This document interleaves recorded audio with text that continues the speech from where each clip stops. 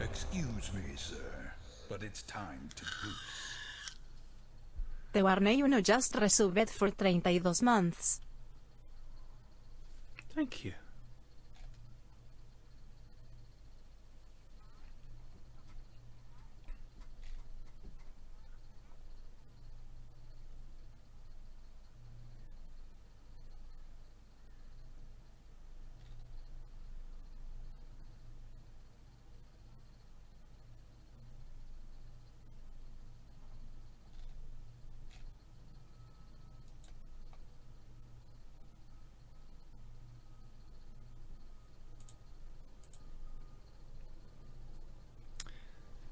Redless, you'll be mortified to hear that we didn't finish the episode with those two Goombas.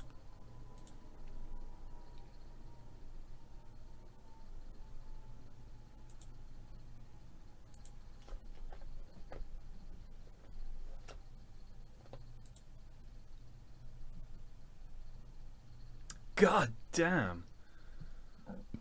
Oh, they've improved the stadium. The Steve Fletcher Arena.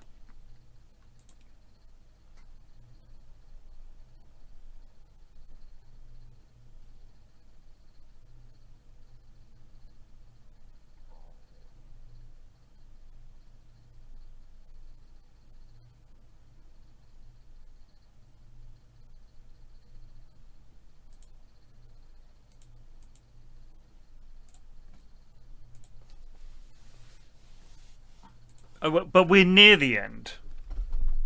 We're near the end. Alright, so we'll polish it off. We'll bosh through it.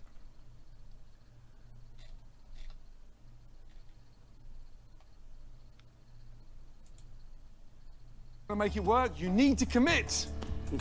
Good. You, in here. You. Let's go. Woof.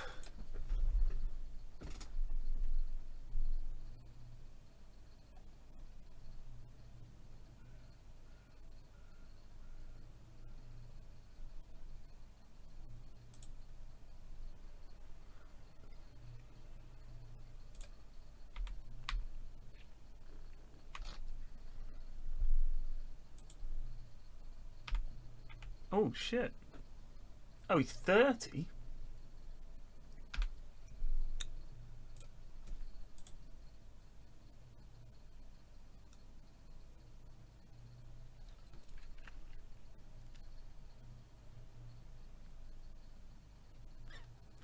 I know. It really does feel like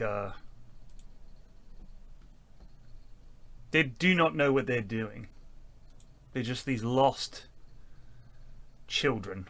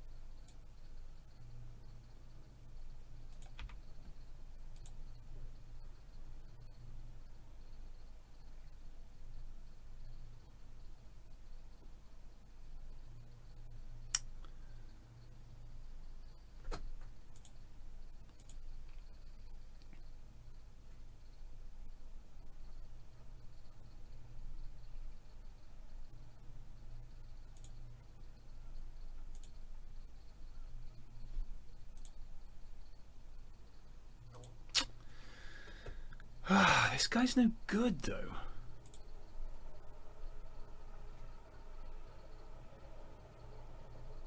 He's okay, but... yeah. I don't want to have to get a new goalie.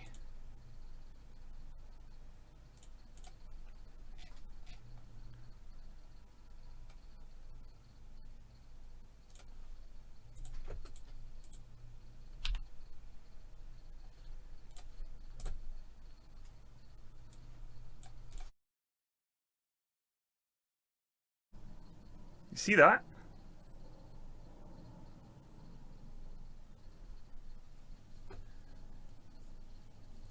I think he's like... That's like scratching himself or someone scratching him.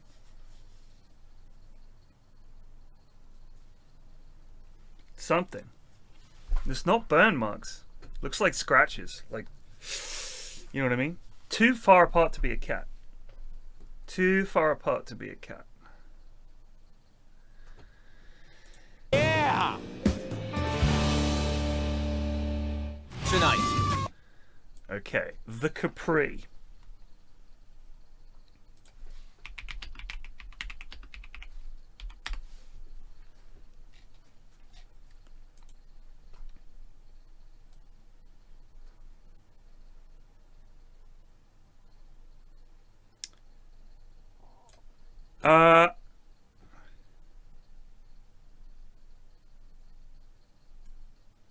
Gordon, there's a revisited episode. They're still open.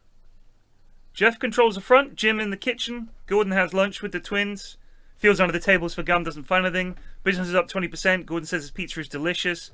Then they get a certificate of appreciation for their meatballs from the local Chamber of Commerce. Business was still up. They kept Gordon's menu. We're using their staff better. Yelp reviews are positive. Meatballs and pizza are mostly well received. Customers love the twins. They won a poll for the best pizza in Eagle Rock in March 2012. Closed in 2019 due to health issues and declining sales. Well, they were old. You know, they were in their 50s, these guys, so they will see. But they got there. They got there. They did do a thing with the stuff. That's something, eh?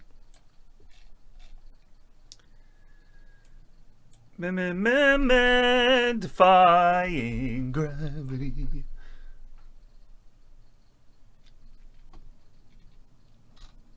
What? Whoa. What's wrong with the morale here, folks? We're on a good run. People not happy? The fucking international break, they got all emo over Christmas. God damn it.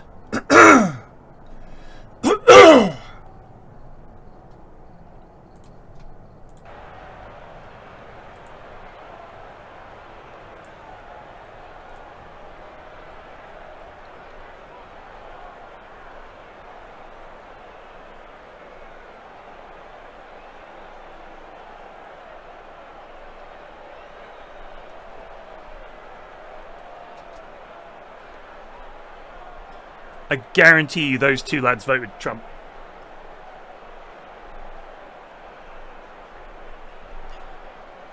Guaranteed.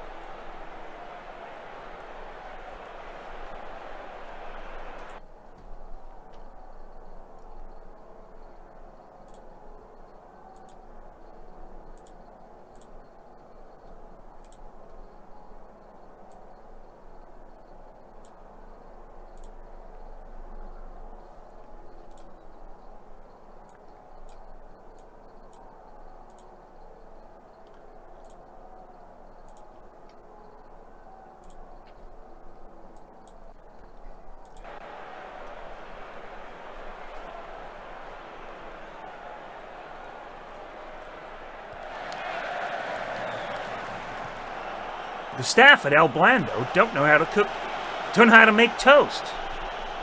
I just never learned.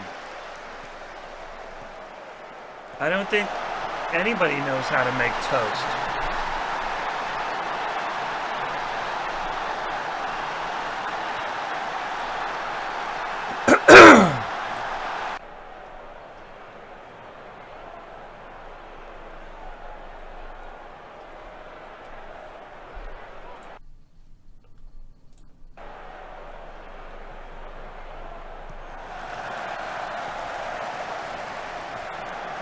Yeah!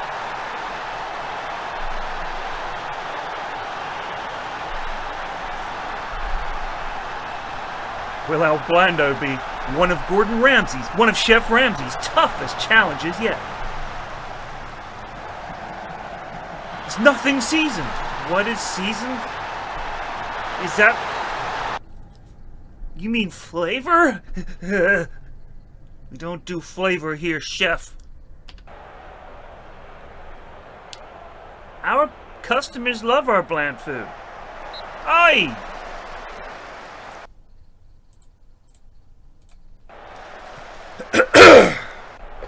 McCoy Two Pistols announces Bolt.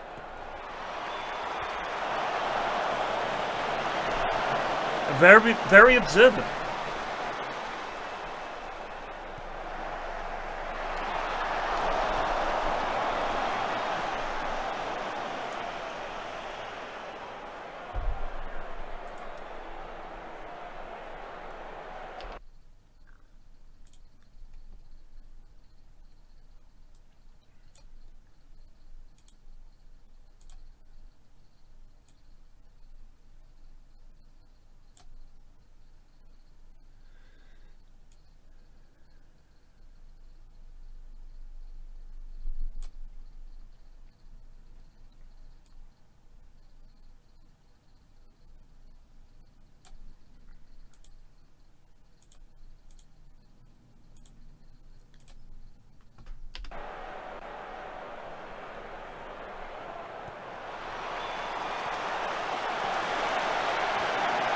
Oh.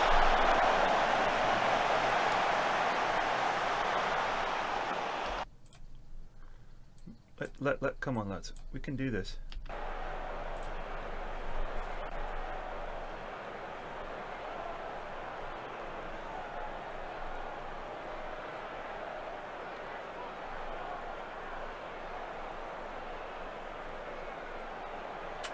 Come on, boys.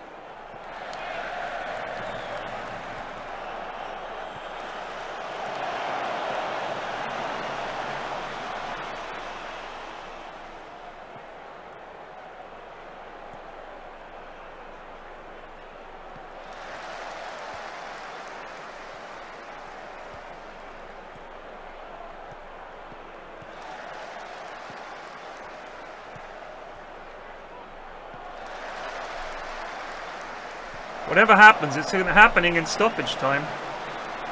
Oh, we're going to lose.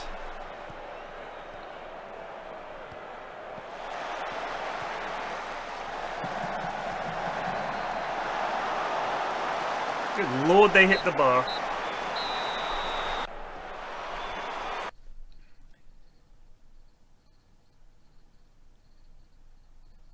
Lads.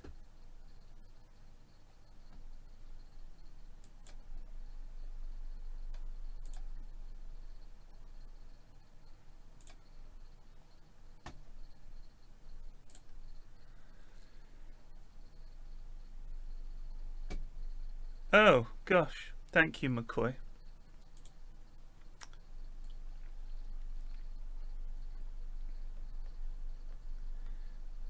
Well...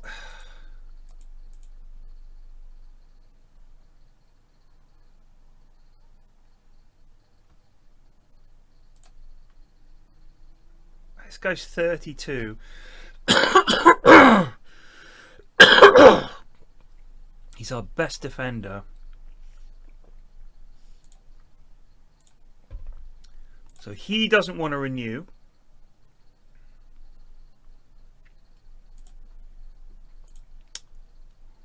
Oh my god, this lad won Footballer of the Year.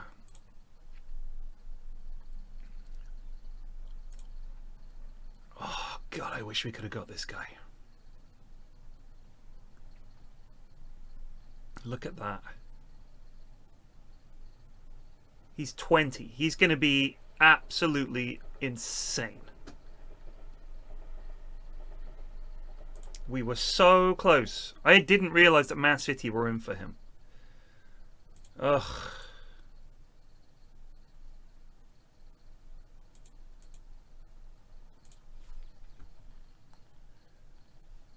I wish we had a goalie. Someone said I think it said the transfer thingy was open.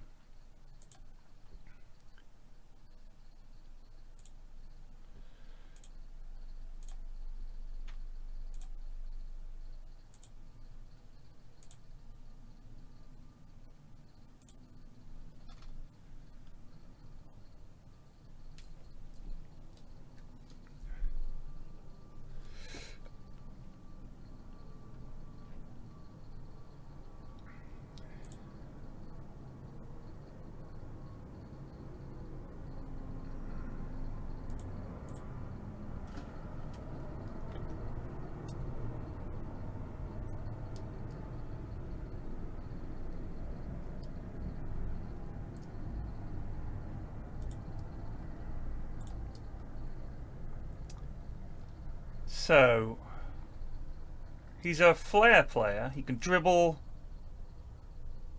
really well. He's got great stamina. His finishing is mediocre. He's composed. His off the ball is good. He would come in as our 4th best striker, but with the potential to be by far and away our best striker. How much is he on the market for?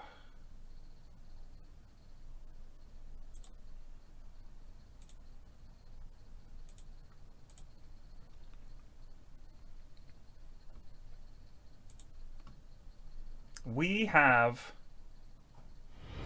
Excuse me, sir, but it's time to goose. Novus Actus just resubbed for 54 months, working from home with the flu. Ah! Perfect day to morning meetings. Get well Hope soon. you're well, Flax. Get well soon. 62 87935.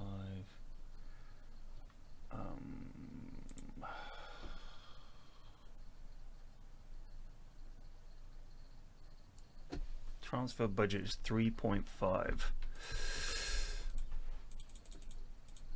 3 million, that's locked. But 50% of the next sale. Well, I'm going to make the offer anyway.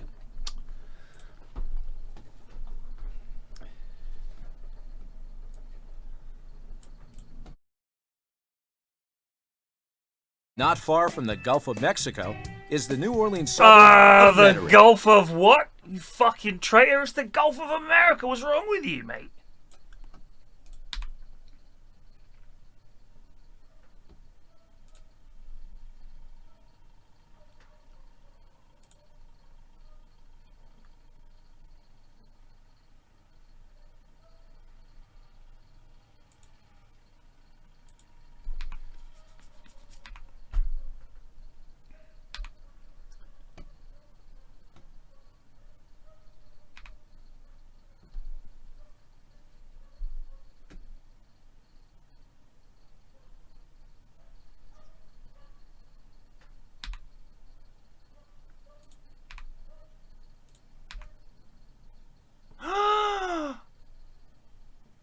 Oh my god! They fucking recalled Coleman! Oh, you absolute cockends. Fuck, fuck, fuck.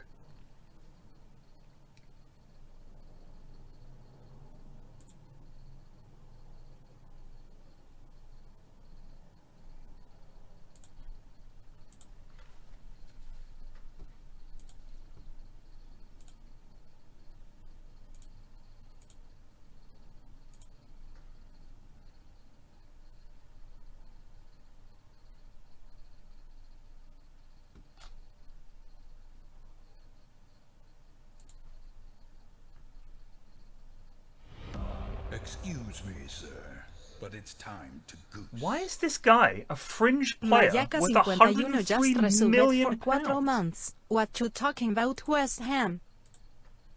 They paid 26 million for him. And he's apparently worth up to 103 million pounds. I can't even see what he's got that makes him good. This guy looks like a championship player. He's got some decent potential, but at 22? Come on, video game.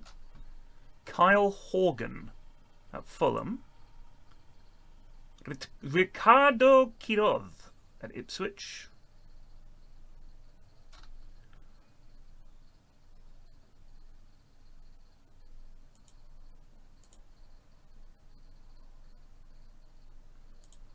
Well, let's find out.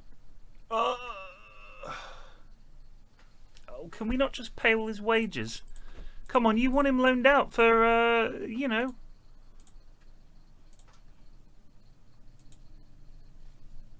No.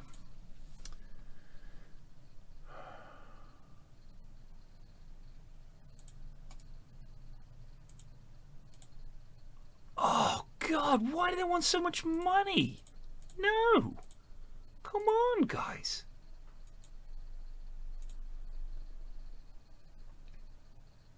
Do we have a fucking... Do we have someone at the club? You can play right back. Promising young right back. We've got a promising young left back. Although I don't think he looks very good. Rodriguez. All we've got is this guy. Fran. What about Alaves B? Yosimar. Terrible. Absolutely terrible. Oy, oy, oy, oy, oy.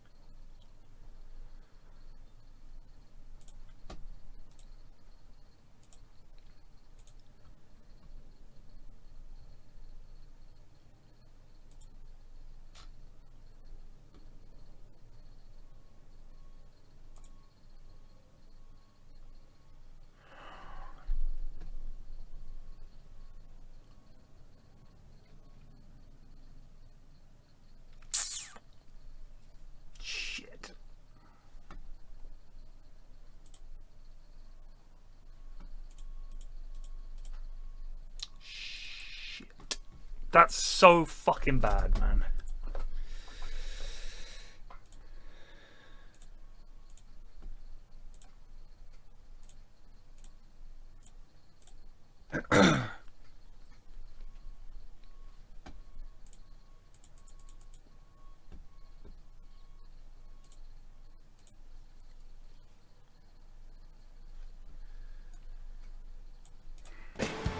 A tight-knit community that is home to Zeke's, a neighborhood restaurant open.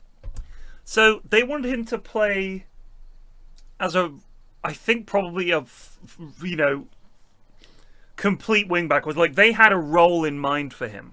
So even though he was our first choice right back, if I don't play him in the exact position, then they're like, well, we're getting rid of him.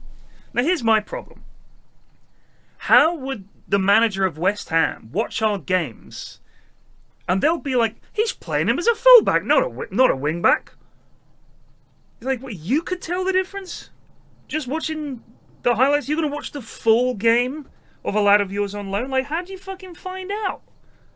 Like, the difference would be so subtle. It's just really annoying. In 2002, by it's one of those things I cannot imagine ever happening in real life.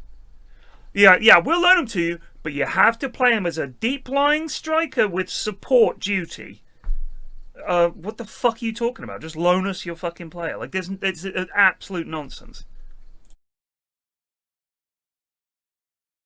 I hate that so much. When these owners come in and they just cut corners and they insist that they do it a terrible way.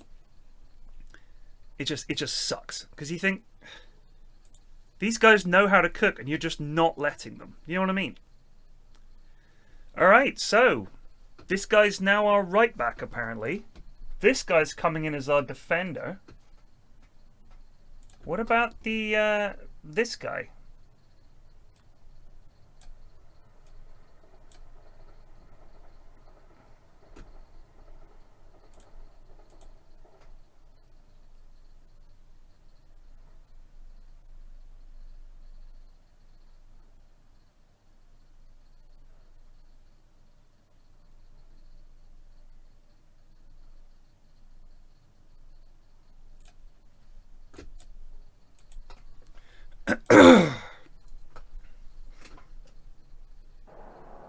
I agree, Giggsy. I agree. Okay. Let's just make the fans proud, boys. Alright, let's get it done.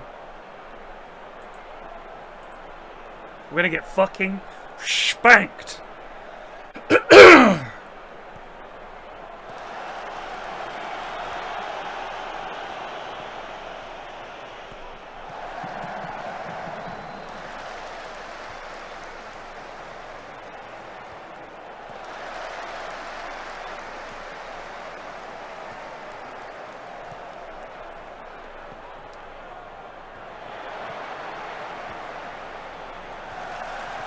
Offside. Offside. Can I just make a prediction? Don't look it up. I haven't looked it up yet either. This place does not last. Whatever Gordon does, they're going to go straight back to what they did before. Place probably closed 6 months to a year after. There's no way this place survives COVID, for one thing.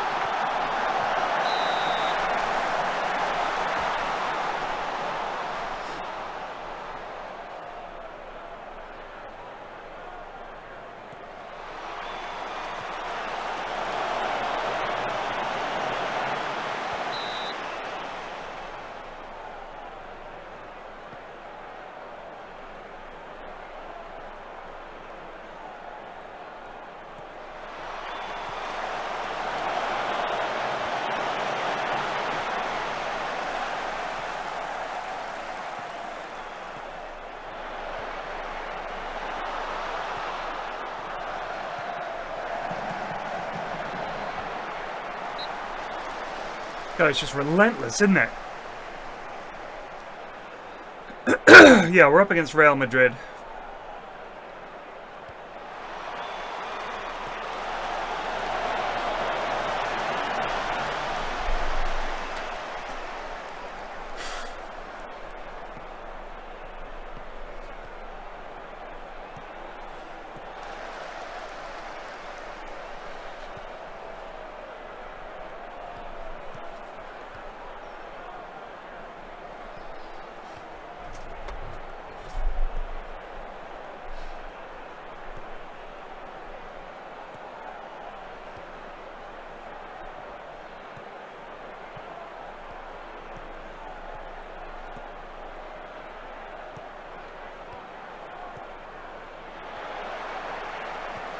Oh my God.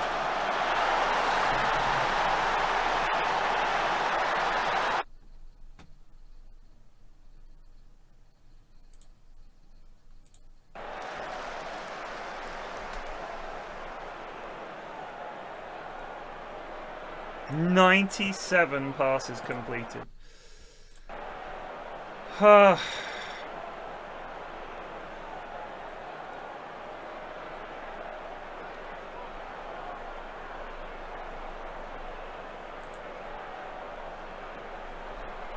I mean, I don't think they fucking... Look at that. 19 games played, they're on 51 points.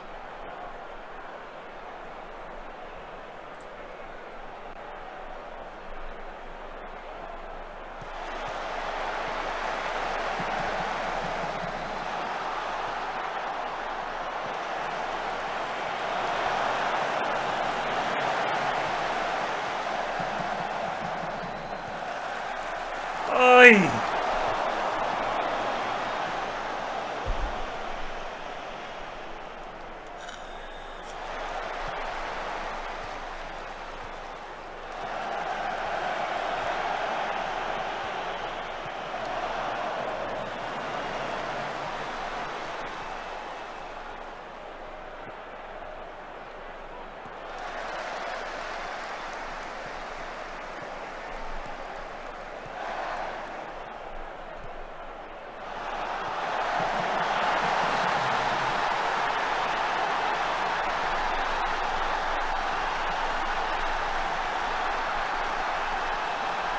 Nuts. Absolutely nuts.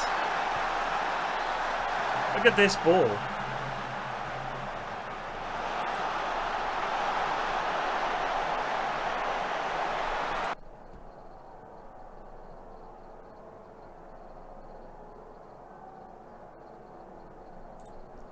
Let's see what you got in the second half, lads, yeah? Let's see if we can get a goal and build from there. These guys are very good. But we can get something from this game if we play at our best. They've only had 4 shots.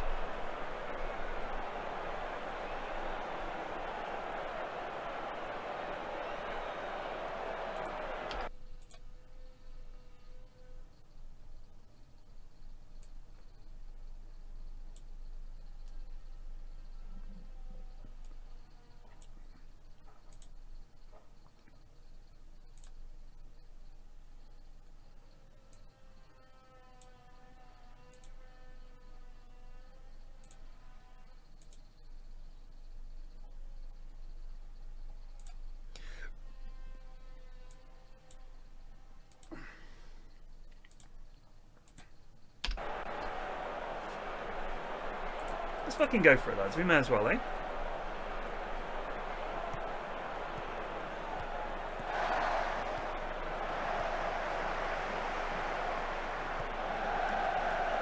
Oh, it's a penalty. Of course it's a penalty. Ah!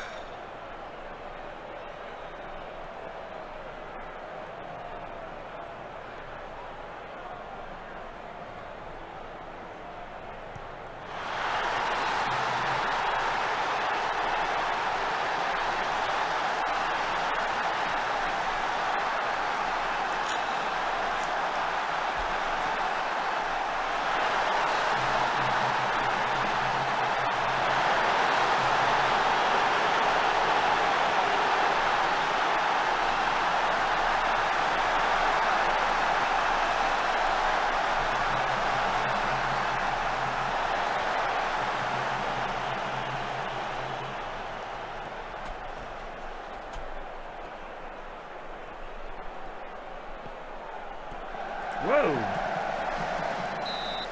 It just ground to a halt there for a sec.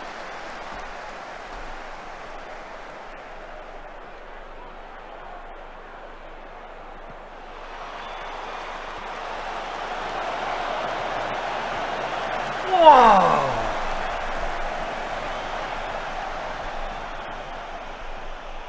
I mean, losing to Real Madrid, everyone's done that this season.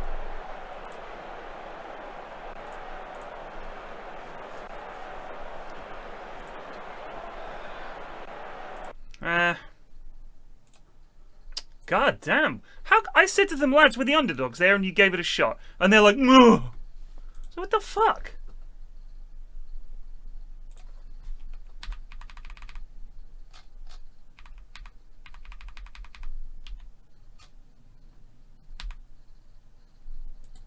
What do they want?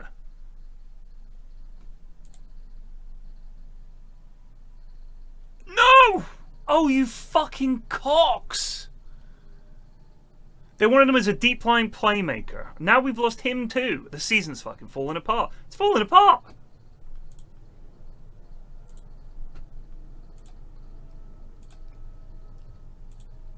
We're literally crumbling.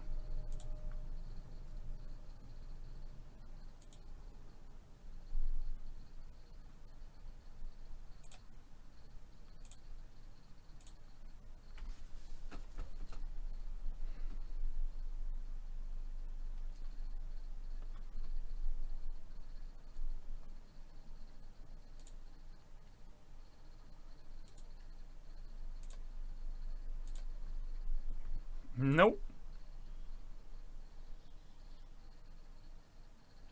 Pep Doblas.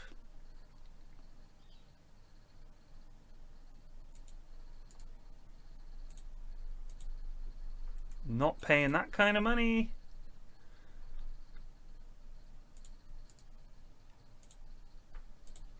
Out of your mind. Do they want these guys to go on loan or not? I don't understand.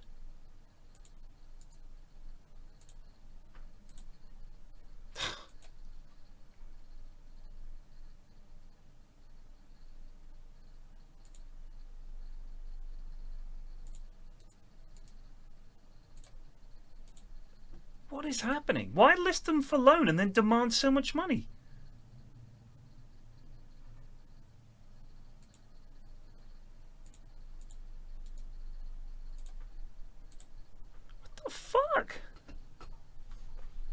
Yeah, they called up and they were like, you should play them in the right position. I was like, well, at least they're playing. And then they were like, well, he's coming home. I was like, fuck me.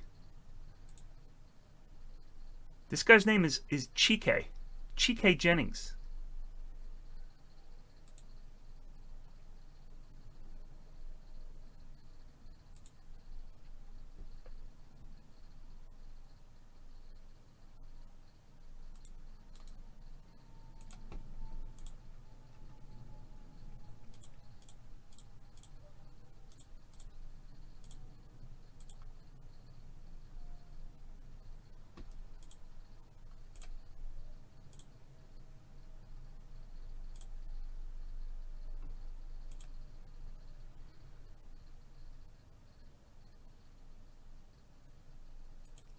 $150,000 a month they want.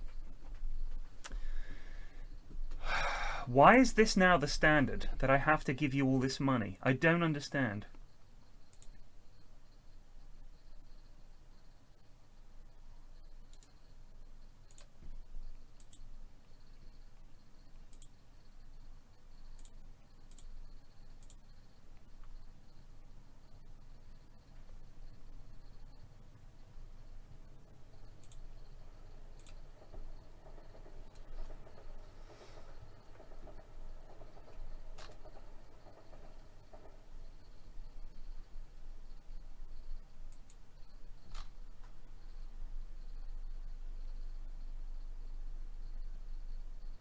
I love the fact this guy's name is Parfait.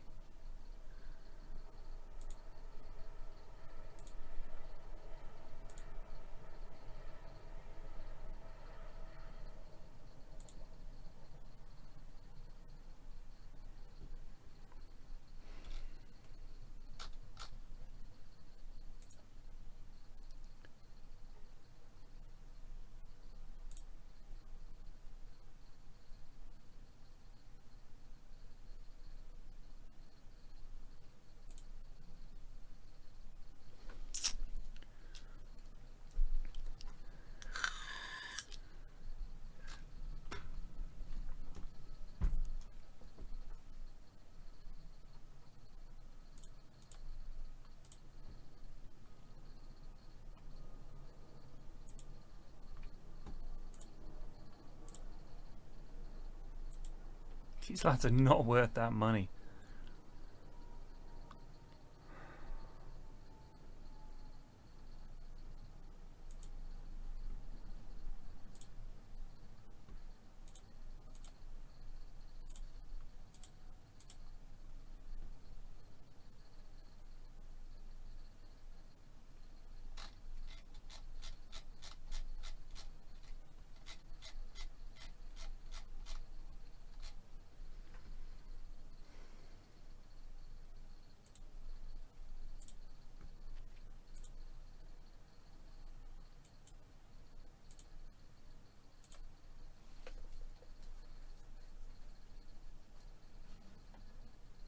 How would I fix Man U? Wrap it all up. Just get rid of them.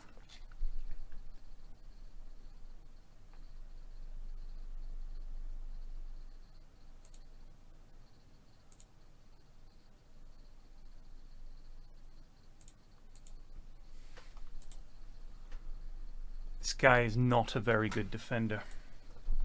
Christ, I've got to think. Yeah, just wrap it all up.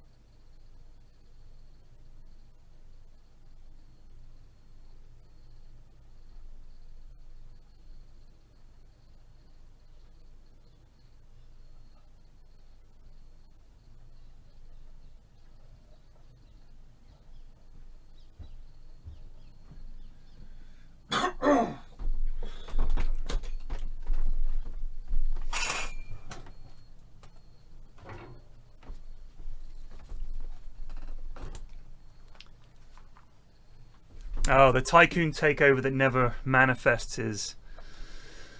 That's an annoying one, alright.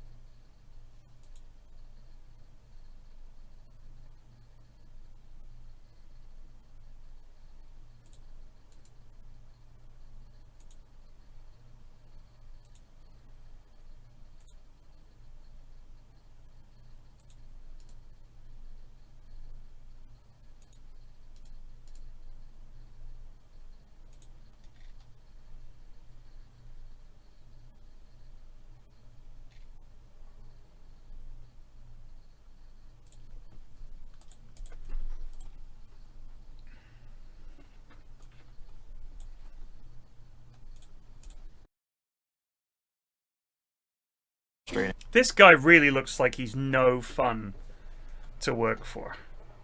Do you know what I mean? Server gleefully spills the beans, you're right.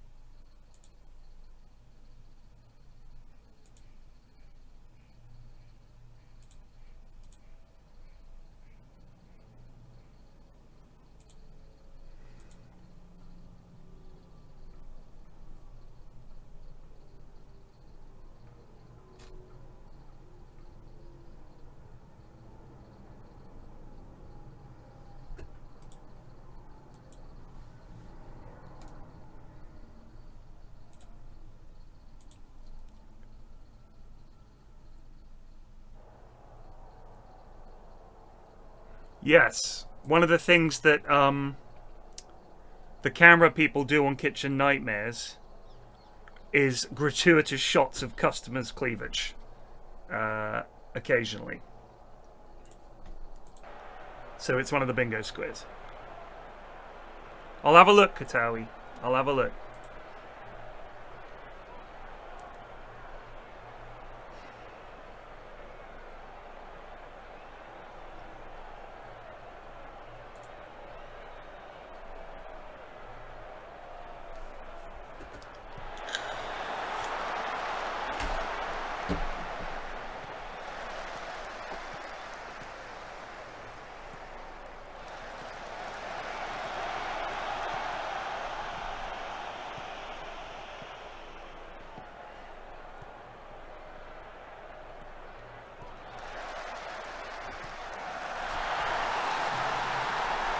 Jamie Roberts is a legend.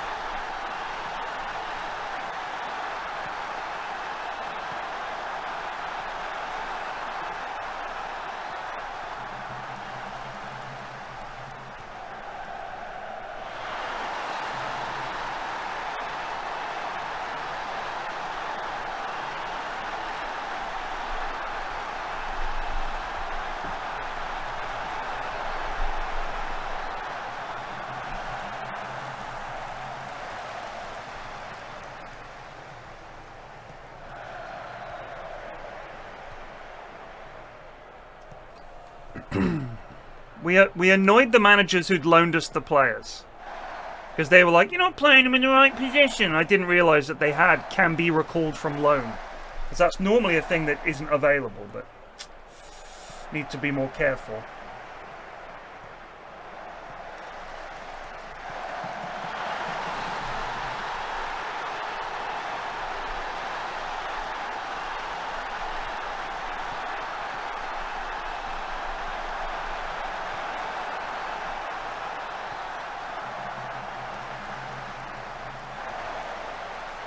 That goalkeeper looked like he'd never seen a ball before. He was like, ah!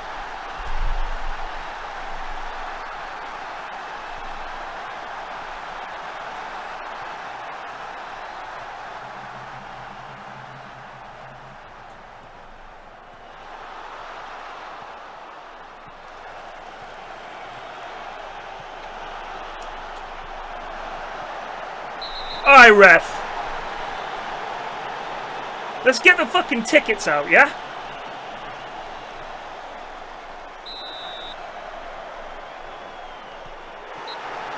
Oh my days. We are rotten at penalties.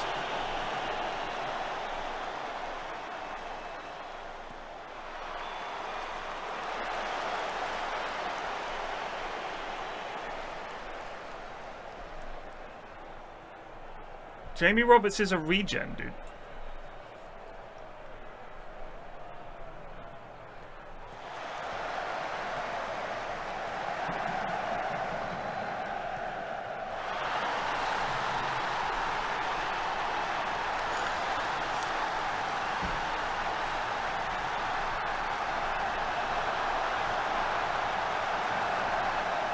That is some assist. You can, in the post-match press conferences, type a message, and if there's swear words in it, it will say, manager PFlax went on a profanity-laden tirade about the referee.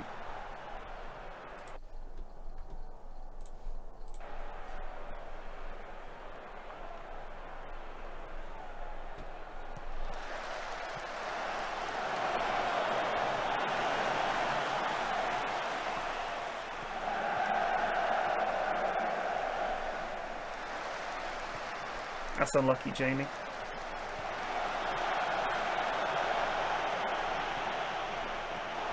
Oh, good save. You can storm out. Yeah, you can absolutely. You can storm out.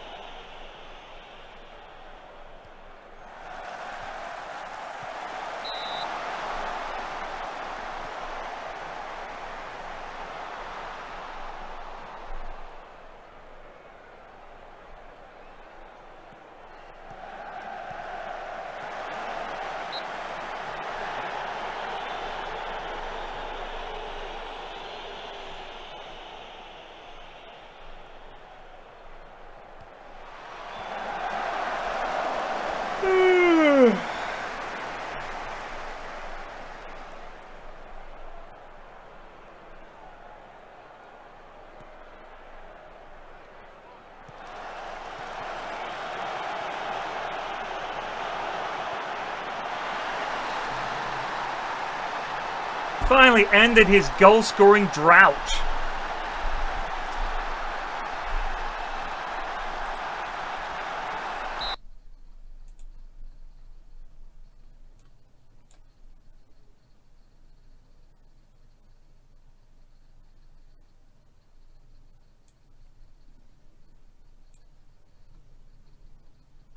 Oof, Jamie Roberts is on a 10.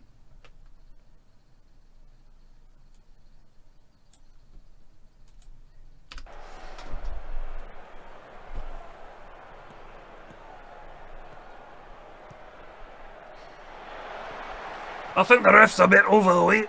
He should lay off the bum kicks.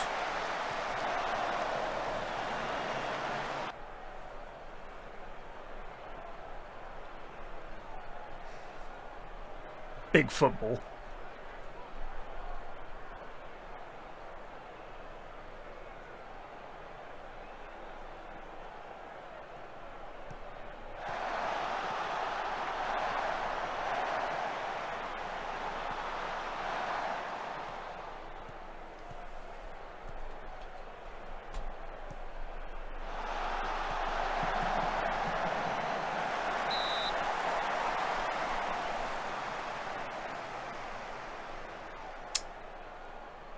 Gatchas, I don't know if you're kidding or not.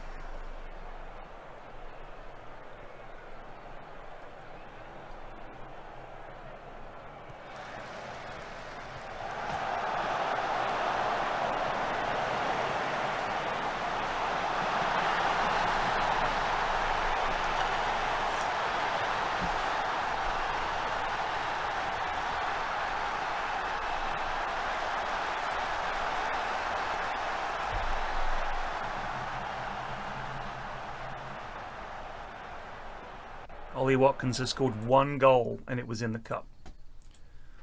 He is not doing it.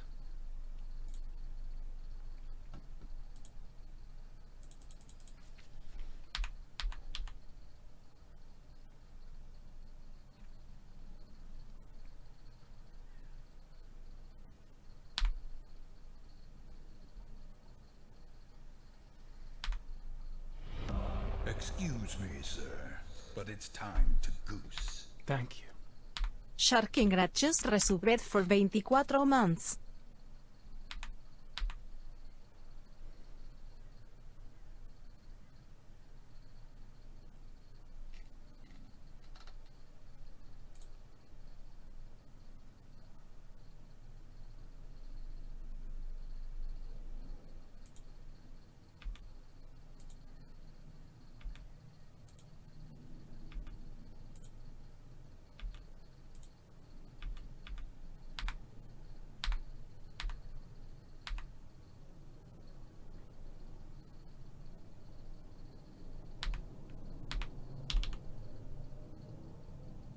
Yeah, look, it was a good performance. It was long overdue.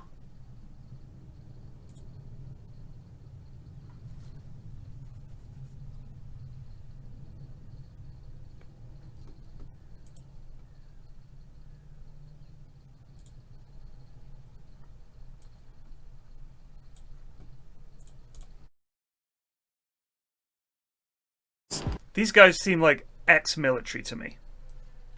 Couple of lads that served together and now they're working in a kitchen.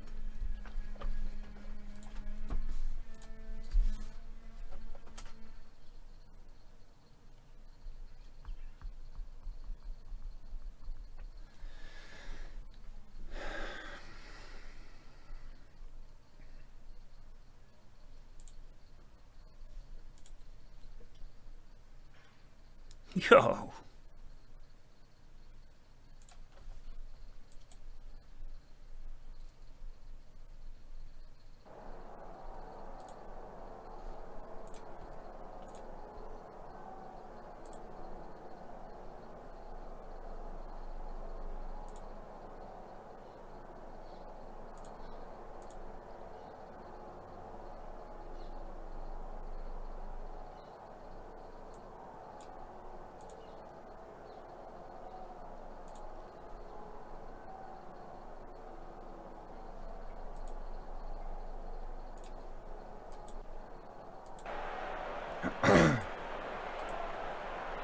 Come on, lads.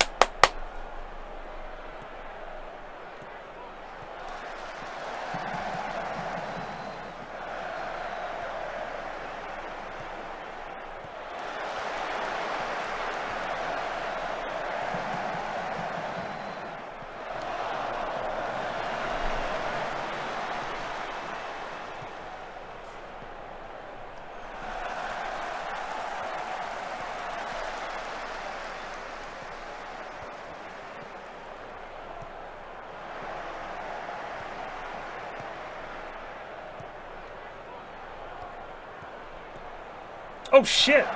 Oh!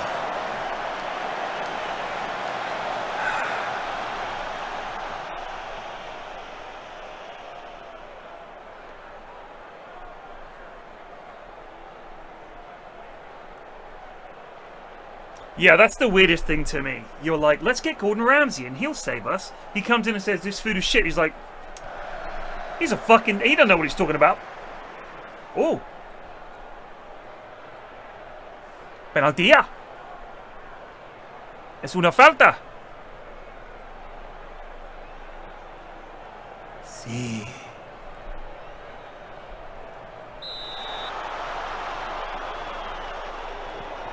Yay! Our goal is mid-table.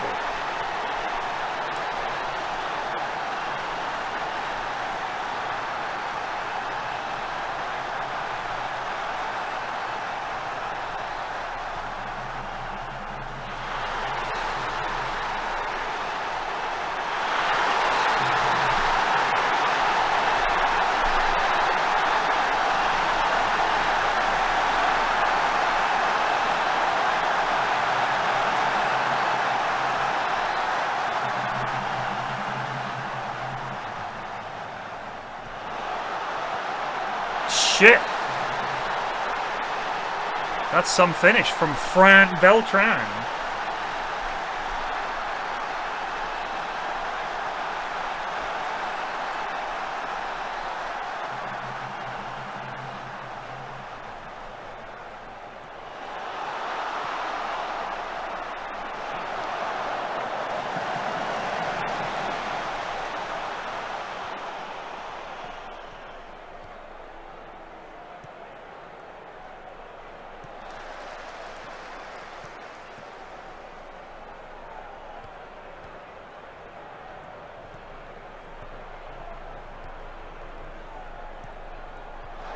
Oh my god. Good start.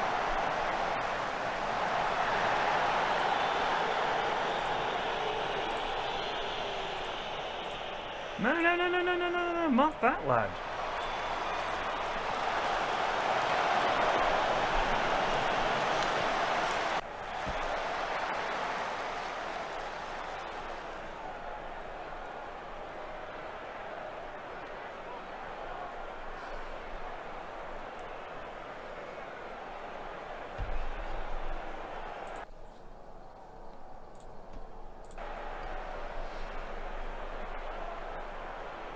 River Monsters? That show's too good, man. I was thinking Hell's Kitchen. But would we have had our fill of Gordo by this point? I don't know.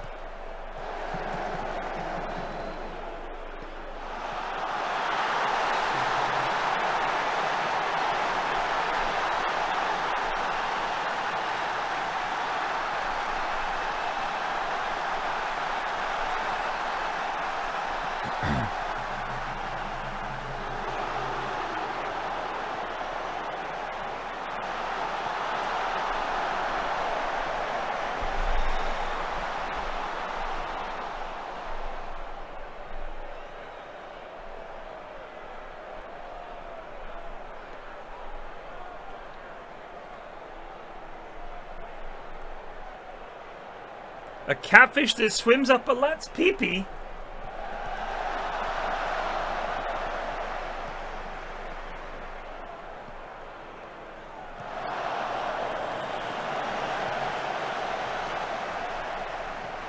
Oh, come on!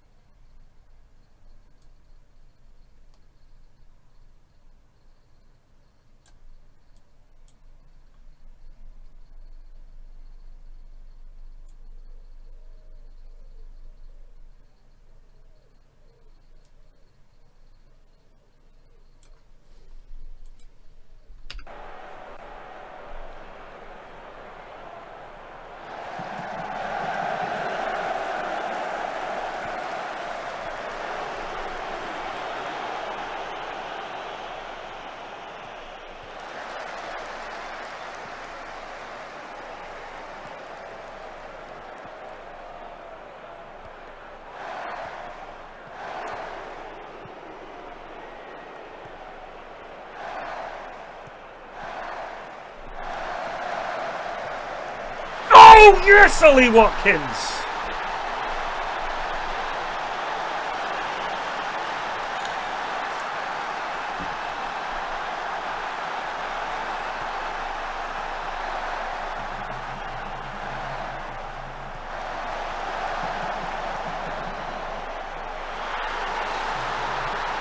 Finally, he scores a league goal.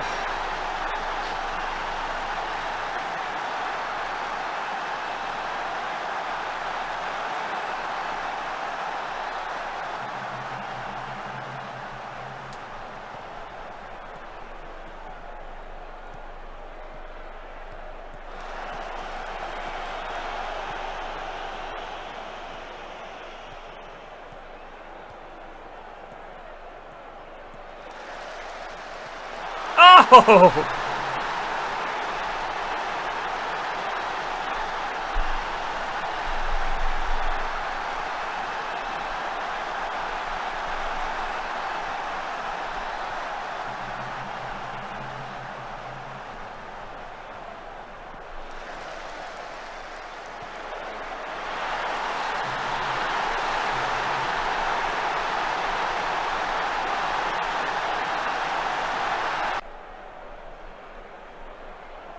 Fantastic. Absolutely brilliant. Brilliant result.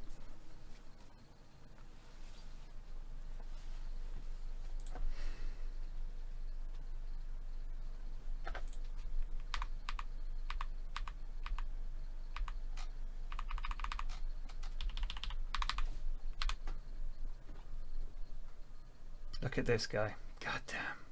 Never gonna get him. Ugh.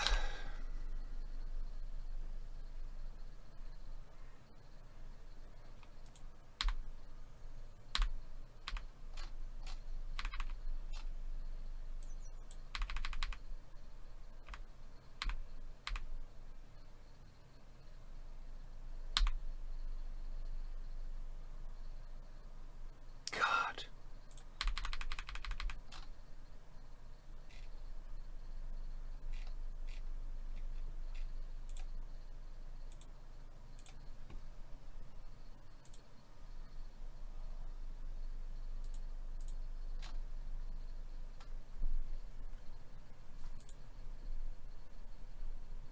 Jeez.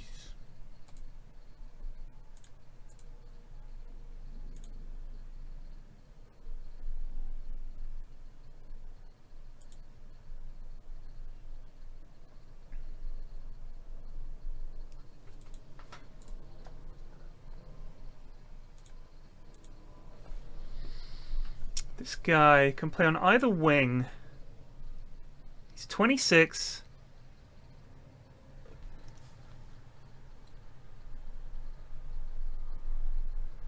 I don't get it. He's a winger with no pace. His first touch is good. His off-the-ball movement is good. And he's fit. But he's got 12 pace. His finishing's decent. His long shots are okay. He's terrible in the air. I think he just gets bullied. No, I'm not into any of those things. The sidemen stuff. I don't know why. I don't know why you think I would watch that. That's for young people. 23. He's quick, but he's look at his technical stats. Awful. This lad I would like. A right back. Very fast right back. That's always good.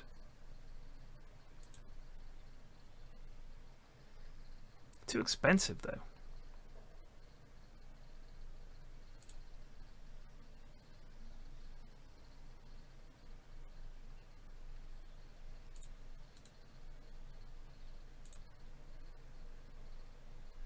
Oh shit. Oh god, this lad's amazing.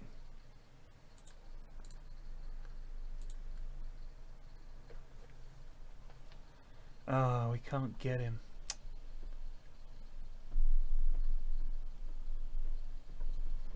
God, look at him. Holy shit. This guy is amazing. 21? Bored?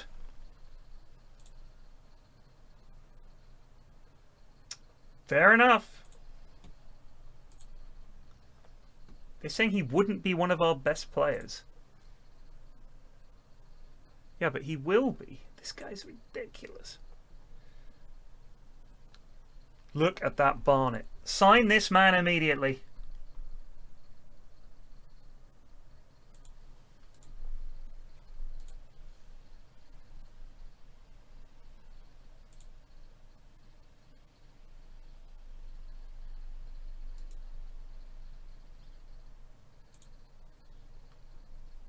So wait, this lad's contract is running out. Thing is, as a midfielder, he's never going to be a threat in terms of goal. He can't tackle. He's just not... He's not good. He is not good.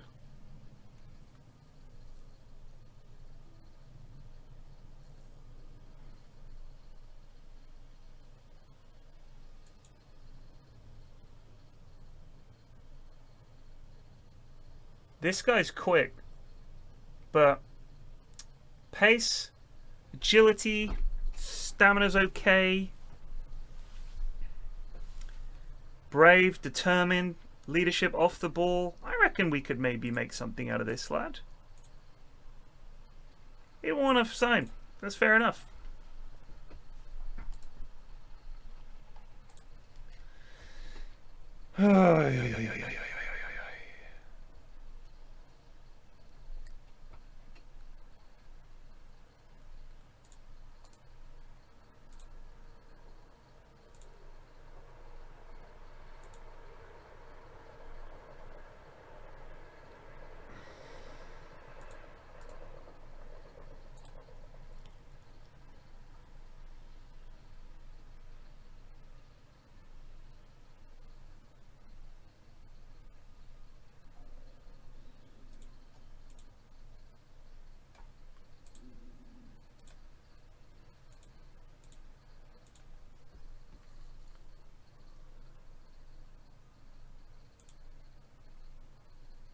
Oh, shit.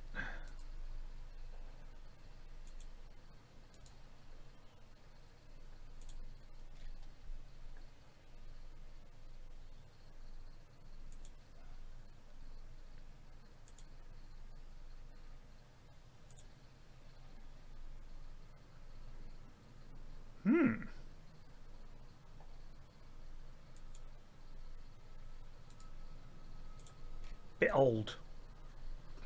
Christian Carnival. He can finish.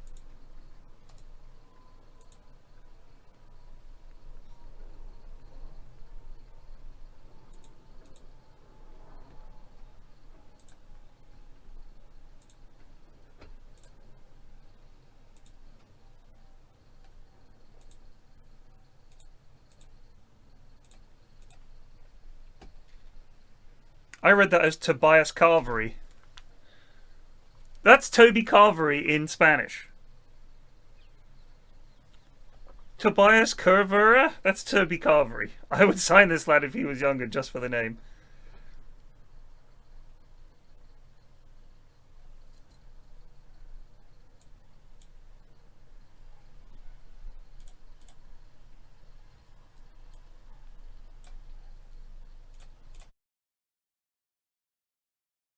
All he has to say is, put 8 shrimps on the shrimp whatever. Like, imagine being that stingy that you're like bagging it up so that they can only put the 1 bag's worth on there, and it was cooked last night. It tastes like, this is what I will never understand about these restaurants that cut corners when it comes to seafood. Because first of all, it's dangerous. Second of all, they're like, we cook it the night before to save time.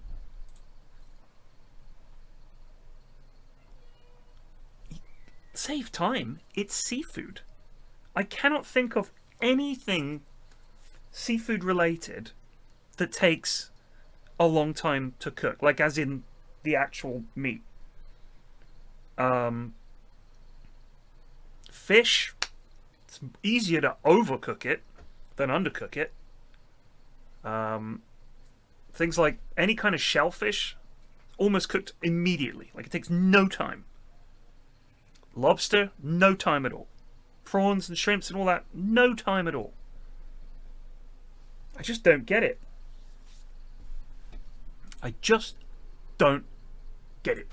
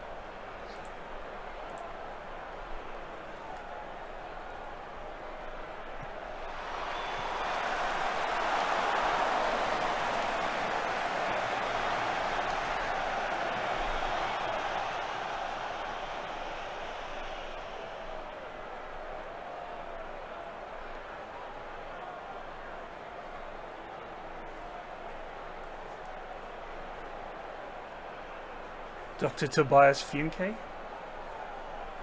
I just blew myself. Has to be a better way to say that.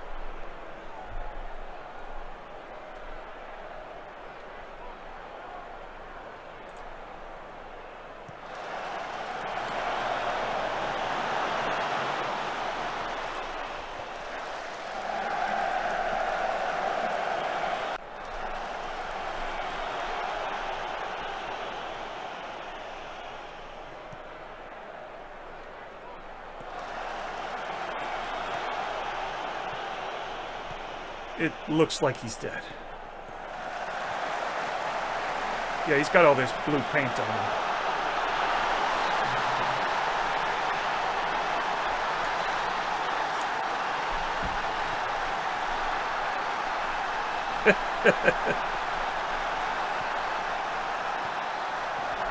I mean, I'll be honest with you, every single person that was on that show was fucking hilarious. Like, I really like everyone on that show.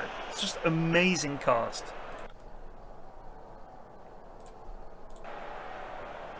And it's one of those shows that I've watched it with people and it left them absolutely cold.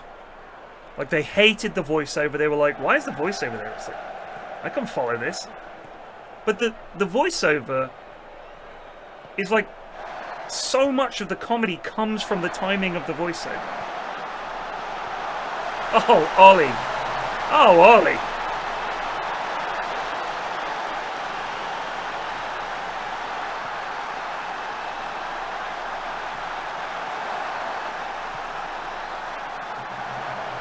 Oh, I love it. It's one of my favorite shows of all time. First 2 seasons. The season, I think it's the 3rd season when Charlize Theron is in it.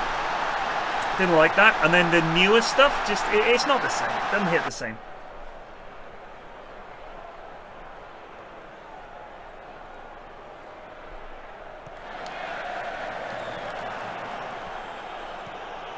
IQ points? Okay. Okay, dude.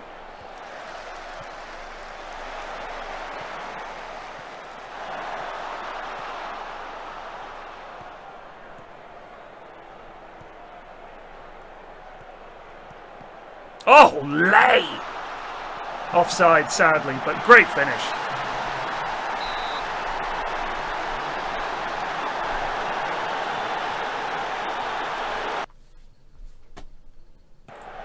Stop, most people don't really watch TV.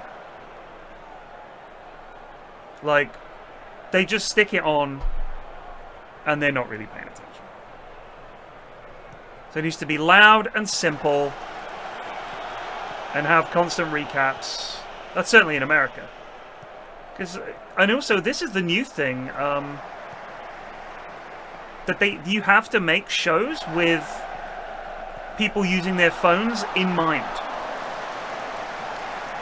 Like, you have to work that into TV nowadays. When you're writing it, when you're directing it, the whole design of the show has to be based around the fact that a lot of people are going to be watching it like this. So it needs to be like... people need to be able to follow it whilst not really following it. Which is a shame. But a lot of TV is apparently going that way.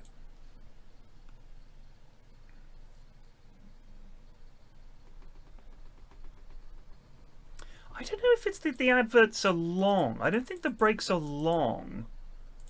It's just that the way I see the use of recaps in the States is that... hang on. Think of it this way. You're watching a TV show, the ads come on, maybe you start flicking around, and then come back to the show. The recaps are there as well because when you're flicking around, maybe you come back just as the ad break is ending and you want to get caught up. Like, it's just bizarre.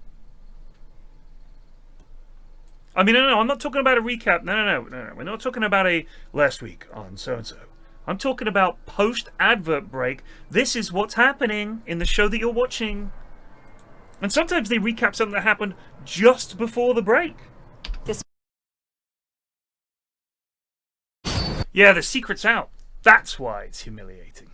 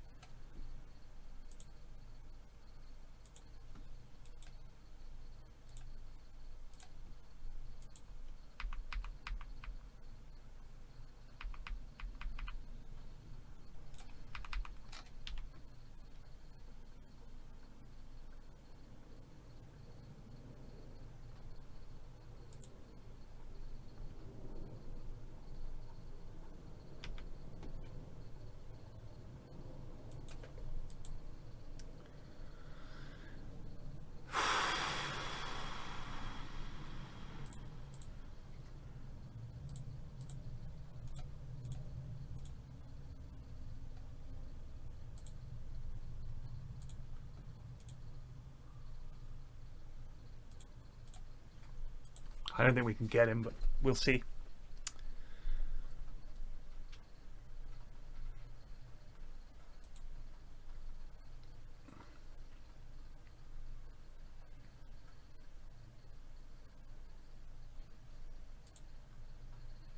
He's got potential. Like, this lad has potential.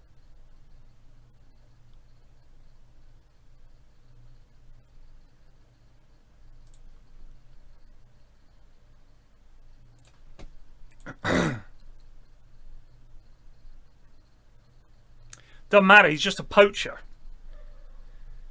He's like Pippo Inzaghi. He's just going to be a lad that poaches in the box. Boop, pops up with a goal. Boop, comes out of nowhere. Why have we signed this man?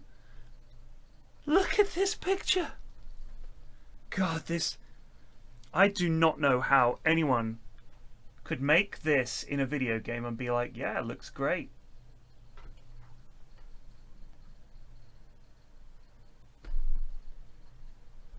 I just want to show you this. If I get a...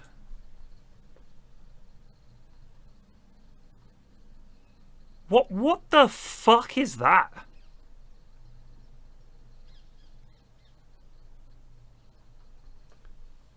Is that daft?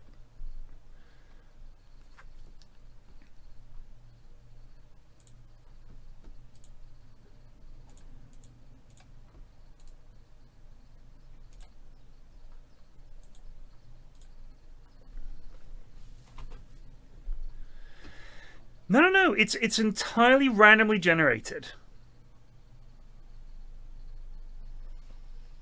Yes, absolutely. Guess I've absolutely seen that. Like the guy is like, wow, look at this. Because I think he's probably in his fucking 60s now and he doesn't play any other games. It's the same as the kind of people that play DayZ. They only play that game and they're like, man, this game is so good. You idiots.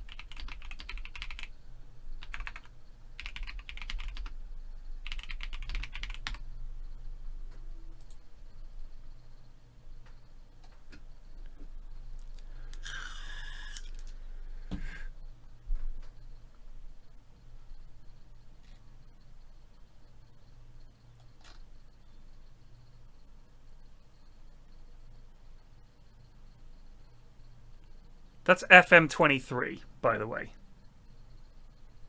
He is a dingus. I mean,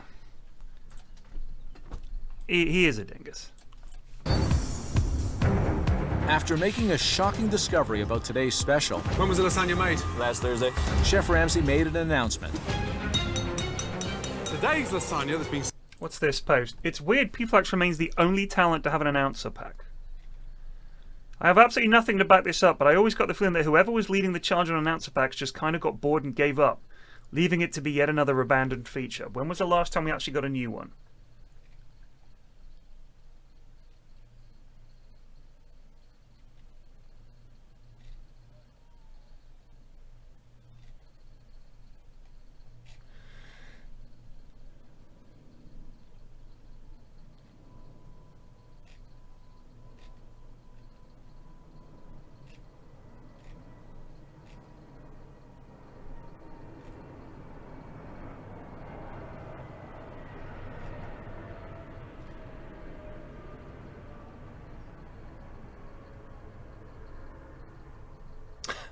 I think the announcer pack came out of him being a beloved Dota YouTuber. Being a regular talent at Dota events came later. Isn't that even funnier? That means he's the only one to get in for being a comedian. Meanwhile, Slacks twice and didn't get in. Poor Jake.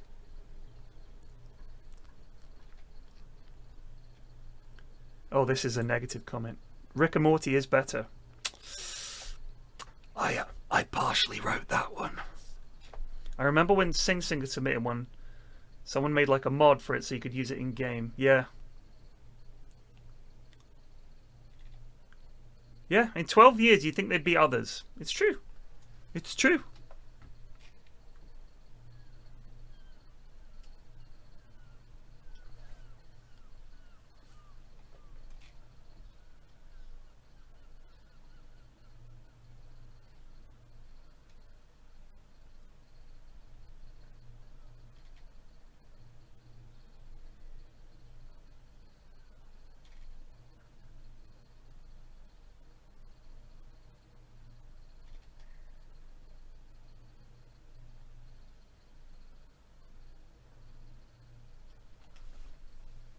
What's not for broadcast? Never heard of it. Not for broadcast.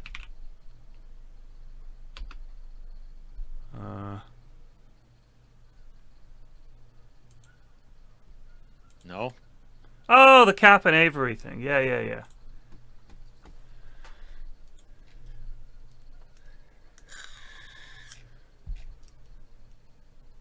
Failed commercially, so why bother with more?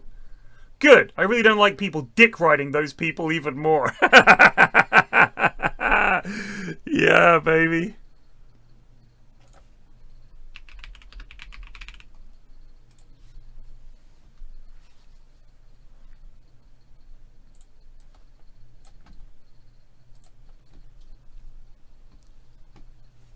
Dick riding.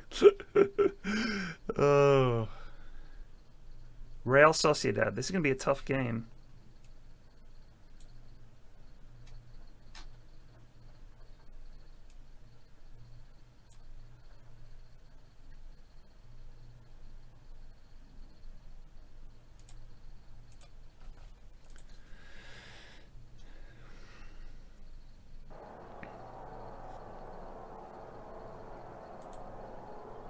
You know, that was like 13 years ago. People still talk about the Shiva Ravage. Even though that is something that you could watch half the games in Dota and people are going to do a bad Ravage.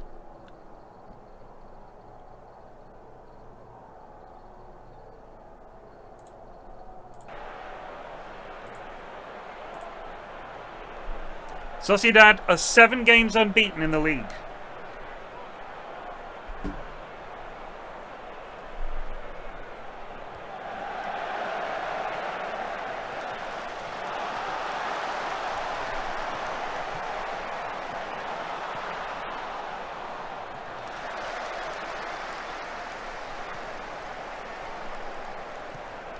Oh shit, Roberts is in! Raph!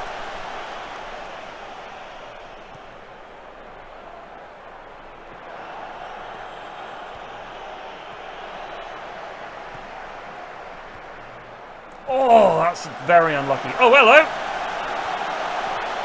Goal!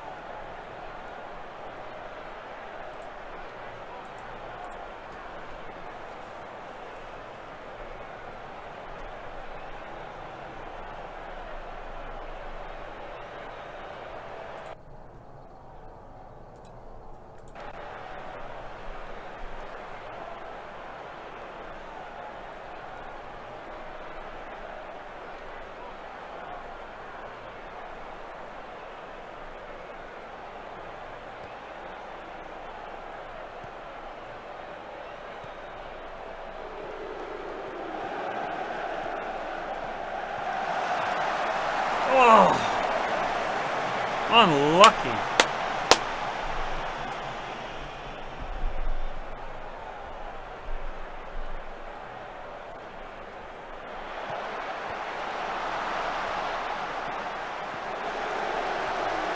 If it's 2024 and the majority of the people working on your team don't know how to program in a game in Unity, what's happening? Every fucking game uses Unity, it feels like. And you guys are like, can't do it. Can't do it. Too difficult. What the fuck is happening?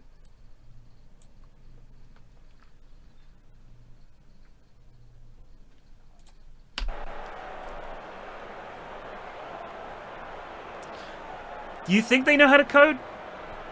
Crazy Yock, I was talking about this the other day. When was the last time that they actually had to do something big with the game? Because every year, it's very minor changes, and I personally, as a long-time player, don't feel like the engine or the magic that's happening behind the UI changes much at all. Feels like it's really very, very simple. And they update the UI, they like add an animation or two to the match engine, and they're like, we've completely overhauled the match engine. But they haven't, because pretty much the same tactics were busted forever. So I just feel like they haven't been tested in a long time about whether they can produce something on a new engine that's really flashy and looks great and has cool animations and cool everything. I just don't think they're up to it. I just don't think they're up to it. Because if they were... Yeah, 2009! So I'm not saying that the job of taking FM, as it's been for like 15 years or whatever, and bringing it up to date isn't a tricky one. But I just don't think that either the code that they've got to work with is fucking spaghettified, or really they should have said, all right, we're going to have to fucking literally shut down FM for like 3 years to completely redo this. It's just crazy. I don't see how you're meant to produce alongside. It's almost undoable. Excuse me, sir, but it's time to goose. We'll see.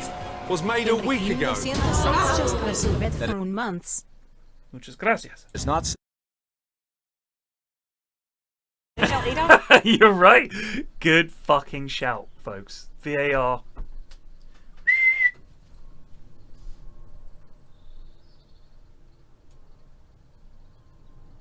Now we just need someone to cry. Or for someone to try to fight Gordon or threaten him. And I think that this could be on.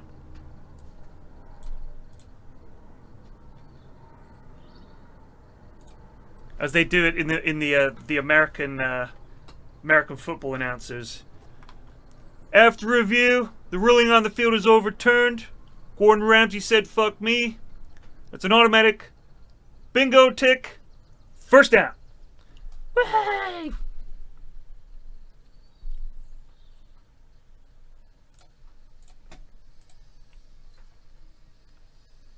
The cleavage was dead early on.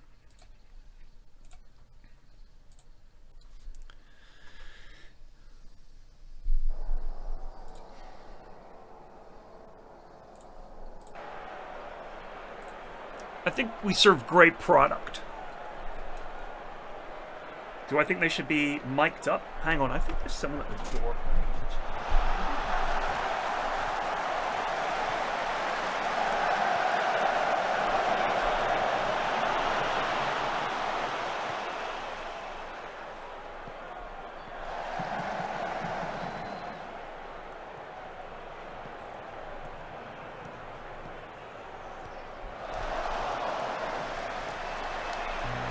That's a load of bollocks! You've got to fucking die to get 3 points!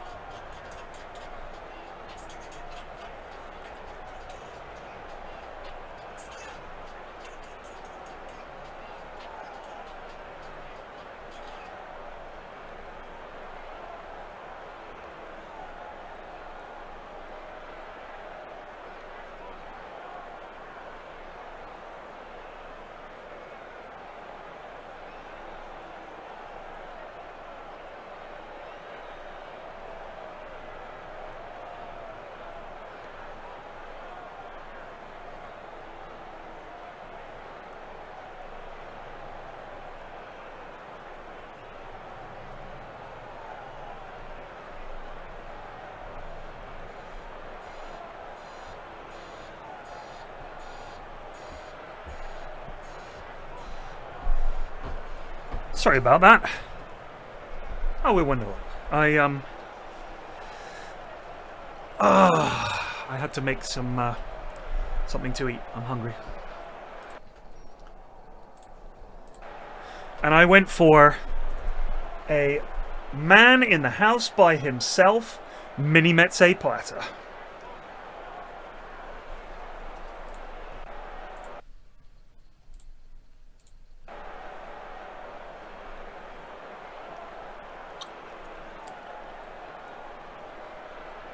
Olives.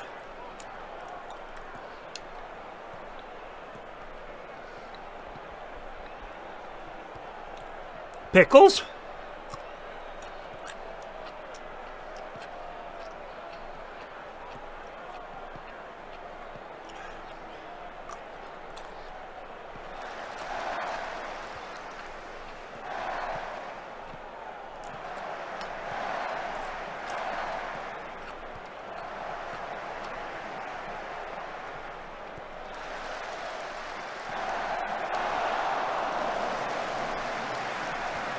Cabanos sausage.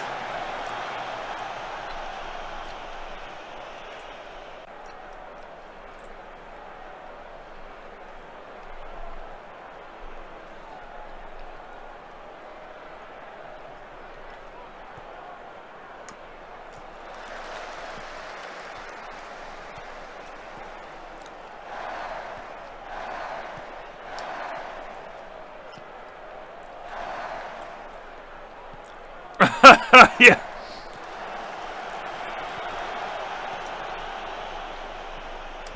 Fair enough, crazy. Uh-oh. Oh, no!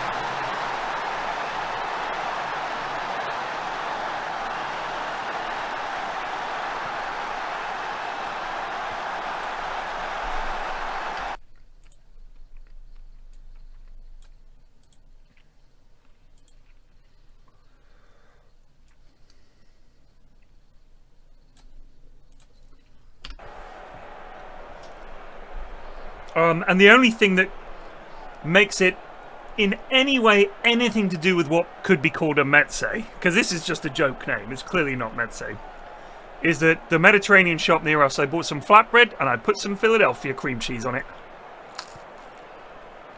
Authentic as fuck.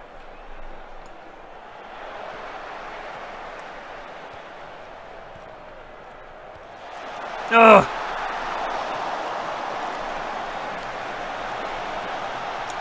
Oh, it's Steen Boltman! He was one of mine. Look at Steen Boltman. Oh, did they take him off? Recognize this, lad? I do.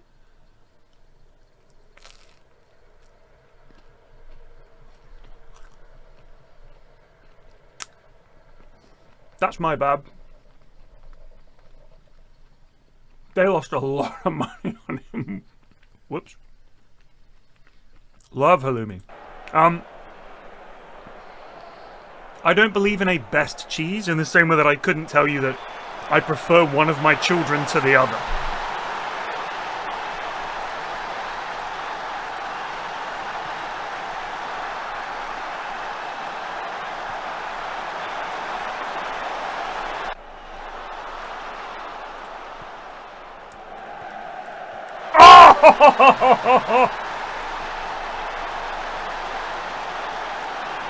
Parents do not have a favorite child.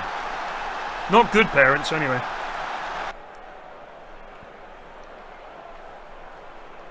Day by day, you might be like, you are pissing me off today. And the other child is the one that you're like, happy to spend time with. The next day it could completely flip. Some days they both piss you off. Most of the time they're both fantastic. There is no favorite child. No way. That's for those psycho parents.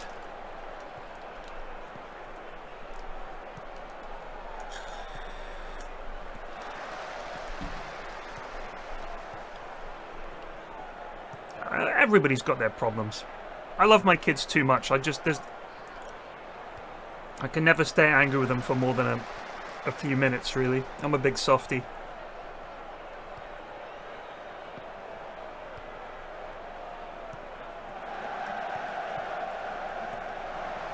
Ah! He's killed Hernan Cortez. Oh God, Ollie Watkins, you donkey.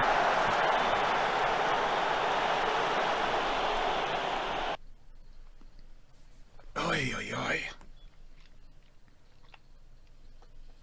God, why is it every single team I manage we can't fucking take penalties? Relax, pick your spot, don't change your mind, off you go.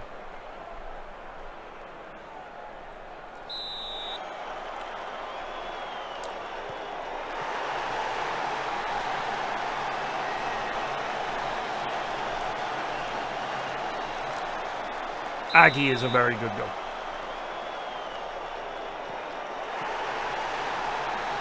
She is so lovely.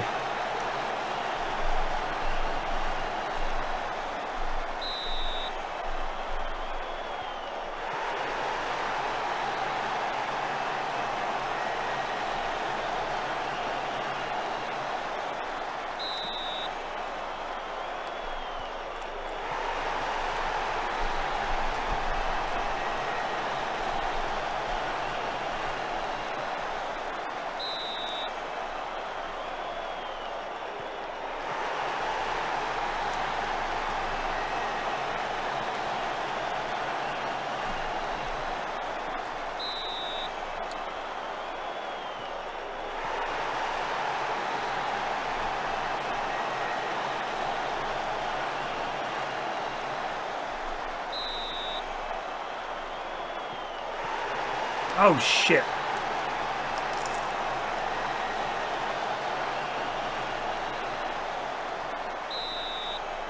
Just keep going, Gotchas.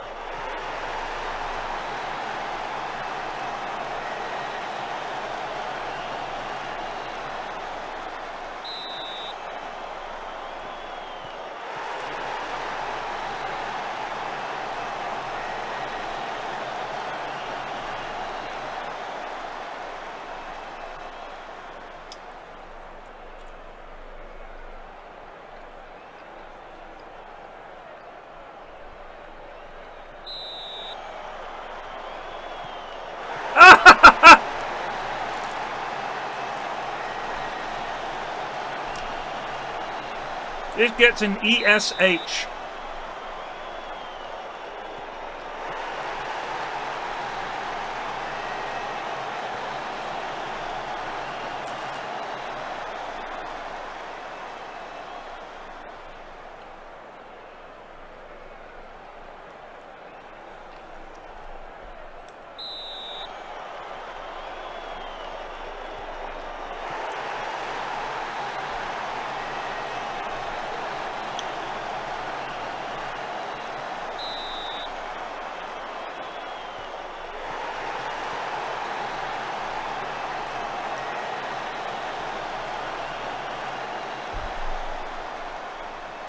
Olive next, I think. And another. And another. And now pickle. A Ted Lasso believe sign for my office? I don't believe. Christ.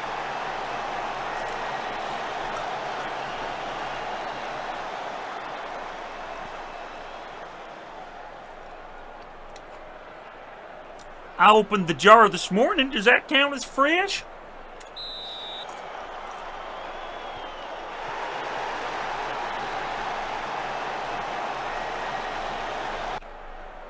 Damn.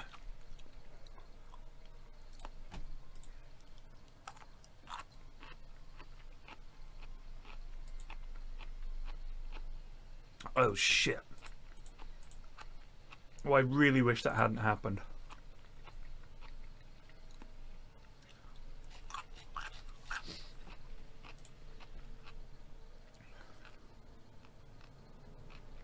We've got Sevilla next, and our lads are severely tired. Anyone detect that? Very Ready? clever pump. Wait! Blanco's Happiness Day? Fuck yes. This guy is one of our best players.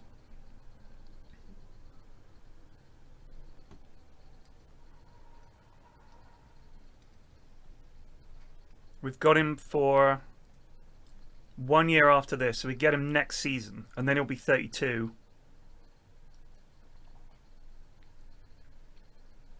I could get, if we could just get him to like,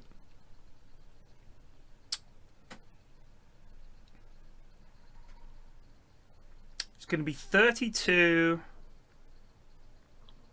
in July,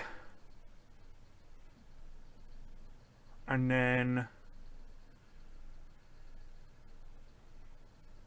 at the end of next year, it'll be 33.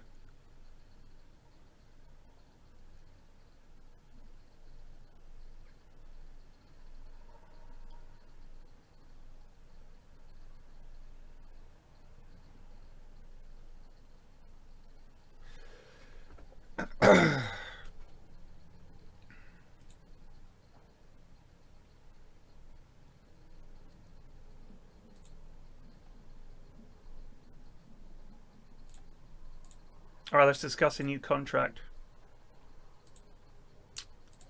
You're an important player for us. Alright, you're one of our main players. I really like you. I want to keep you. To 2034, I think that's great. He's an experienced midfielder. He knows what he's doing. I like him. He's a fan favorite. He's a big name in the thingy. What do you call it? The dressing room. Now we're gonna play Sevilla. Yeah, he's got good natural. Like he's a good up and down lad. I like him. You know what I mean? Chefs in America get paid this.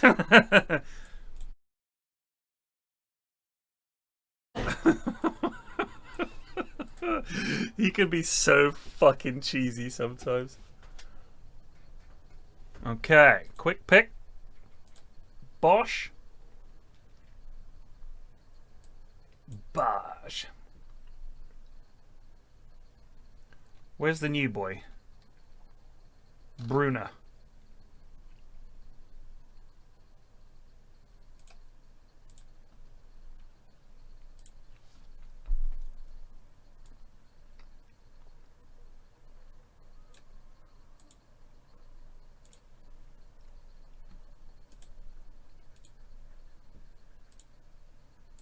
Orlando Bruna.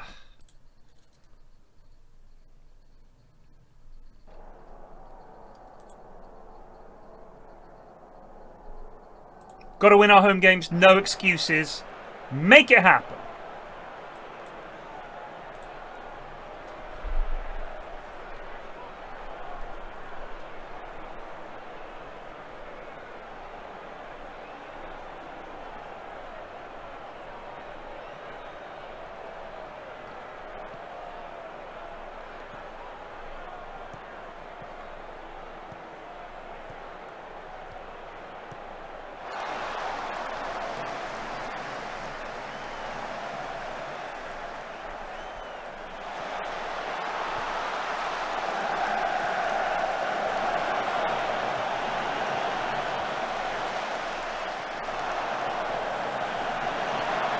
The problem with the gestures is they don't seem like human gestures. I mean, what's the difference between arms crossed and hands on hips?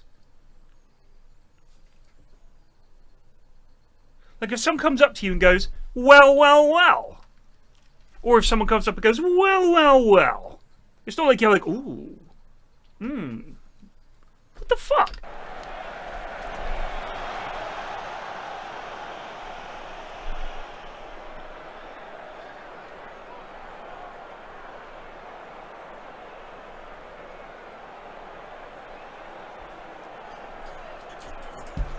Shit. Hello?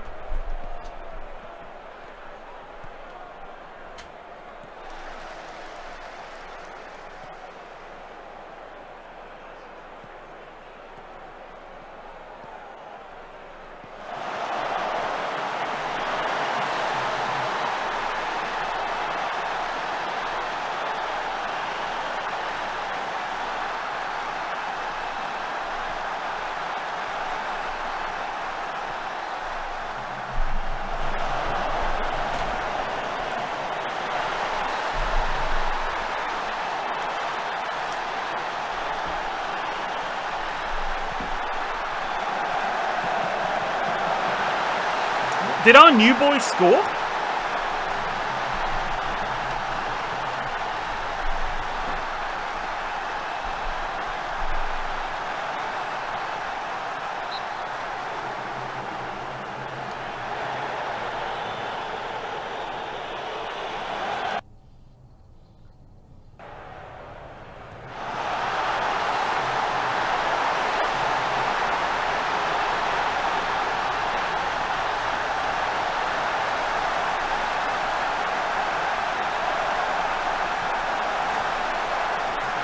Oh, yeah.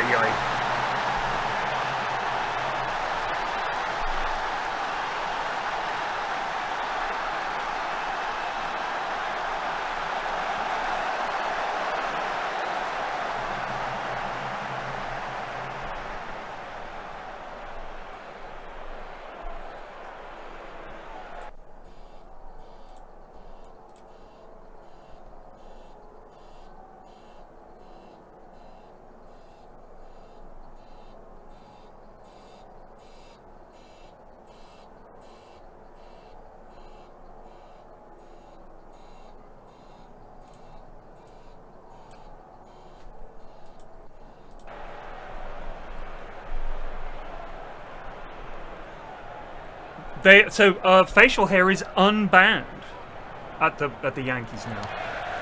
That sound is a van reversing, because nowadays everything needs to tell you exactly what it's doing all the time.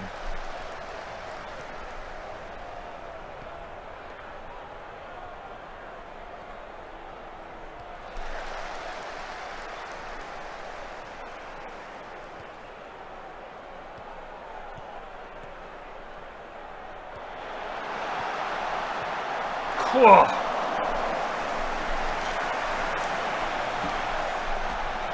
You can only sign bold players?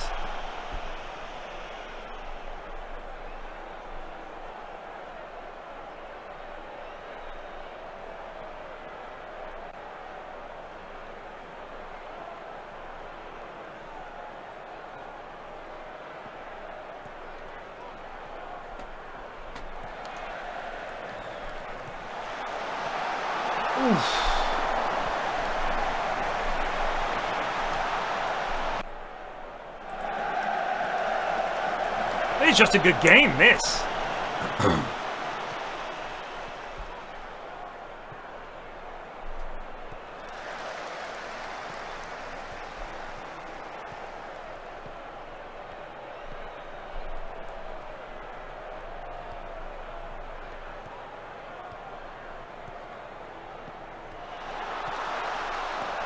Oh!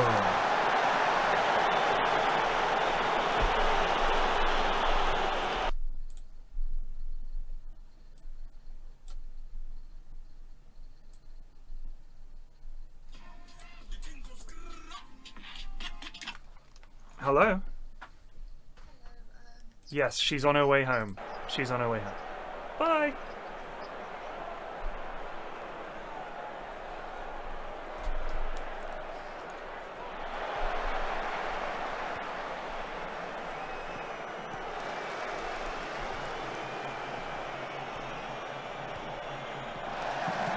Uh-oh.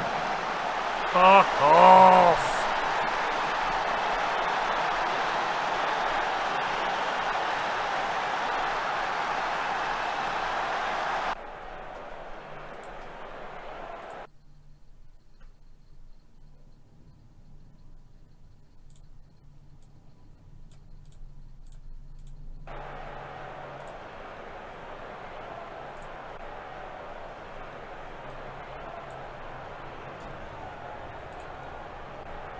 Come on, lads, one more chance. Damn it!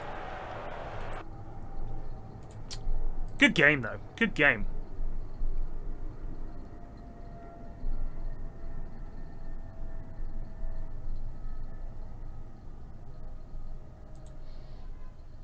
They're a pretty good side, you know? The supporters could not be happier with the job you're doing.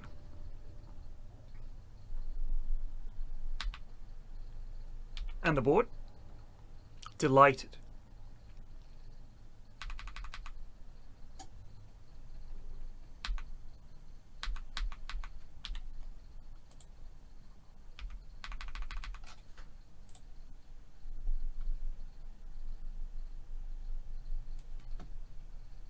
Look at that. It is nice to see this guy smiling. Because at the start of the episode, he looked fucking miserable. Right, let's look up what happened. Zeeks.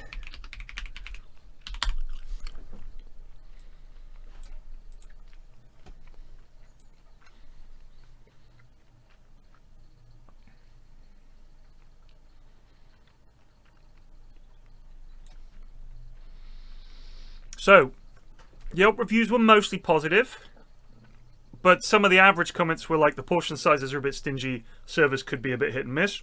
Hired a new executive chef, Michelle Matlock. Matlock! Who had plenty of experience. She added some vegan specials to the menu. Zeke's closed in October 2012. I'm not being funny. You bring in a vegan chef and you immediately go bust. No surprise there.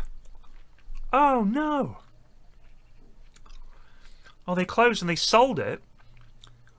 So they were closed because Ellen, the wife, was diagnosed with cancer. But then they opened Luca Eats in New Orleans in 2016. So they're doing okay. Porter and Luke's opened in the former Zeke's and reviews are good. So they lasted a year. So doing alright. Shit, we got Barcelona next. God damn it.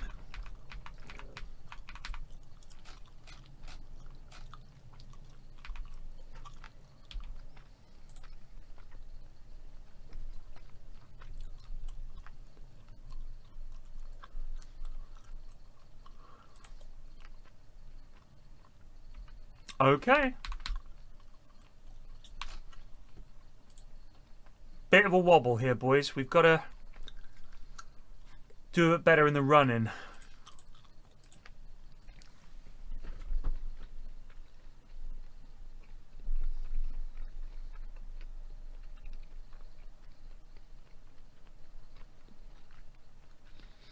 Yeah, they didn't close because they were like, we don't think the chef knows what he's doing. So we were close to a bingo. We were close to 2 bingos. We needed someone to cry after being berated. He wasn't that way. And we needed the guy to try to fight him. Didn't happen. And there were no flies or pests. Like I said, the kitchen was clearly being maintained. Like, the hygiene standards were there. We never even had Gordon going in the fridge and go, what the fuck is that? He was just complaining. Like, the stuff wasn't moldy. It wasn't bad. It wasn't off. The food was just no good. Because they were doing this stingy... save a portion, heat it up, all that wank, right? But nobody's ever forced you to eat vegan. Not true. Not true.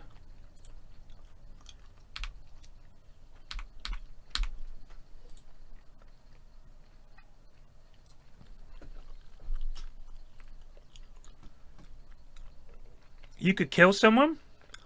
Was there a you could kill someone? I don't remember that.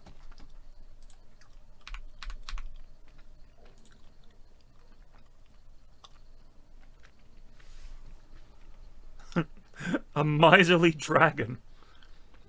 So more like, I have thought about that, and there is a website where you can do that.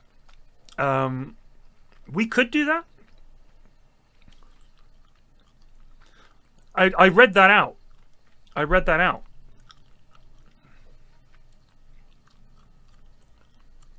I thought...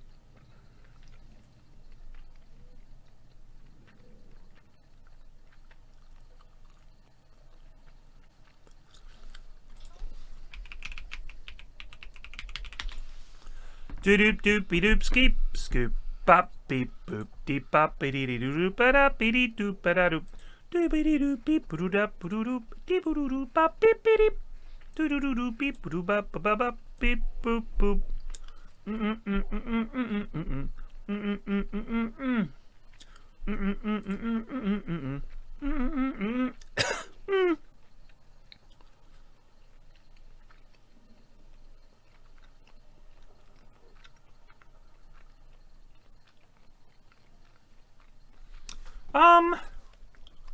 I don't know what our board is like. I think they did give me some moolah.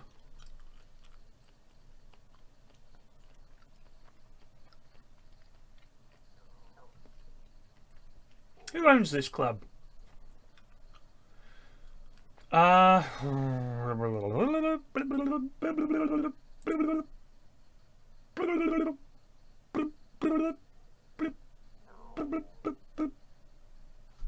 Board staff. Alfonso Fernandez de Torconis.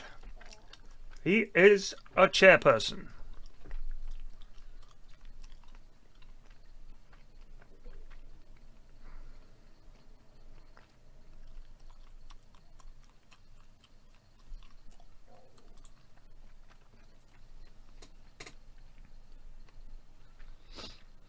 Yeah, there's no need to have a go at vegans. It was a throwaway comment. But of course, there's a lot of anti-vegan sentiment.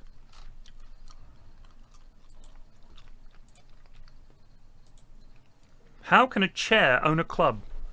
It's a good point. It may only be an hour outside of Manhattan. Hey, Panini Head, you'll kill someone.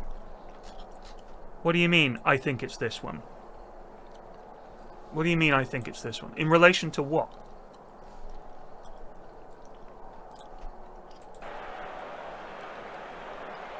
I've only made one request.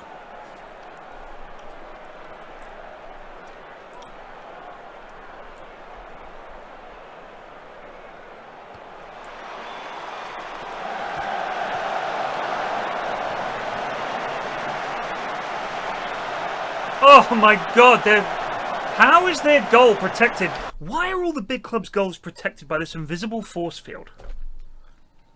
You could kill someone post. He says that in half the episodes.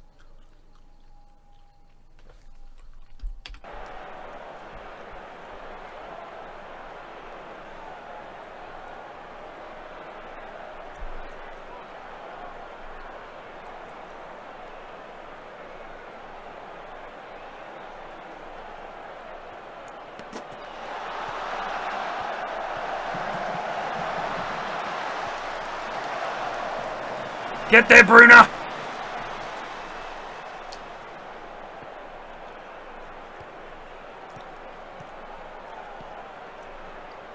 Oh, shit!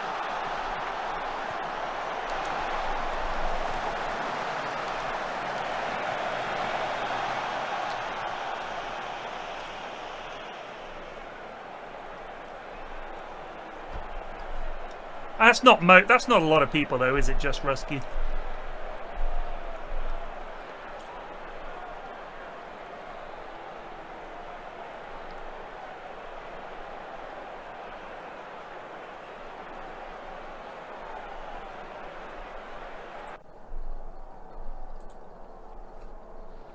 You know what I think, you know that Mitchell and Webb sketch where... I'll see if I can find it.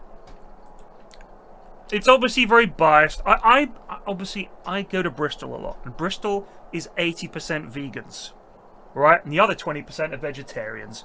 It's that kind of place. I am perfectly comfortable going out with vegans and vegetarians and having dinner with them and going somewhere that's suitable for them, eating vegetarian food. Vegan food to me can be great, but a lot of the time they just try to copy non-vegan and non-vegetarian meals, and it ends up sucking ass. If you eat actual good vegan food that is made as a dish, unlike others, it's not trying to copy burgers and steaks and things. Amazing. And mainly like Asian cuisine. But we're just like, it's a burger, it's a poutine, but vegan. It's like, well, then it's not a poutine, is it? It's going to be some vague approximation of one. But anyway, Mitchell and Webb, vegetarian. Girls want more wine. Over there. So, what are we having, chef? Lentil and feta salad and roasted squash. Smashing. And main course? That is the main course. Right. Well, it's just, I don't eat vegetarian. What do you mean? I'm a meat eater. But, Mark, you know Wendy and I are veggie. Yes, I know. And when you two came round for dinner, we made you a mushroom risotto. I was sort of expecting you to return the effort. Have some meat, please. Sorry, A lot of it, Indian food can be, as long as they don't use ghee. But, I mean, it's easy to be a vegetarian. If I had to be a vegetarian, I would just eat Indian food. know you felt so strongly about it. It's an ethical thing. I don't think humans should be treated like this. Right, what can I say? We don't really do meat in this house. Come on, you must have some meat somewhere around here. What was that I saw wandering around earlier? The cat? I'll do. I'll have that with some rice. No, that's the cat. Look quite lean and gamey. But it's ours. It's a pet. You mean you keep an animal in captivity for no reason? That's barbaric. At least pigs are for sausages. Ah, no, you see, they're not. They're actually highly intelligent creatures. Oh, yeah, right. They're doing secretarial work on the farm. Come on. They're sausage fodder. Why else would anyone keep pigs? Well, because, Pig cheese, pig wool. well, Pigs are expensive, pink, and annoying, but they're also delicious, which is why we breed so many of them. There might be a few polar bears left if more people wanted one for breakfast. what? Where are the pigs, Daddy? In the zoo. More mushroom risotto, anyone? Oh, not so caring now. Face it, you want to hound a species to extinction. Me, I just want to eat some meat. Shit. Exactly. Stupid sketch. Because that's not the argument that vegans and vegetarians are making, right? It's not the gotcha that you think it is.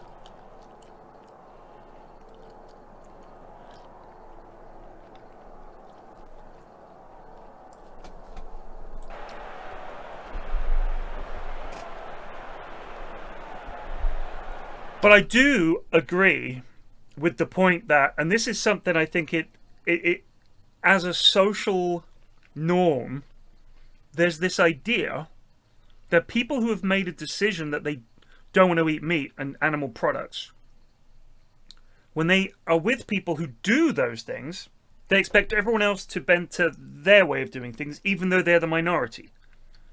And I think that is the issue that a lot of non-vegans and non-vegetarians have, is that you essentially, everyone has to do something for this person, not for health reasons, not for, I mean, if it is for those reasons, obviously you would. But they're just like, well, I've just decided that I want to do that. And it seems a bit like, well, could we not? I mean, the rest of us don't want to have to do that. I think that is the issue that people have. Is that it feels like you've decided that your lifestyle decision to not eat meat, by its nature, because it's so virtuous and so right and morally correct, means that we all have to, when you're around or we're eating with you, allow for that. And if that means that we all have to eat vegetarian. Like if you had a table of 12 at a big restaurant, they're like, if we only do a massive serving platter with 12 people, for 12 people at a time, and we do the meat option, and we do the vegetarian option, you're going to be like, well, I guess we're going to have the vegetarian option. That's just how it is. They're not going to say, oh, I'll eat this one time, don't worry. That never happens.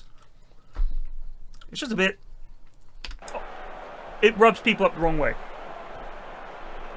Whereas meat eaters immediately going, vegan, fuck off! Like seeing them like some kind of mortal enemy is equally ridiculous.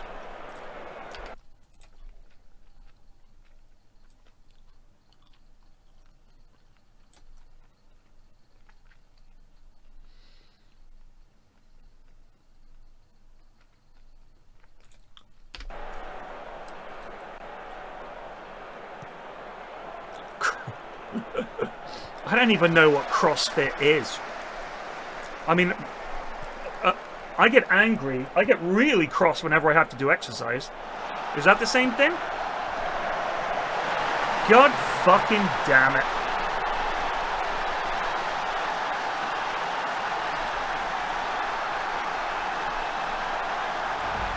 Thank you. Teton 19 just resolved for 17 months. Have a great week, Flax.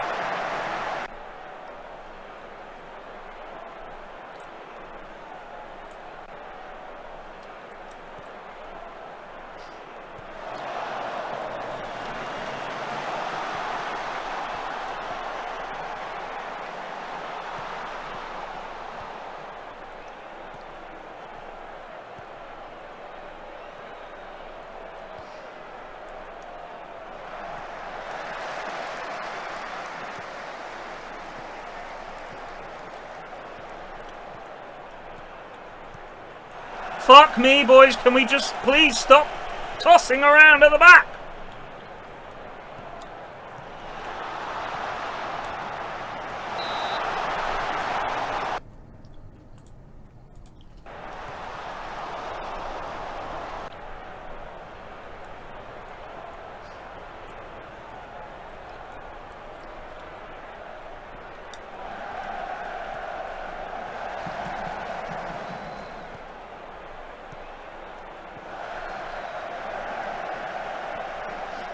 Fuck me.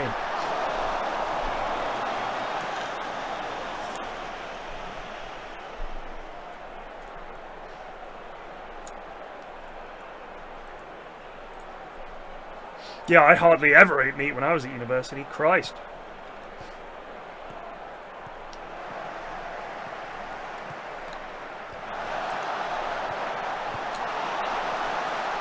God damn it.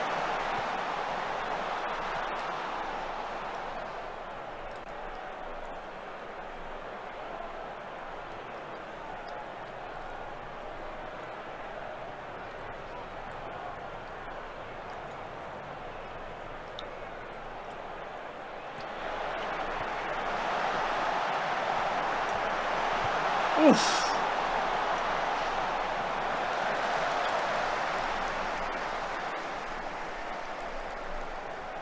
Come on, lads.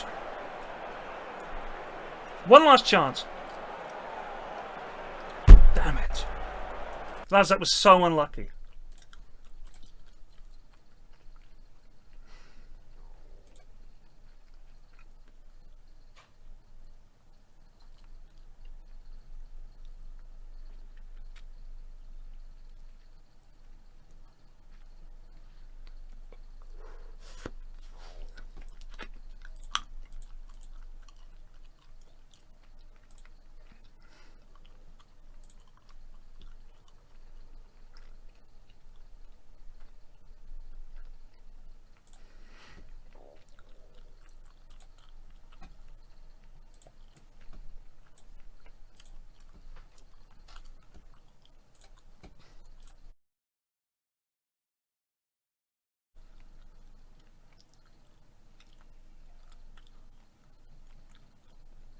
Why, Ollie?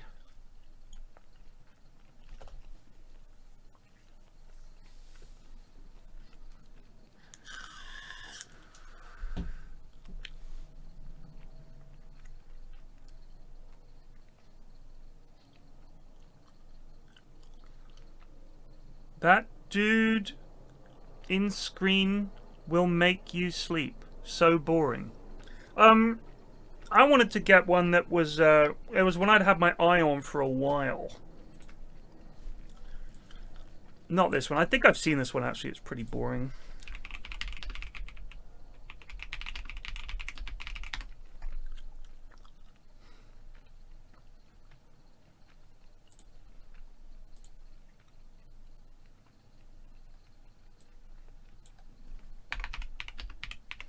This is one that I really love.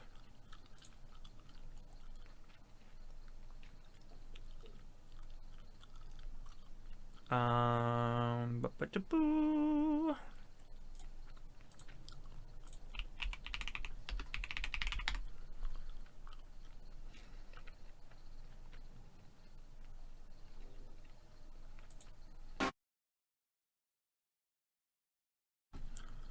Okay, I'm going to say server gleefully spills the beans. And they made $200. There's got to be debt here. I smell fiduciary irresponsibility. Fine dining. A fine fucking mess. Yeah, exactly. Bloody hell. Fine dining. I think he calls him a fucking French pig, if I remember rightly.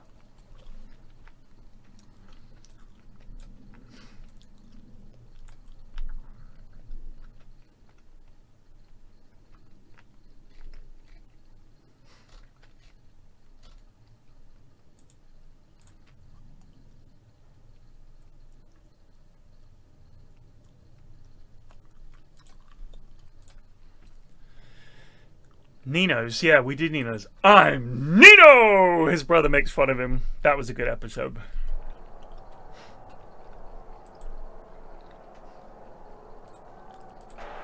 Lads, I want to win tonight, alright? Let's fucking get out there and get a dub on the board. It's been a while. We've been slacking. Osasuna suck ass. Put them to the sword.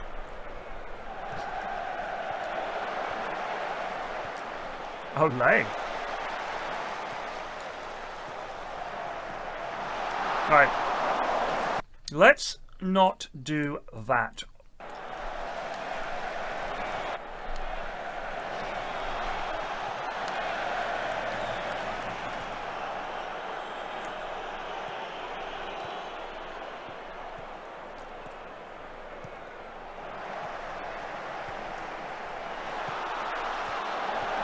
Oh, fucking what? Bang!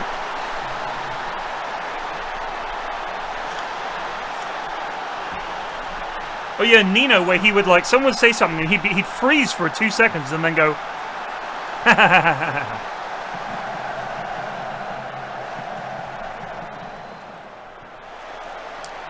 Bash.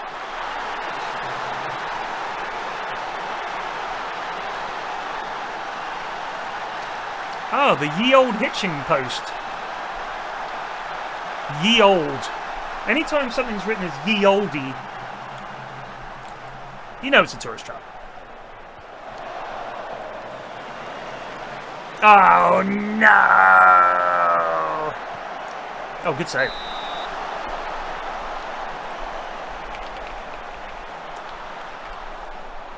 I mean, ye old Cheshire cheese. You know. As pubs go, it is a ye olde pub.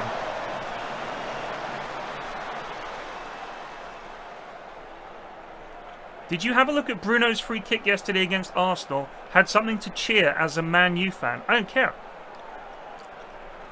There's a Hastings episode. We'll watch that next. Axel, we will watch that next. Remind me. Oh yeah, ye old goon squad. No, lads!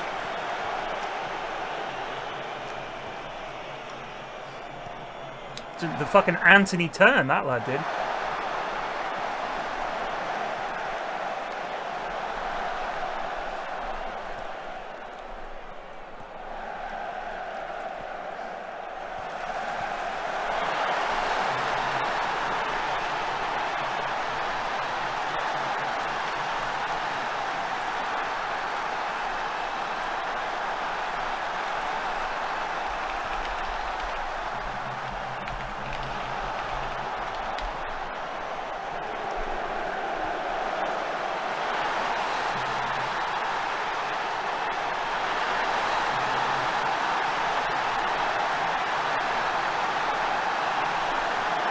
Man, it can't be called the Black Pearl.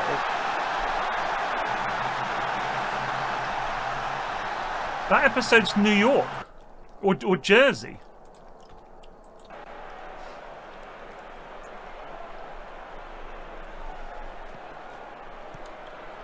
Yeah, I did guess so. Version 1.1.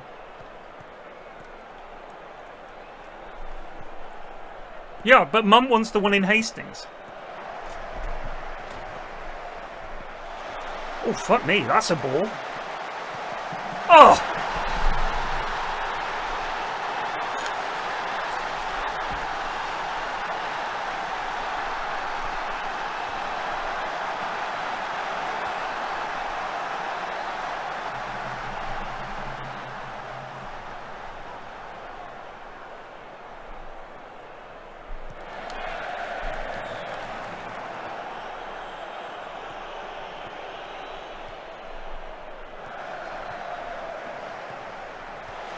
Ref! You've made Terzis angry now.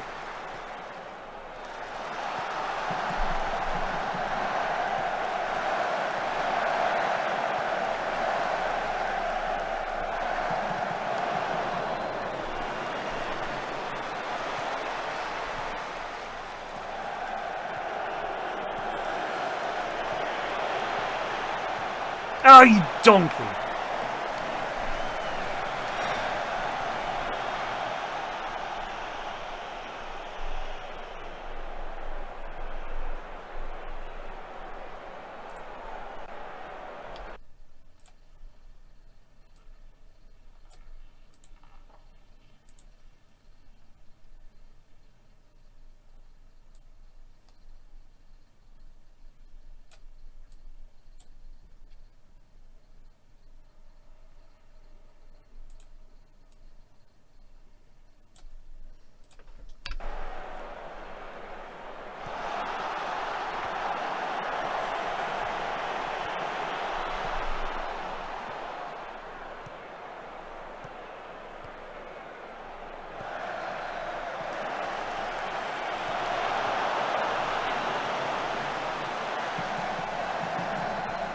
Whoa!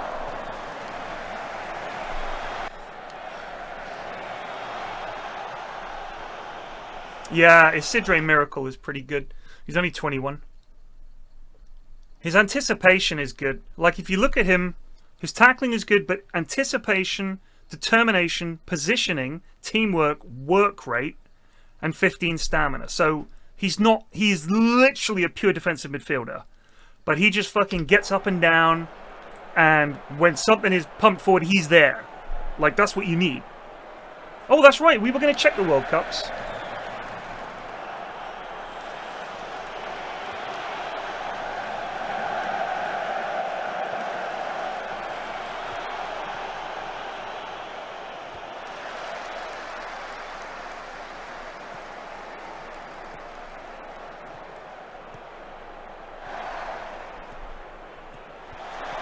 Oh, hello. Bit of luck there. Bit of luck there too.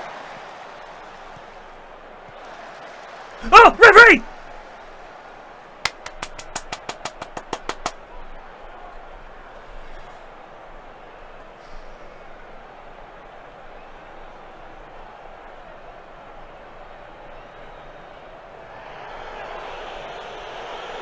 Come on, Ollie.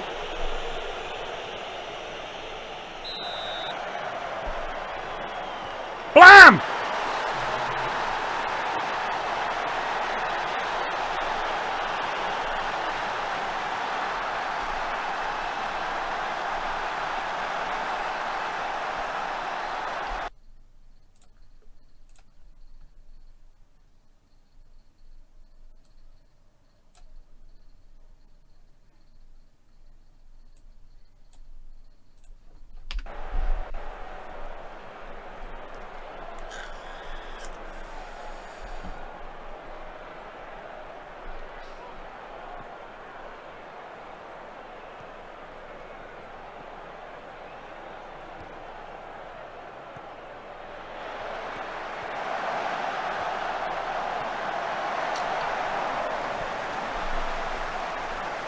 Mario Day, Martin. Jesus Christ, we're desperate for days now, eh? Next there'll be a bloody International Women's Day, innit? What? Why is there no International Men's Day? That's, there's a comedian called Richard Herring. Every single International Women's Day, he has his Twitter set to find anyone saying International Men's Day, and he tells them the date. And it's like 20th of October or something like that.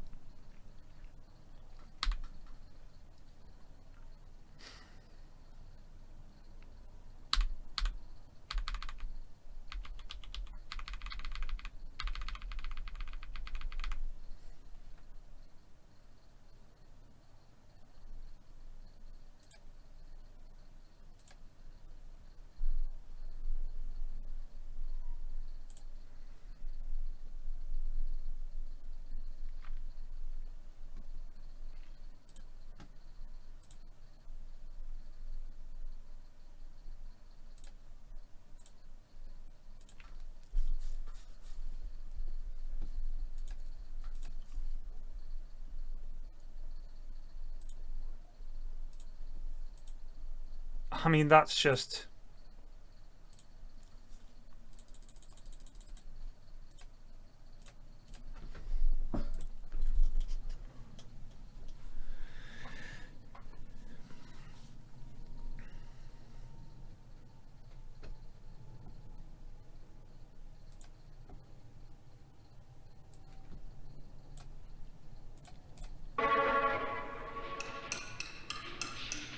is everybody? Hello? Is anyone here? Who wants to sit and eat in front of that fat little bastard? Alright, that's some dated ass decor.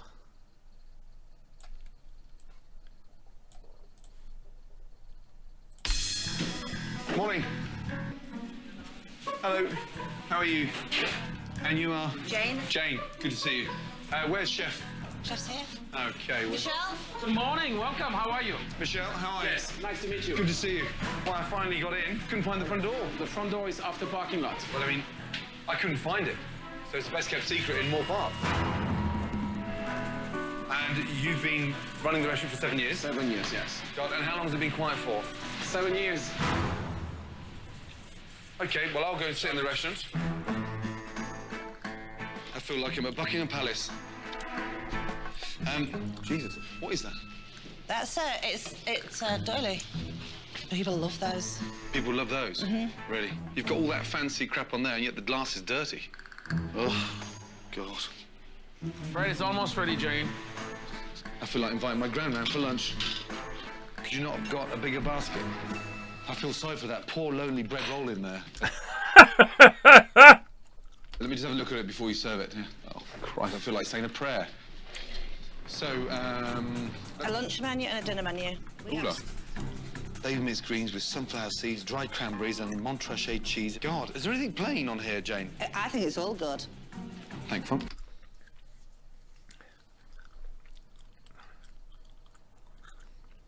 Pig de?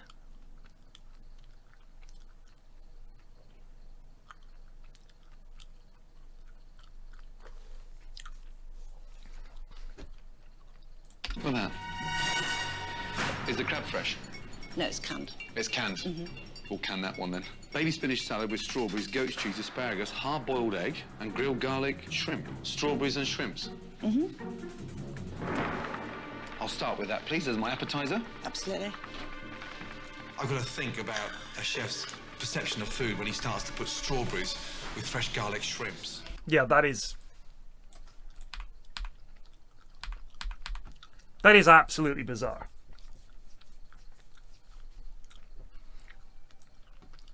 I don't think I've ever had strawberries with seafood. World Cup, thank you.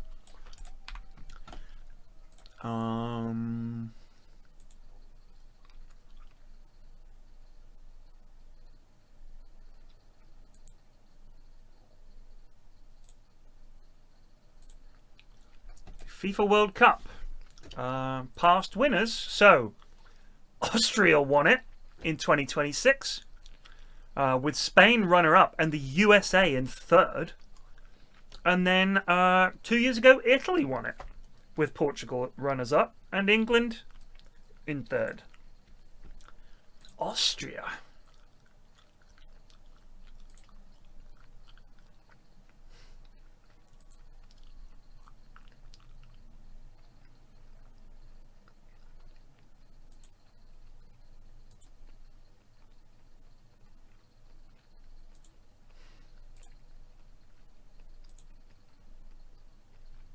Kevin Danzo scored the winner. A defender who played for Lyon, Everton, and Al Hilal.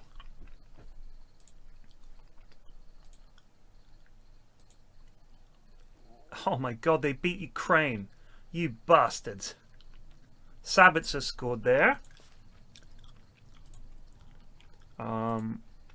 They beat Brazil 2-1. This lad, who's now an assistant manager. Oh, he's ex-Alaves.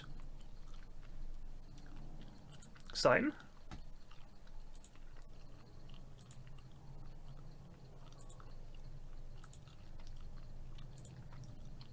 Ivan Toney scored a penalty in our loss to Nigeria. Austria beat Ecuador 2-1 after extra time. Interesting.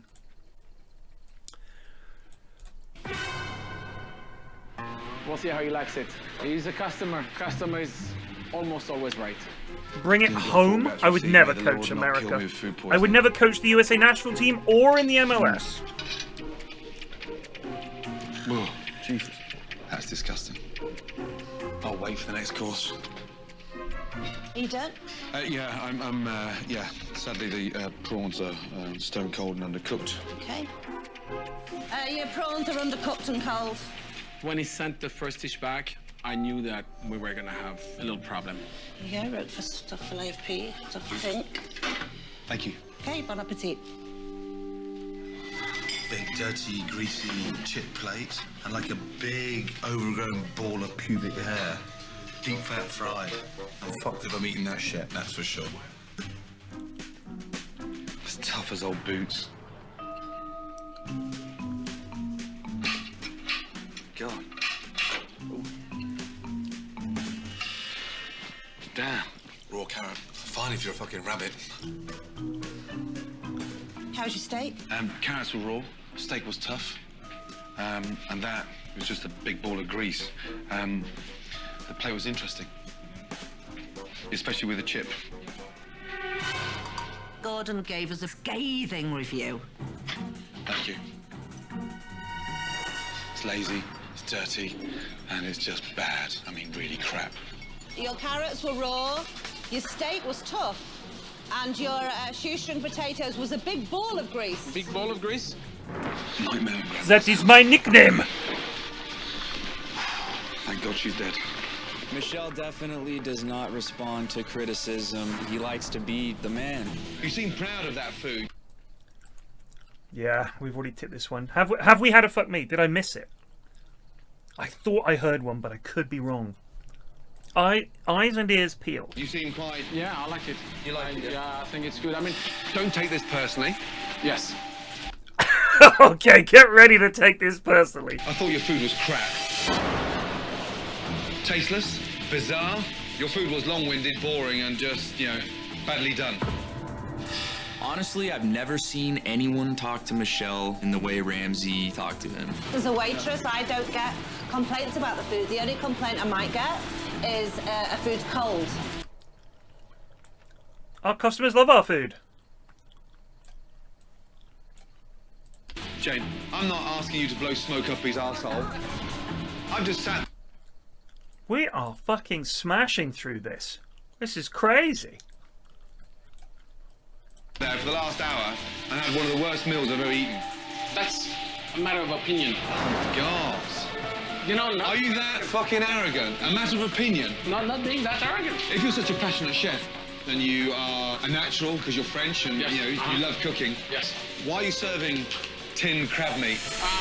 Tin crab, the main reason is because the restaurant is quiet. I buy fresh crab, goes bad really fast, so I have to buy this crab. I'm trying to get inside your mind so I can start breaking down okay.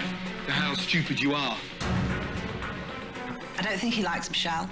I've got a lot of work to do in a very short period of time. Okay, that's fine. All I need is not some form of French arrogance. I just need your support and, more importantly, honesty. But I don't feel you're honest. I'm honest. Thank fuck for that. Thank you for the critique. What an arrogant twat. He's so far up his own arse, he can't even fucking breathe anymore.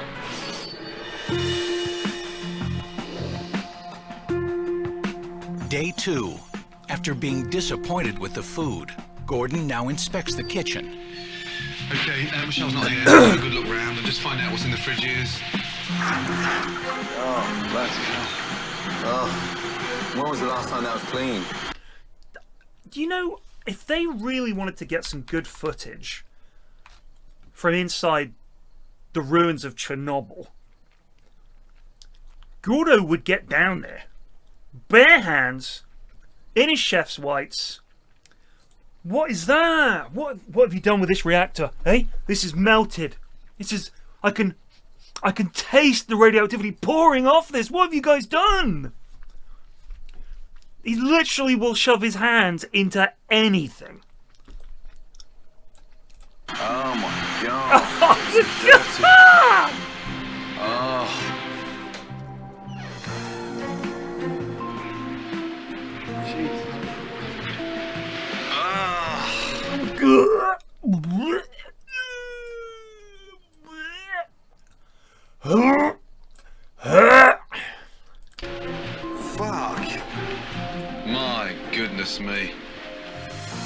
mold everywhere. The food's been in this fridge for so long, even the fridge has now started to go mouldy. Look, just here, there's like mold caked on. This thing hasn't been cleaned for years. Look, it's real mold. It's been here that long, even the bottle's mouldy. That's incredible. It's a health hazard. Mold is festering, so potentially dangerous in terms of poisoning someone. This place can't stay open. The place is disgusting. Maggots. Oh my God. Maggots. Oh God.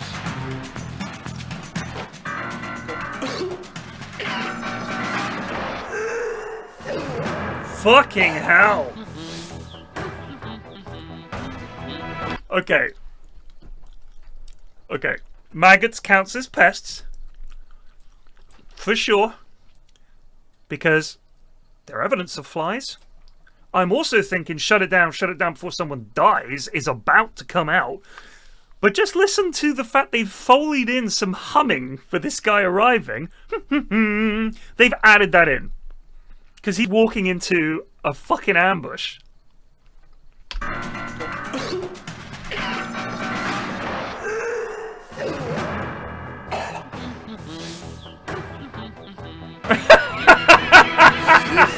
Christ.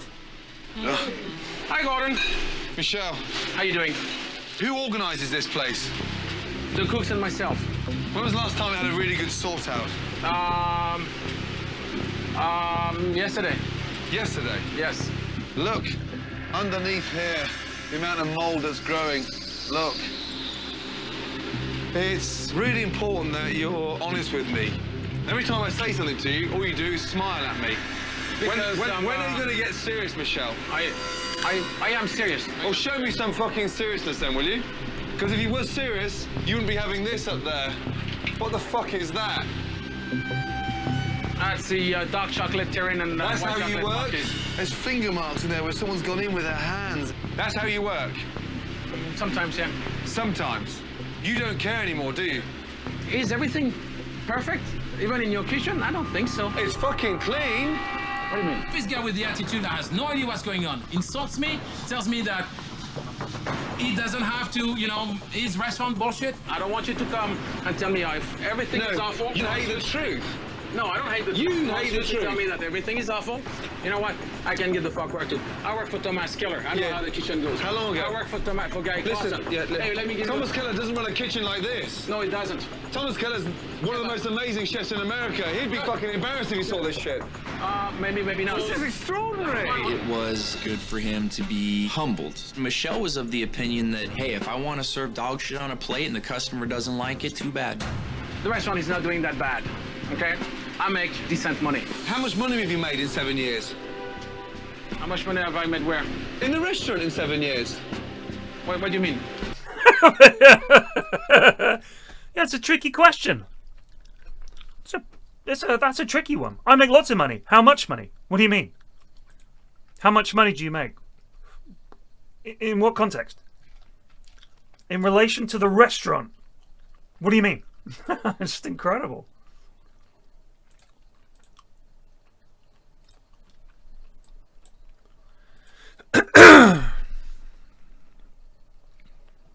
I believe it's 15. 15 stars. I make a lot of money. How much? Huh? How much money? I don't understand the question.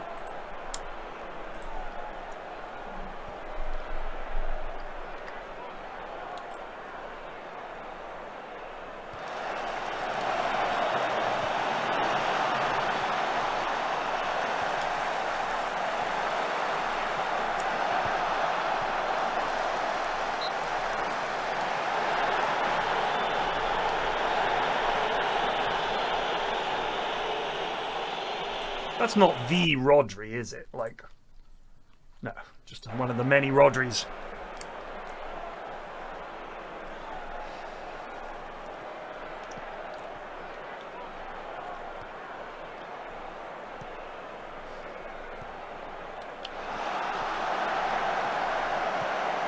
Oh! Damn it!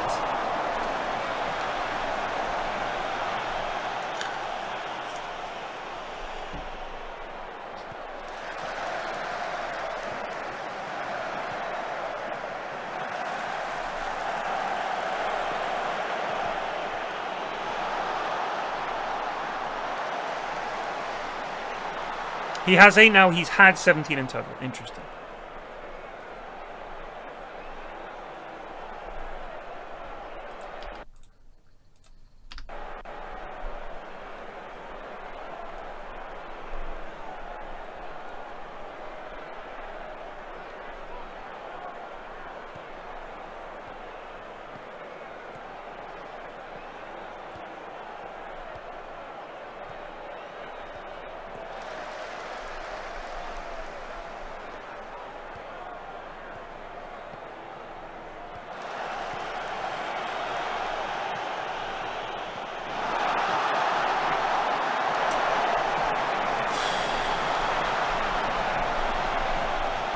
Do you think you could manage and motivate a Sunday League team? No.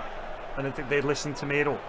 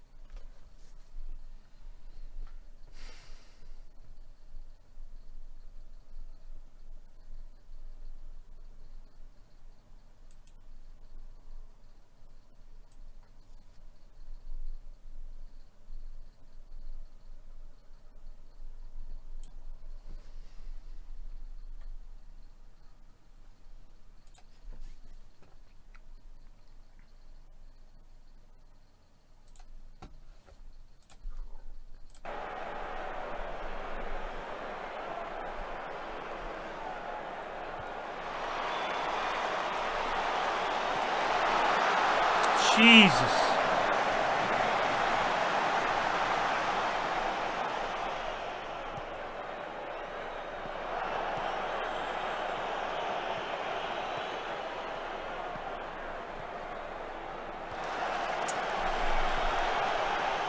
Well in.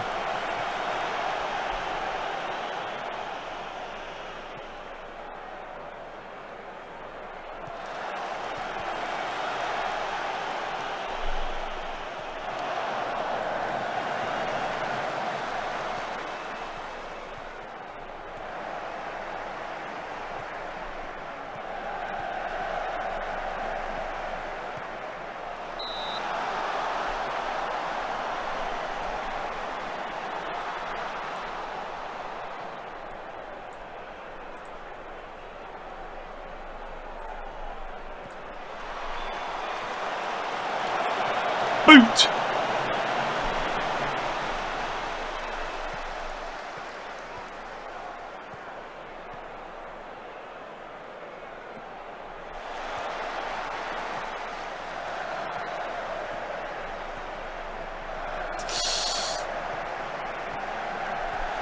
Oh, fuck off.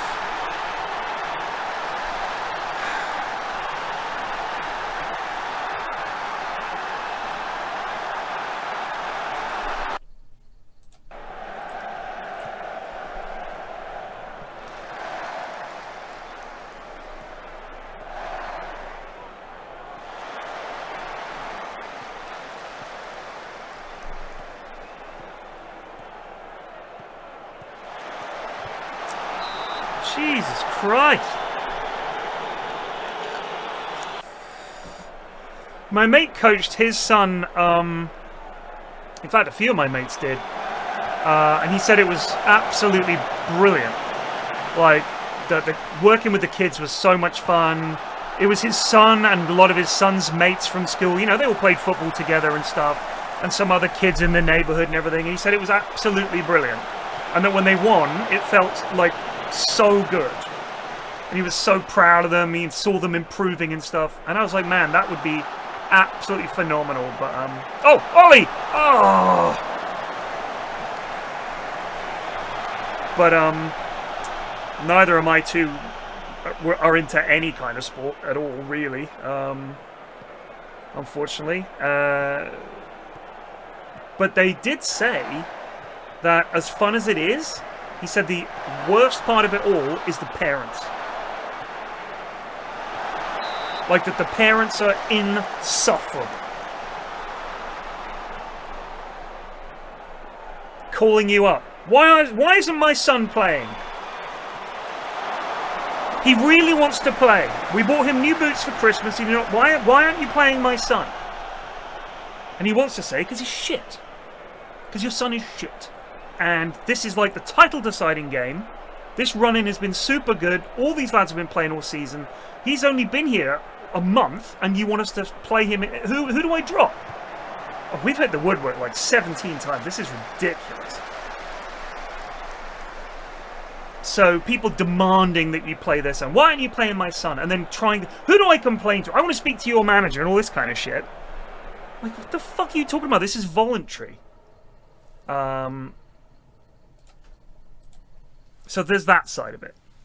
Then there's the going to the games and hearing parents berating their children, other children, calling kids, the other team's kids, calling them cunts, calling them, you dirty little cunt, to like a 10-year-old. Parents having fights in the car park. Parents going after the ref. Referees literally calling the game, saying, right, I'm fucking going. And then parents trying to smash his car in the car park. And this is not some national stories that I've heard. These are directly from my mates who've got sons that play Sunday League or Saturday Sunday League under 11s football. It's unreal.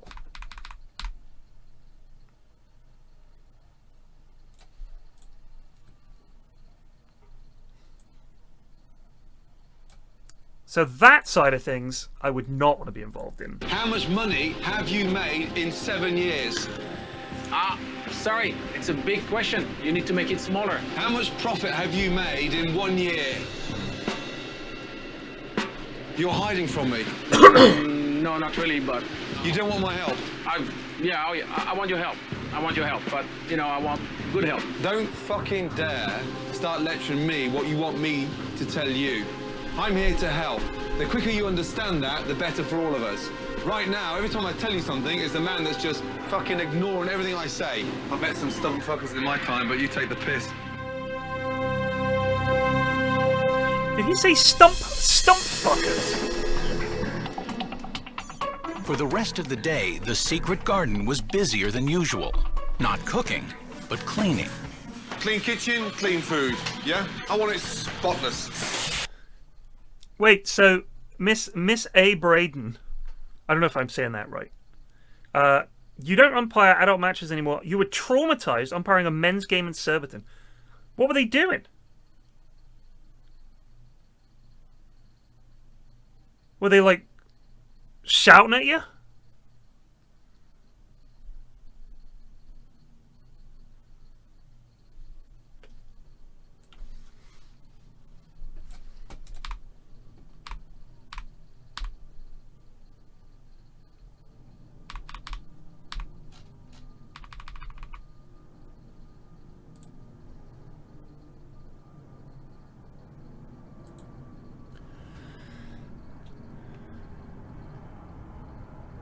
Oh, damn. I think that... I wouldn't want a ref. The kitchen looked gross. It's good to see Michelle scrubbing. He's beginning to show some skills in a kitchen.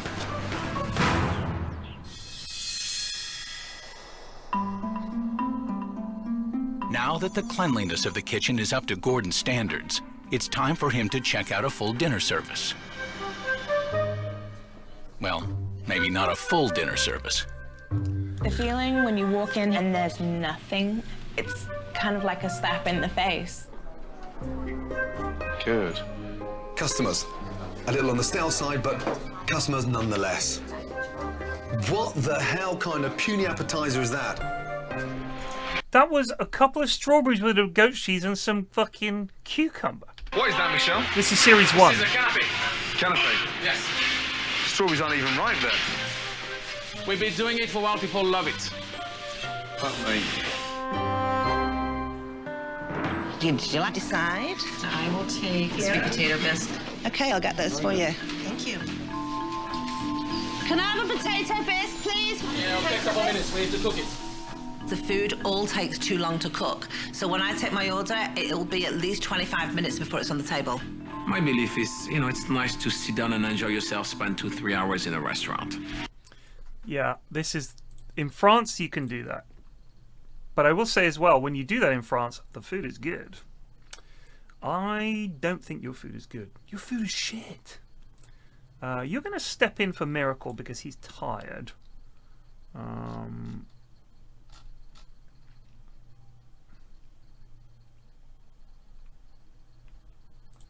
Next match only. Let's come out with a little bit of more balanced.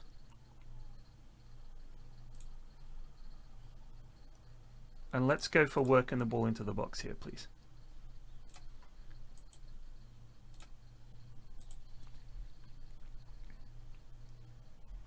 Was it said? Our customers love our food. Yep, we've already ticked it. Ticked. It's ticked. It's been ticked.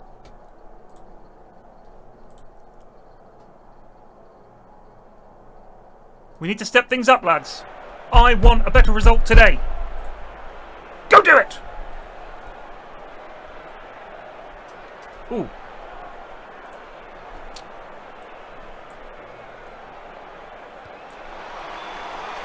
Fuck me. Yeah, missed it. My bad.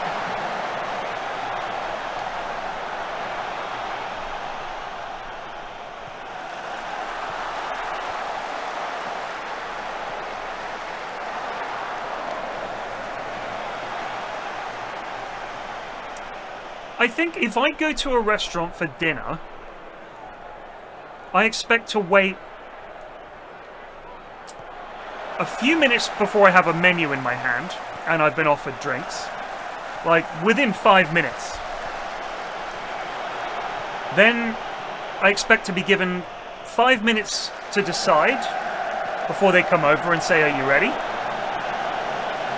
That's without me saying we're ready to order, like if we're in a hurry or something.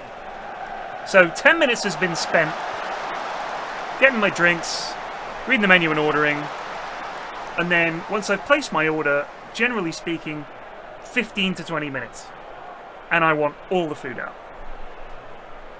15 minutes normally would be like, you don't even notice it.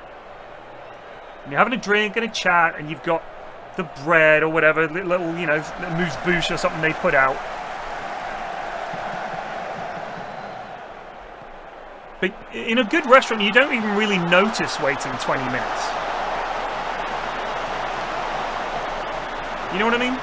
Like, everything's happened in such a nice series of stages that you feel like there's always someone tending to you, rather than you're just sitting there waiting.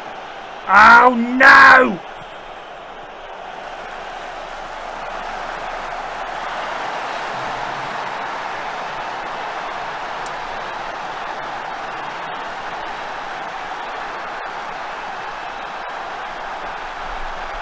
I think we need to get our focus down the left and right. Stop hitting these balls into the middle, lads.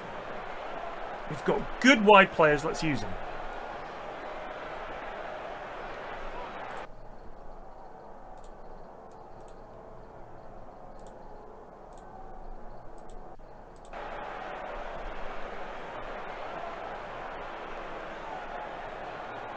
Yeah, you don't want it to be too quick. Like, if it's too quick, you're like, oh, that was quick. I mean, 90 minutes, that's... I'm leaving at the hour mark. Like, I'm just like, I am not waiting 90 minutes for starters. That's ridiculous.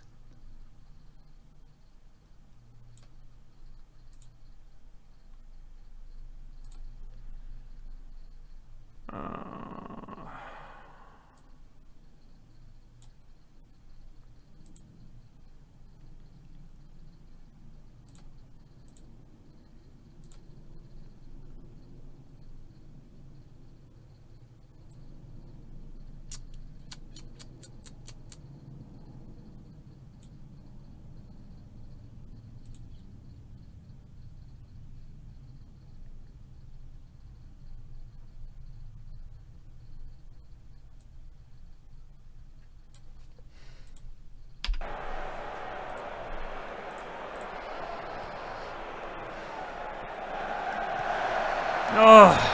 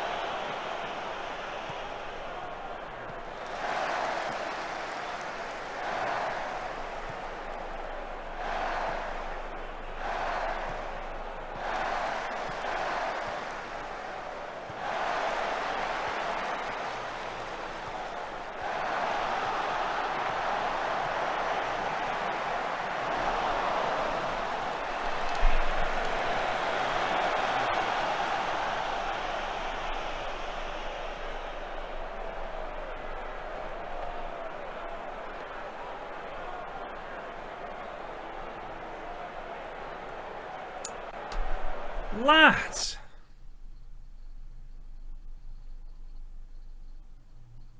Lads, I'm not happy with that. That was unacceptable. Where's the zip? Where's the ping? Where's the pizzazz? We're just not taking the chances, boys. Gotta take the chances. Right, team meeting.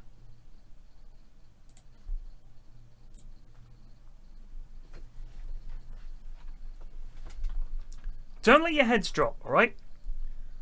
We've absolutely got the ability in this squad to turn this around and start winning some games. We need to buck up our ideas, and we need to do it soon. Exactly, boys. Now, get out there.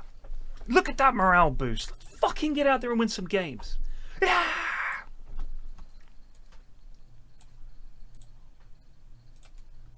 That's the difference between America and France. People eat a lot slower in France than in America. Fucking hell. Spineless, no fucking character, no fucking leadership. God bless America. As customers continue to wait, Gordon's discovered Michelle's overcomplicated dishes are taking too long to prepare. Michelle, you're fascinated by crusted items and stuffing things, aren't you? A little bit of everything.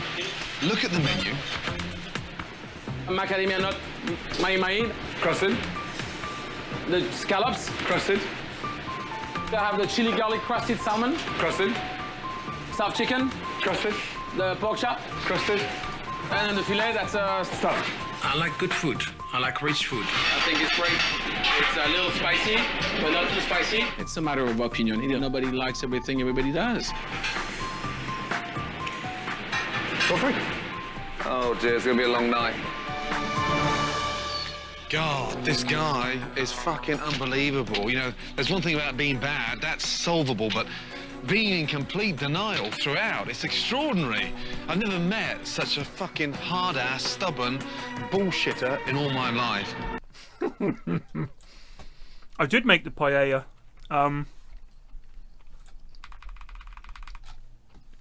This was not last week. Week before? Yeah. I went to the fishmongers and I bought prawns and smoked haddock and squid and mussels. And I was going to cook it on the Saturday night. And I got the mussels. I'd never cooked mussels before. I'd had them before, obviously, but I hadn't cooked them before. And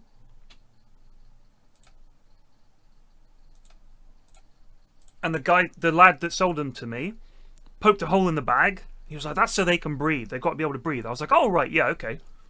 So I got home, and I put the bag in a bowl in the fridge, and I was like... And when it came time to cook, the first thing I did was check the mussels. Because I wanted to make sure I hadn't cooked them before. I wanted to make sure what I needed to do. And it was like, all right, so take the mussels, and all the ones that are closed, you can cook them. If they don't open during cooking, you chuck them away. If they're open, you tap them, and they should close. If they don't, they're dead, and you chuck them away. They were all dead. And I stupidly had rushed into cooking the mussels and hadn't looked into how to look after them once you bought them. I would never buy them to use the next day. I would buy them and use them that day. Like anytime you see they've got seafood that's like from a week ago, it turns my stomach. I want to get it from the fishmongers and I'm cooking it that day. So they all suffocated. It was really sad. I felt terrible.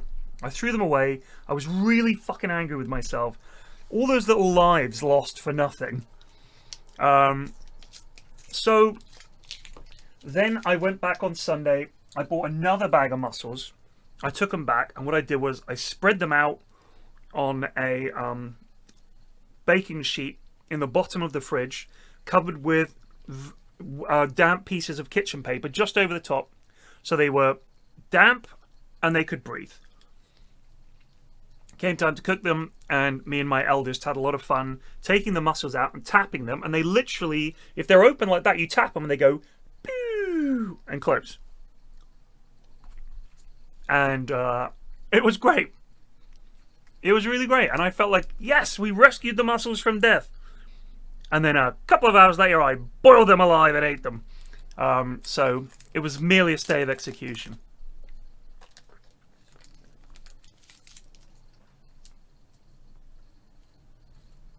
I spread them out because I didn't want any of... Like, I felt like the ones at the bottom of the bowl, like, all the other ones were on top, sucking all the air out. You know what I mean? I thought, let's give them some fucking space here.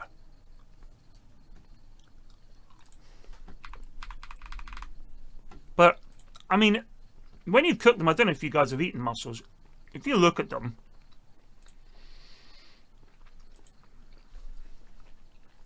to my mind,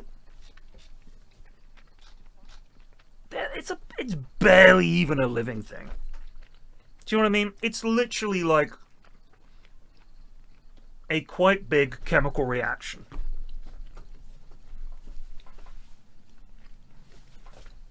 There's nothing going on there. It's literally this tiny little, God knows what you describe as, little thing. There's no consciousness, there's no... They just sit there. They filter water, and they have some kind of little nerve thing that when the shell is tapped, they close. And it doesn't even snap shut, it's like... So I was like, I can't feel bad about eating these things. Once I'd eaten them, I was like...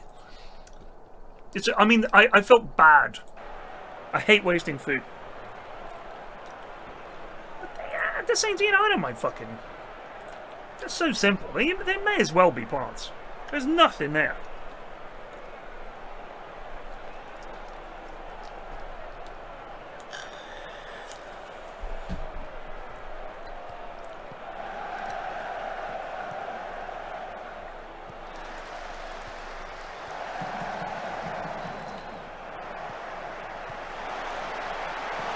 Yes, boys!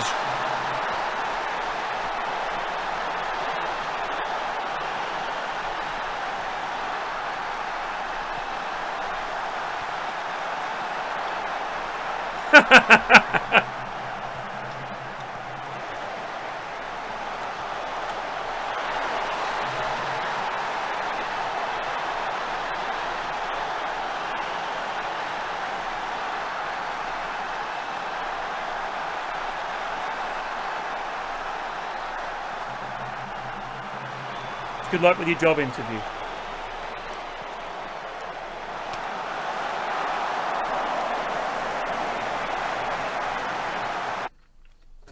I love the way this shows nothing. Shows absolutely nothing. Just shows you the same angle again.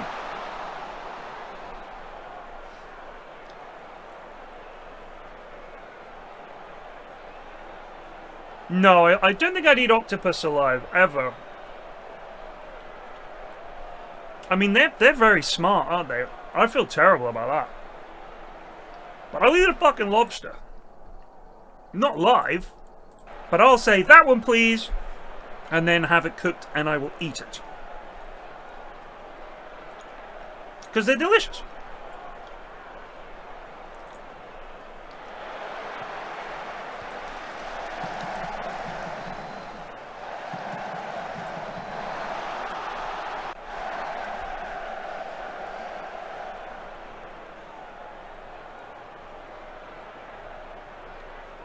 What's a geoduck? I don't even know what that is. Geoduck. Ugh. The largest burrowing clam in the world. Oh, God. Looks hideous.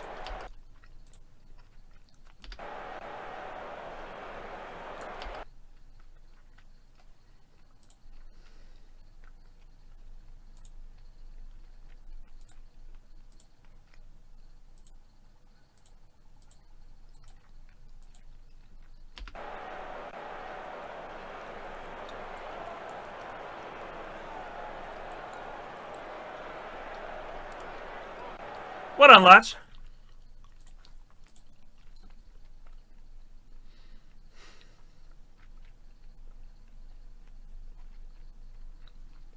Lobster's really good. I fucking love lobster. This is gonna be way overcooked. Nope. Medium rare, cooked perfect. Even with few diners in the dining room, Michelle's stubbornness continues to create problems in the kitchen. What table? Actually, what table is it on that filet pickup? That's the soup you ordered. Are we picking up 7? Oh my god. Michelle wants to be the star of the show. Let me worry about it, please. Understood, chef. I could have been doing so much more, but Michelle wouldn't let me. I got you. I got it. I got it. I got it. I got it. If a chef is too good, Michelle does get a bit jealous. I'm gonna go see what's happening in the dining room.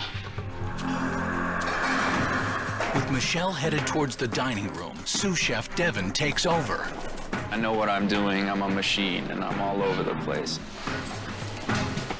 And the food is finally getting out. Right, where is Michelle? First time or you've been here before? First time? I like to go to the customers because it's great for my ego. Little prick.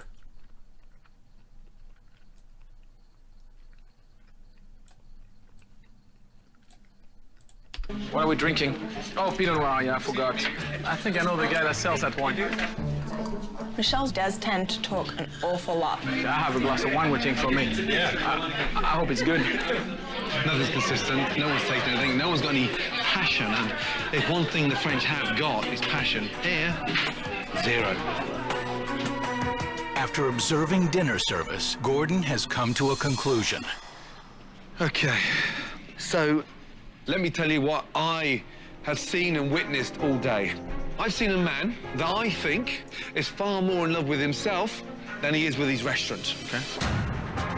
Tomorrow, we start working together. No arguing, clear understanding, chef to chef, and I want to see some passion. Do you understand the word passion? Because I haven't seen any of it.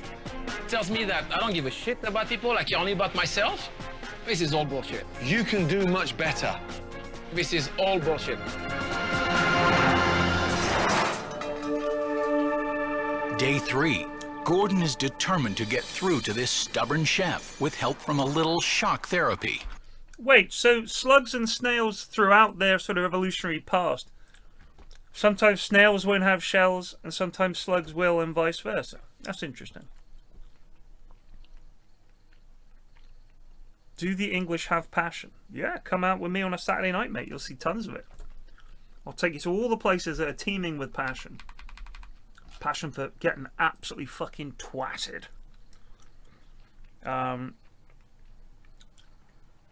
Tanzklau. Tanzklau. German? Are you German?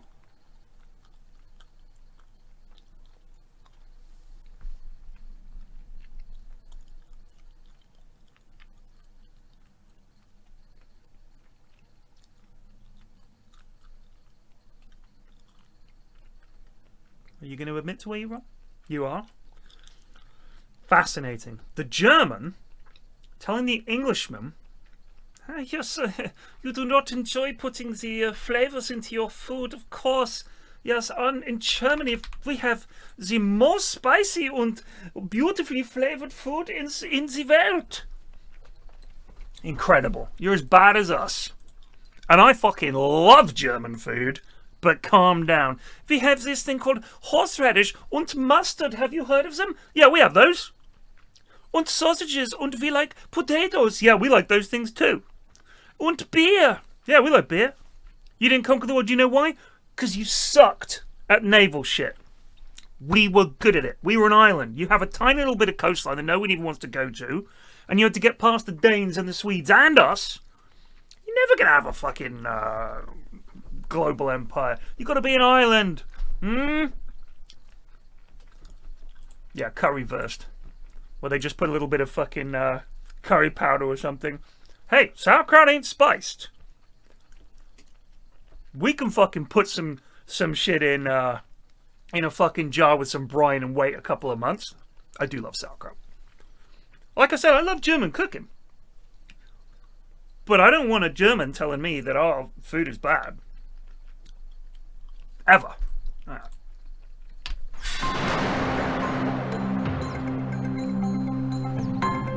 Okay, new day, and I'm determined that this guy is going to finally start listening to what I'm trying to say. So this morning, I've shut the place down, I've boarded it up, I'm going to make him understand if he... Well, so I don't know if you guys have noticed, right?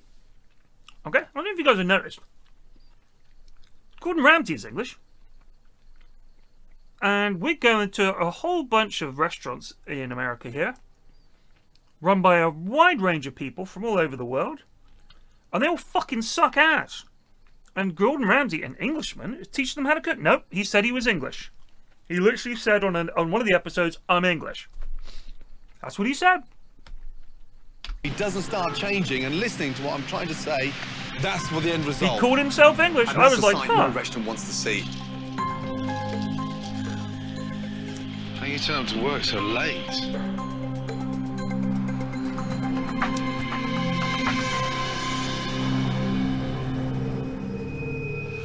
What's going on? I'm not closing down. This bullshit. Good morning. Do you think he calls himself English sometimes because people... he's definitely said English in reference to himself. He doesn't sound Scottish at all. Where did he grow up? Because his accent, there's no hint of Scots accent.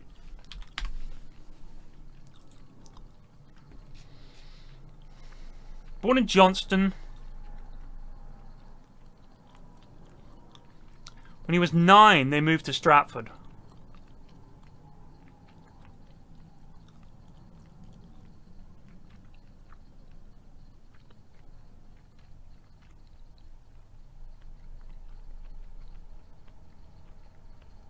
Yeah, lived in Banbury. So he moved to England when he was 9.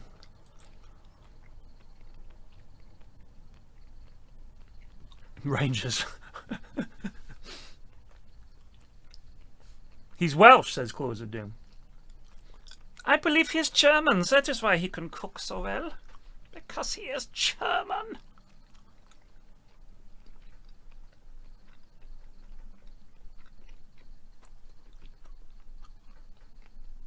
If it ain't broke.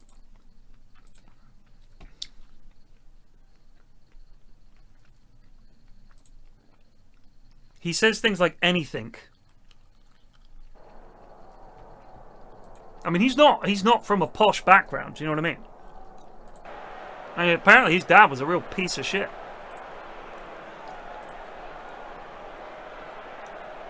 I look. There's not many countries I've been to where I didn't enjoy the food. As long as you eat the stuff that is like well done, it's gonna be great. Food's good. Everybody loves food. You know what I mean?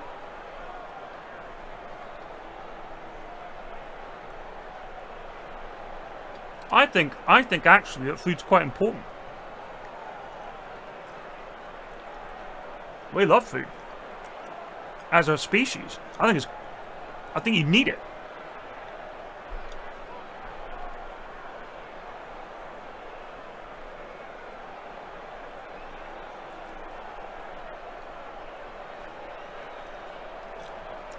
Well, elegantly put, Rothbardy.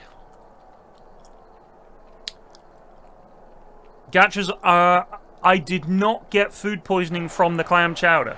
Turns out it was from the beer. Dutch food? I can't say I've really had much Dutch food. I feel like they're kind of like us in that a lot of the food that we had when we were there was from other countries.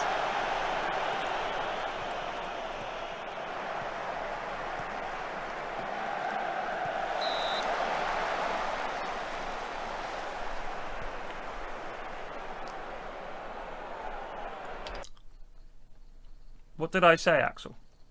Oh, chowder! Chowder! It's chowder!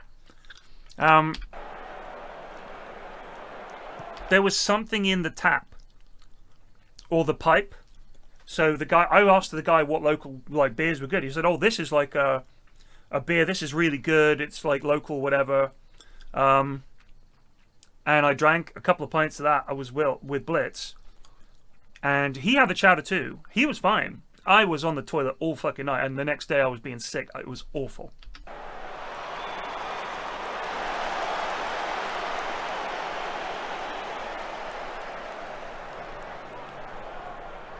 And we basically had the same thing.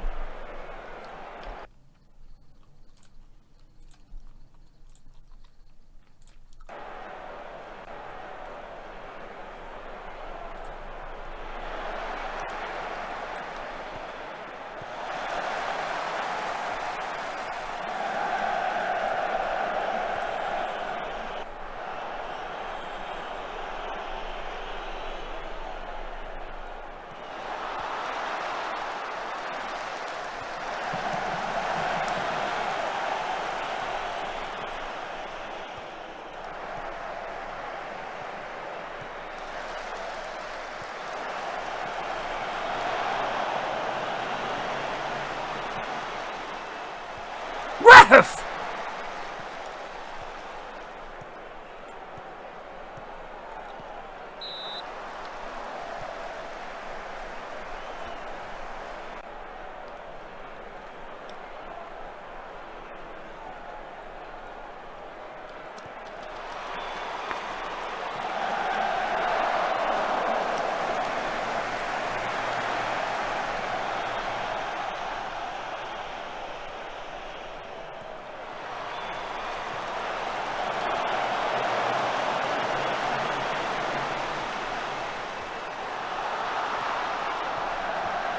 Offside. Sadly, he's offside. Oh.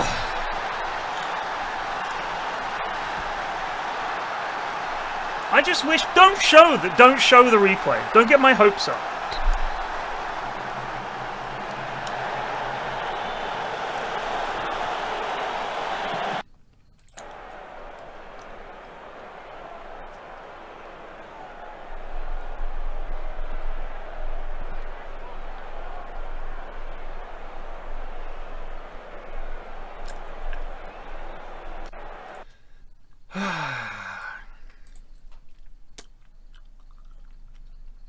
They do sometimes go the other way, but it's just boring, isn't it? It's badly implemented. This is not funny. I'm pissed. Good. Good. You've got every reason to be pissed. I'm not glad because- you're angry. Yeah. Finally, you've woken up. Now, I've done this for a reason. Just think how bad it would be for your business to close. I don't see anything constructive here. It's a small town. 10 people drove by, and guess what? They're going to be advertising on TV. Oh, the restaurant is not doing well. Okay, let's go, big boy. If the restaurant were to close down, I don't know what I would do. That feel almost a shame. But for this restaurant to truly turn around, I think it starts when with the menu. I think when Gordon does that, that's bang out of order. Good flavour and getting customers coming back once a week, not once a year.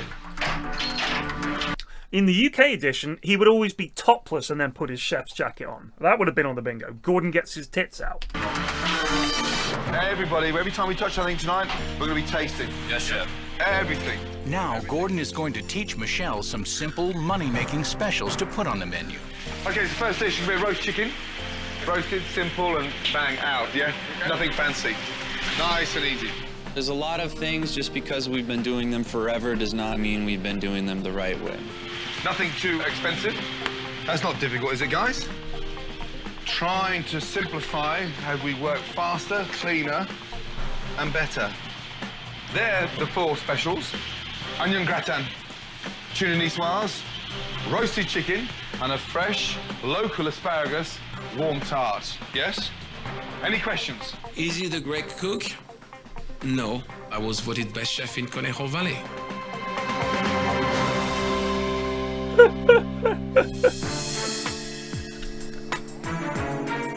Saturday night is the one night that the Secret Garden is busy, and a perfect time to test Gordon's new specials. I've got some fantastic specials to tell you about. Tuna niçoise, A warm asparagus Tuna niçoise. tart. a roast chicken. It's very moist. It's very good. All crisp and it's very delicious. We've got some customers in under the age of 50. Exciting. What can I get for you, sir? The French onion soup, the special. The special, the asparagus tart. Music to my ears. Right here, please. Right away. Table 43. How was everything? It was excellent. It was so good. Does this count as cleavage? They've picked a table with 2 ladies with... Tenderness, and it was the perfect size. How does everything taste for you? Very good. It's up to you guys. Gordon Ram's is brilliant because the responses I get off all my customers is the food is great here, we love it. Cheers! Over an hour into meal service, I don't think it was enough. It wasn't blatant enough, was it? specials are proving to be very popular, but orders are starting to back up in the kitchen. No, not yet. Is this table 4? Is this table 4? Table 4. What is table 4? Is this table 4? I don't know. Table 4. People were making mistakes on which tables to run. My name's Devin. I'm a cook at like a French restaurant, but it's like garbage. People were making mistakes and just like not paying attention. You know what I mean? It was like bad. I'm Devin. Shit. We need that guy.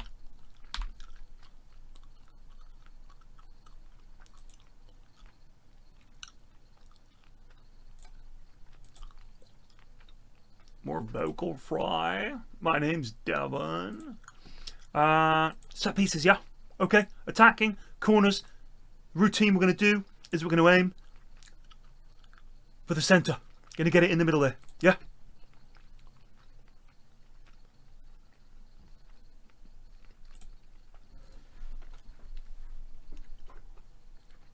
I work at a French restaurant. He's quite a renowned chef. He's called Michel. No, I think Devon's cool. The food too. This is not right. This is not right. Are they communicating with you, Michelle? No. They're talking too much. Not communicating. No, that's... All right. Table 16's gonna order something else, okay? What's she, Don't worry about it. You told me already earlier you were going to compete and they have to leave. We've been here for like an hour and a half and haven't eaten. I know, I'm gonna say The communication.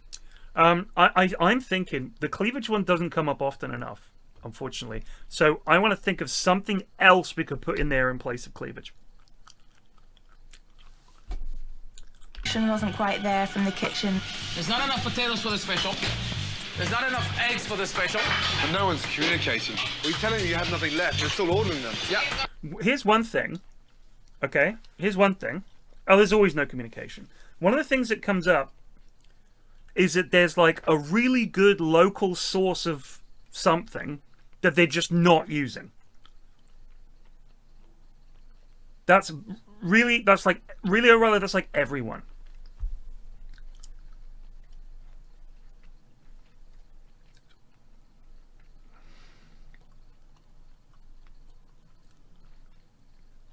Owner somehow finds an issue with the new food / renovation. Thing is, that needs to be in the episode. And it really rarely comes up. Quite often in the revisited, not the revisited, but in the follow-up that we read about online, they just go back to the way they were. Even sometimes the decor. Weird statue figurine. Oh, I do quite like that. That does come up quite often, that there's a weird figurine of some kind. Like the pizza restaurant, Capri, had that weird pizza chef outside. This one had that weird statue of a frog. There was a restaurant that had like a weird mannequin. Yeah, I'm going to put that in place of cleavage.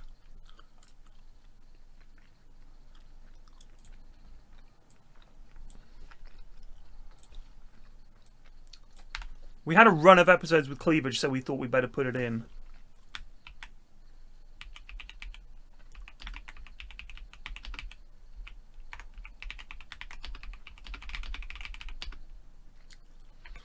Weird objet d'art of some kind.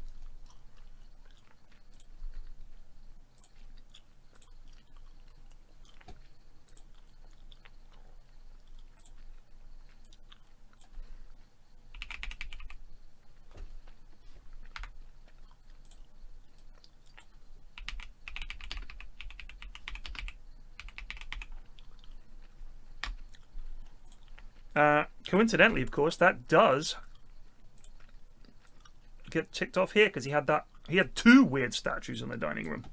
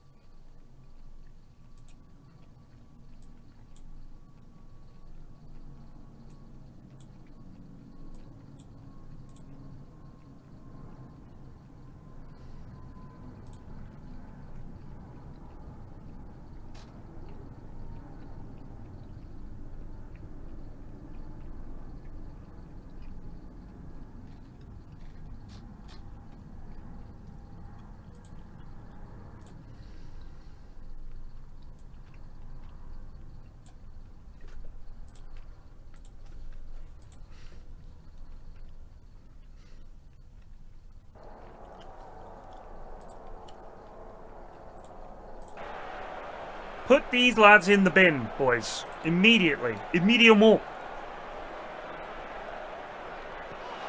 Fuck Bilbao. They're one of our rivals. Fuck. Blam! Oh!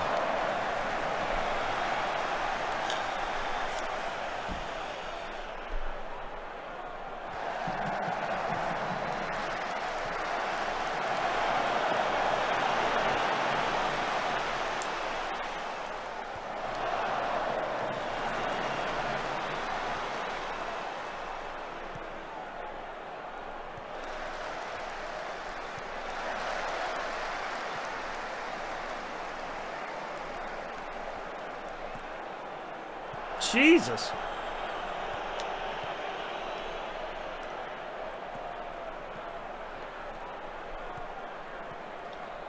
What are these ultra slow, dangerous passes we're making?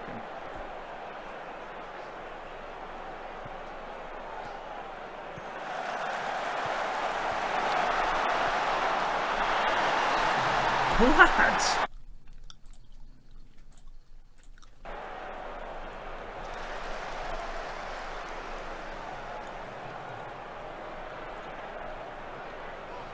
Boo!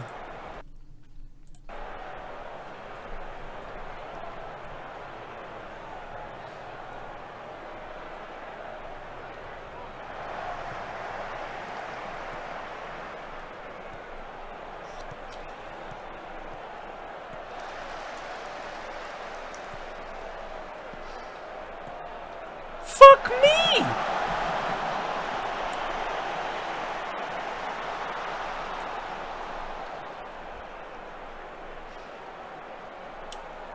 Wait, he said the shouts don't do anything? Are you serious?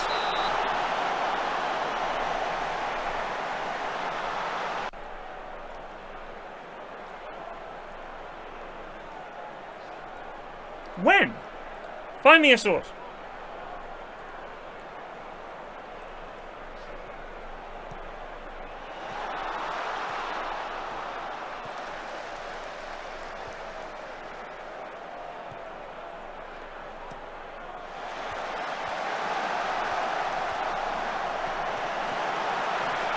Yay!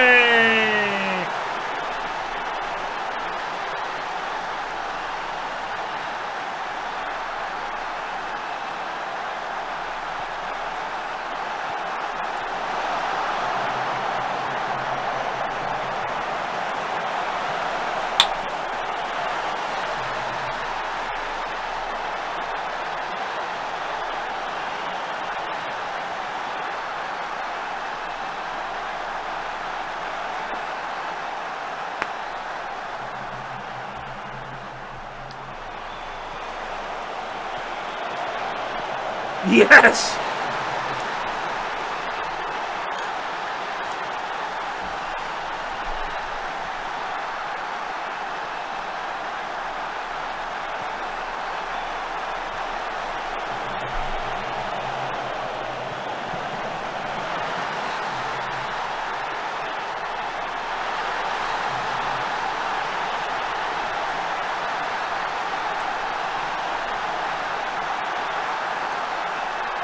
What's up, Joe?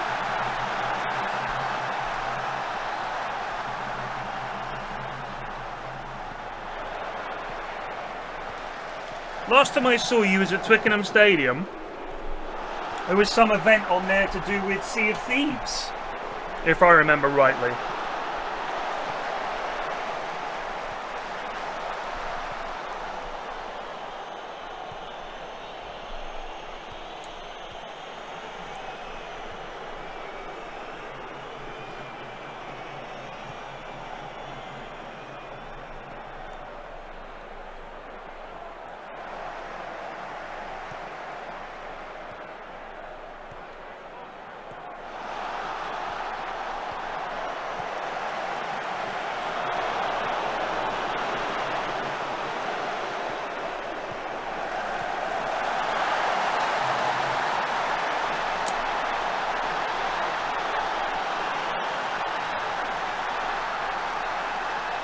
Yeah.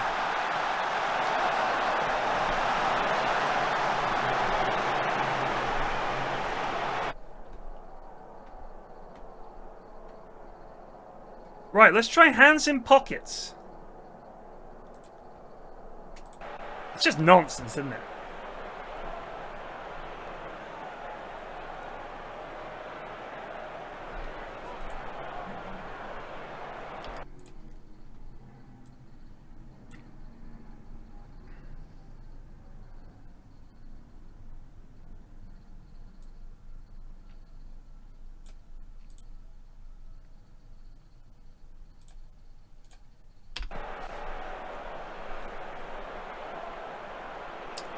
If you have a bad assistant manager in terms of motivating, he can fuck up. And sometimes you click the recommended one and everybody's pissed off.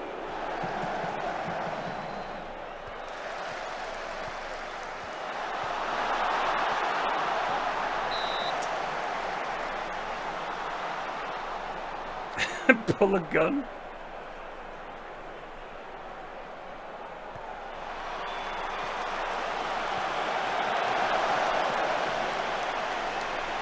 Oh, no, throw water bottle is great.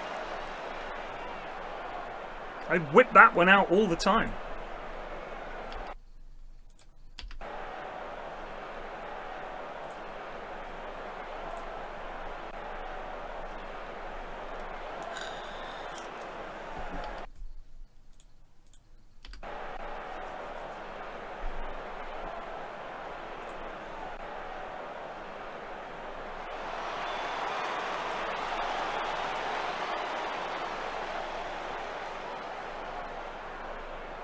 I don't think I've scored from a free kick this season.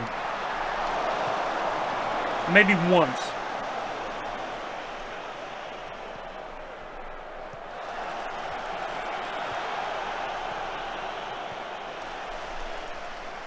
Terrible ball. Yeah!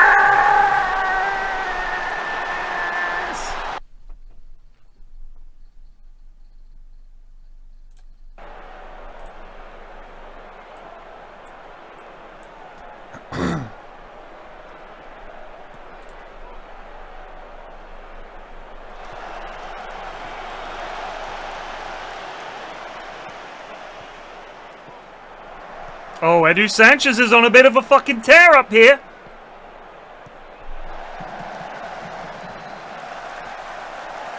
Miracle!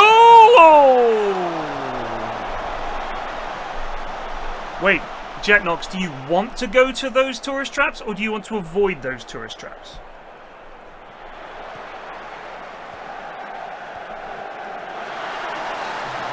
Are you fucking kidding me?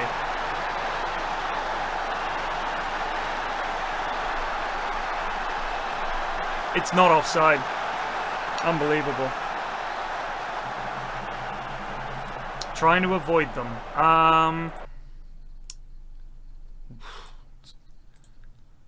So let me just give me a sec here. Chat, just please don't fucking interject. I know you guys are about to, but just.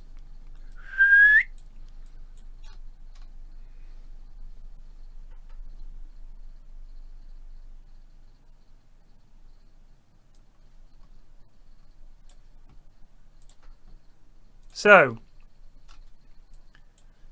Buckingham Palace, obviously. Okay, obviously, very touristy there. The whole area around Big Ben, Westminster Abbey, this bridge, all of this is teeming with tourists. So, from like the London Eye, like this whole riverside area up here, St. James's Park, Buckingham Palace, nightmarishly busy with tourists, okay? But St. James's Park is really lovely to walk around. You've got Downing Street and all that kind of stuff. When you come into this part of London around Trafalgar Square, always loads of tourist stuff around here, loads of tourist traps. If you go up here, up Charing Cross Road, you get to Oxford Street. That's Oxford Street that way. New Oxford Street is that way. There's not as much shopping down there, but you do have Forbidden Planet, which is one of my favourite shops. If you stay on the embankment here, this part of the embankment is like busy-ish, but it's not as easy to stroll along as the South Bank.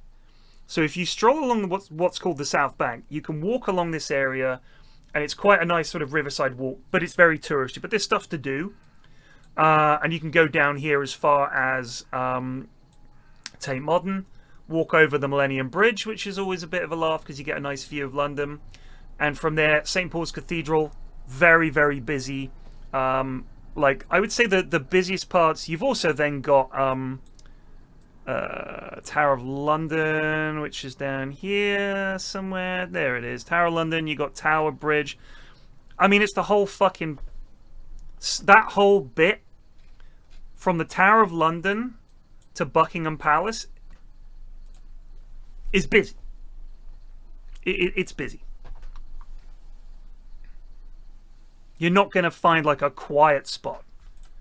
But if you don't go to that central stretch, which is several miles long, but there's also some cool stuff to see there. So just understand that the major landmarks, Big Ben, Buckingham Palace, Tower Bridge, Tower of London, and Trafalgar Square are always going to be busy. But just try to wander the back streets of London. Covent Garden's busy. It's also quite fun to shop there. I mean, there's loads to do. It depends if you want to do museums or whatever, but just wander around. Like, go into some pubs. Find a back street pub that's got a nice sort of tiled front. It's called something like the Dead Frenchman. Preferably one where you can see that it's not spit and sawdust and it's just regulars. But yeah, you should see things like Big Ben, but just understand it's going to be rammed. But just go and see and be like, oh, there's Big Ben or Elizabeth Tower. Okay, cool, and then go. There seem to be people that hang around there, get something to eat there, take loads of pictures, stand about. Like, Bob Sickle, are you from London? It's a funny comment, mate. I don't know what happened. I've got some specials to tell you about. We've got a warm asparagus tart. It's topped with the mixed greens. Very delicious. Special they sold out within 40 minutes of being on the menu, and now Michelle's not communicating. We're ordering food and we haven't even got it. I have an asparagus tart that was ordered for table 2. I don't have it. I ate it 20 minutes ago. What else is 86 I don't know about? Let me worry about it. Who's in charge of that dining room out there? Chaos in the kitchen has resulted in angry customers in the dining room. How was your appetizer? I never received it. Oh, you haven't received it, why not? No? I keep asking. I'm getting a little cranky. Even though it's the kitchen's fault, we take the brunt of it, and we take the brunt of the anger. I can only hope that you forgive us. I know that you haven't had your entree yet. So just to say, London is a city of 9 million people.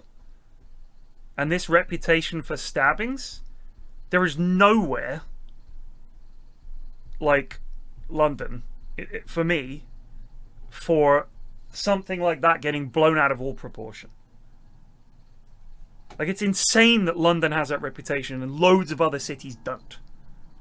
Like, why? Oh, London, yeah, oh, fucking stabbing each other. It's like, it's not even close to so many other major cities. Like, it's ridiculous. And it's really pisses me off. Customers were pissed. They were really, really pissed at us. Send a manager. Send a manager in here. Send a manager. It's cold. Listen, all I can do at this point is give you your food. I can't do anything else.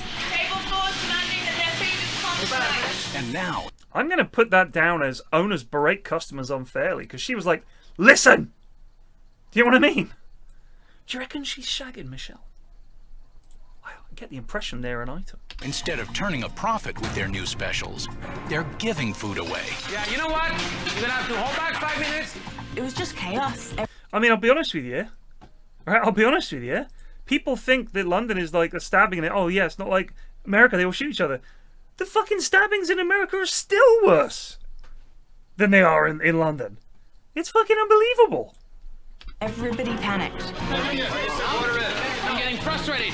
You want to push me in the kitchen, I will scream at everybody. So wait 5 minutes. When I lose my temper, it's time for you to run. I can make one, chef. You want me to do it? Let me worry about it. You know what? Serve the food. I don't care. Serve that. Michelle, he was just like glaring at me all damn day. He's the owner. I didn't deserve it. Jane, You know what? Save your words. I don't have any more. It's a bit demoralizing when he's like that. As soon as it's ready. Okay? All get out. Go. I think I saw a crying waitress. Those are tears. She's been comforted. I reckon she's crying. I'm going to circle. Owners berate customers unfairly. We've got. Oh, this does mean a bingo. This would be a bingo.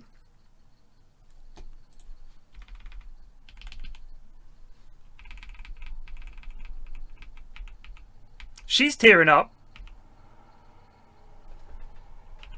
I think I see a little glassiness here. Bottom lip is going in. Someone's saying, don't worry. Don't worry, it's not your fault.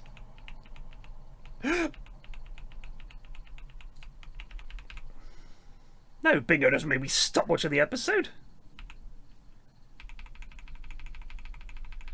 Well, what I don't understand is why VAR's taken so long on this check. It's a straightforward check for me.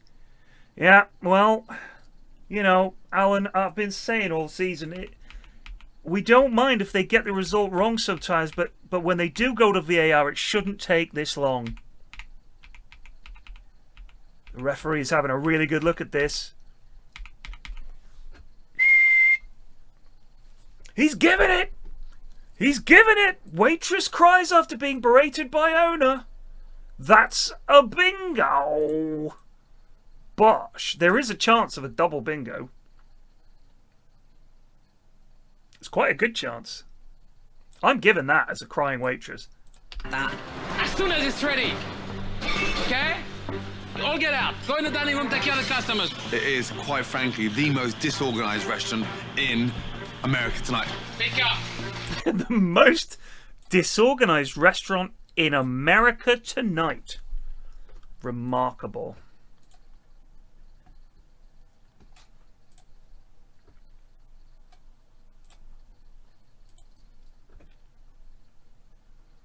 Ooh, shouting match in the middle of service.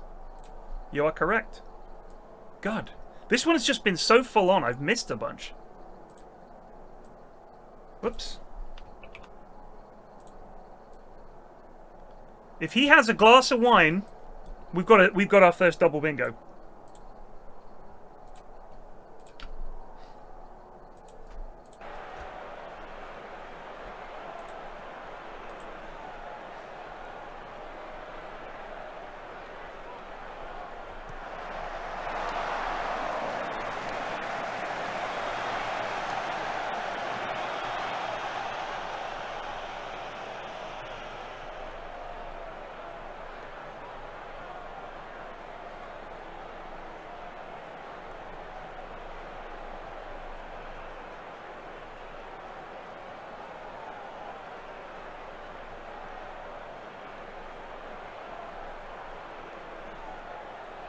The only way I think we could get a full card is if it's one of those episodes where it's like an absolute disaster and it has to be a double episode.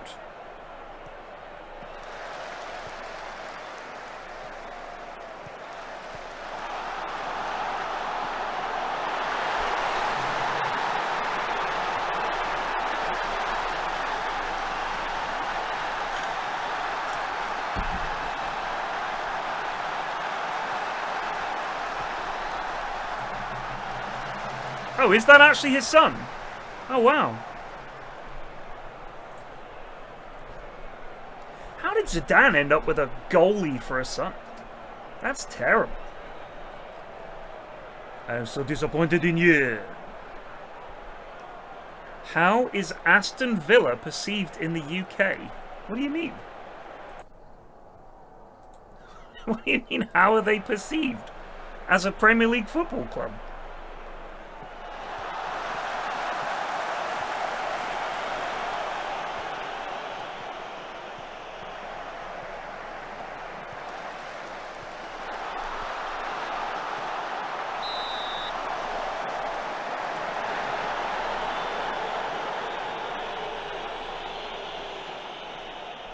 Oh, I mean, they had they won the European Cup in the 80s, right? Did they win it back-to-back, actually? Like, that was a pretty legendary team. I think that was them. I think that was in the 80s. But, I think they're seen as, like, a pretty, you know, pretty good standard Premier League side.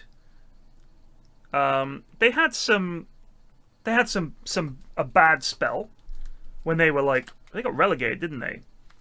I don't think they're like many people's sort of second team or favourite team. I think most people would see them as part of that really big Midlands rivalry.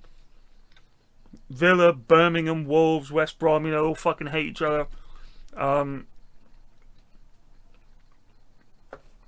I don't think they're like, I don't think there are many people outside the Midlands who like or dislike them especially. They're like, they're just a good side. You know, it's a team that I think a lot of people, I don't know anyone who's got a problem with Villa. They're just like a team.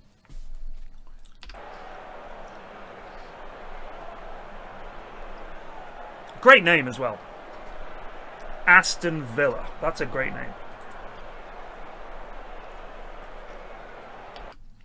Uh-oh.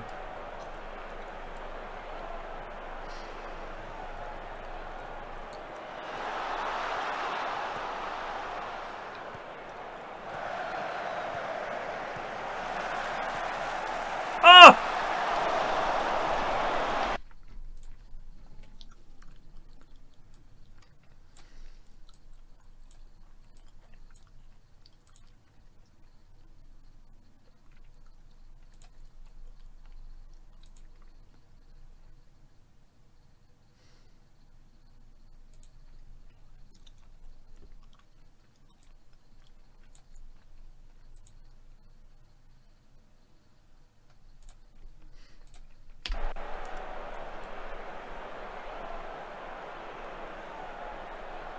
Yeah, they're not a bad side to watch. I think of them as being like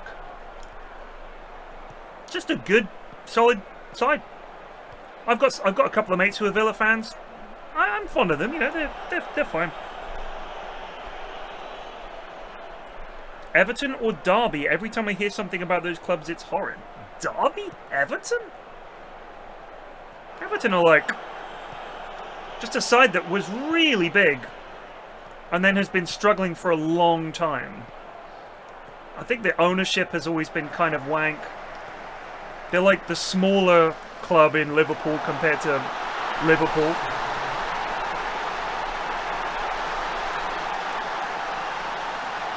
Worst English football team name? I mean, Arsenal is quite a funny one, isn't it? Because it's got the word arse in it. MK Dons.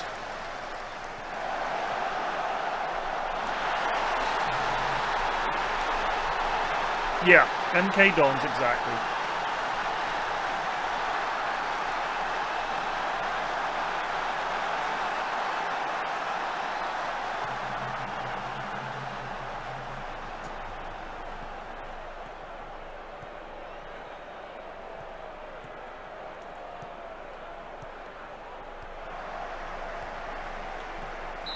Oh!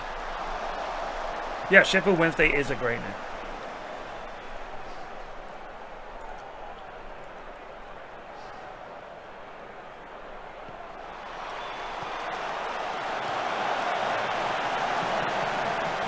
I mean, Arsenal is called Arsenal because they were a team based at the Woolwich Arsenal. Like, that was the guys that made up the team worked at the fucking Arsenal. It's just some good shit. We could yet sneak into European.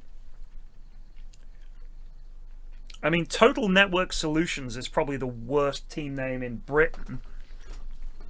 Because it's literally, this team was sponsored by a company called Total Network Solutions, and the name is Total Network Solutions. That's just as bad as it gets. I don't know if they've still got that name, actually.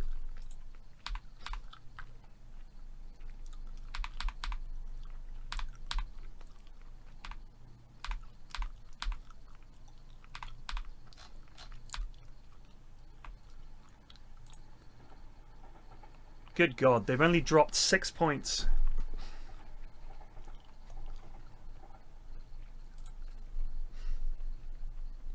The New Saints? Ah. Young Boys Burn. Metropolitan Police FC. Yeah, but it's like, traditionally what happens is the team name either represents the area it's from or the hang on.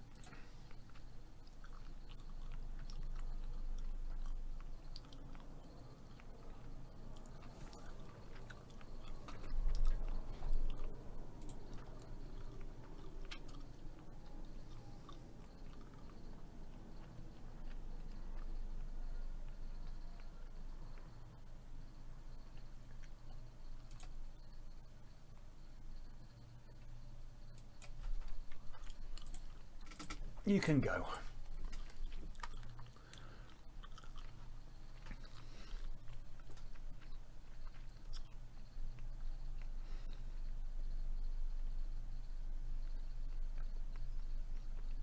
It's funny you got fondness for Plymouth. They're like, there were a bunch of teams that were considered like sleeping giants in the when I first started getting into football. Wolves were one of them because they were not a Premier League side. It hadn't been for ages.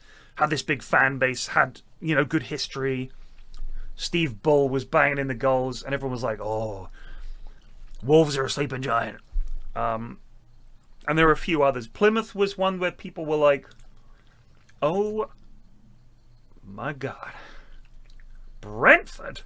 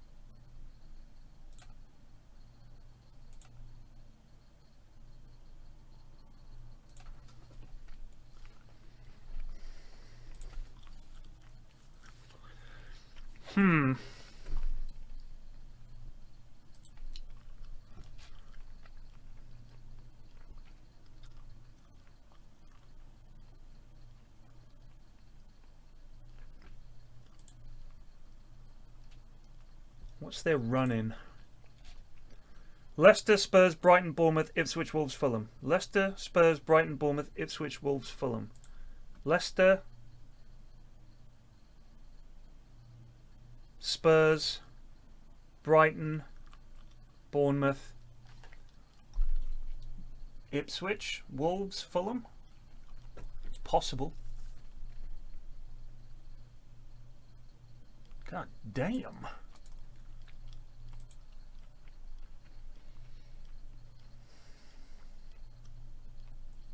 Bruno Guimaraes is still playing at Newcastle? Good God. What a fucking beast.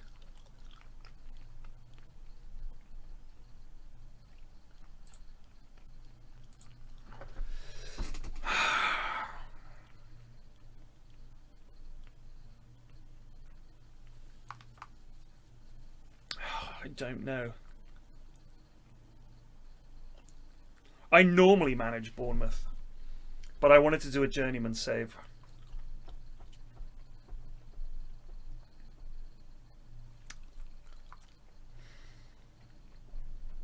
There is harm in interviewing. I quite like what we're building here. I like this squad. I want to see us, if you know, next season we can push on and do better. The club has no money, is the only downside. I don't know how much money Brentford has.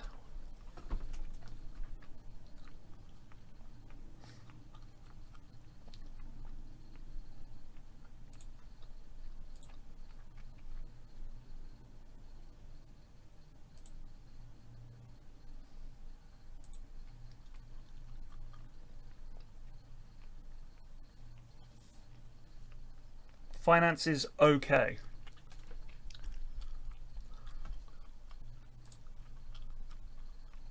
Still the same tiny stadium.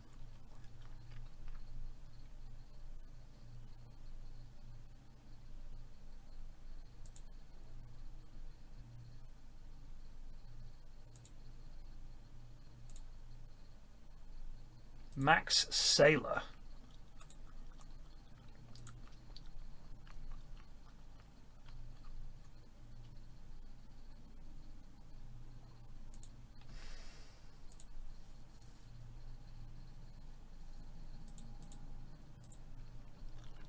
They're losing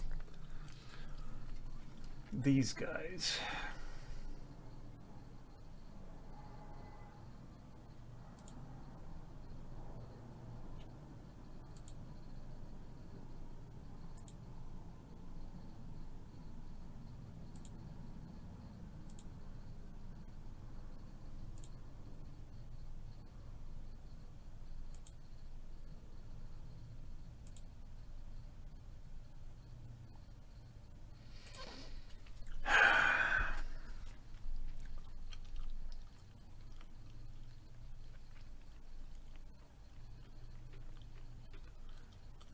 So here's the problem. Here's the problem. We're going to lose a bunch of players. We've got a good core of players there who are in their prime years. 26, 27, 28, 29. But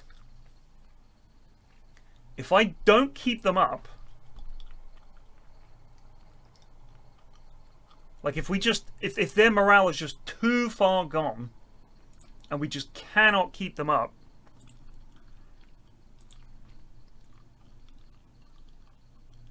what then?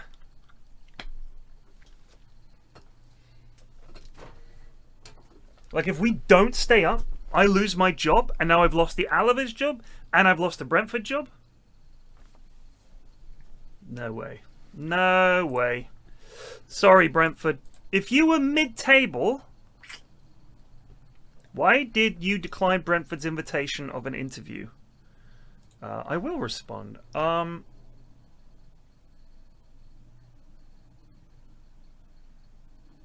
Why is this negative?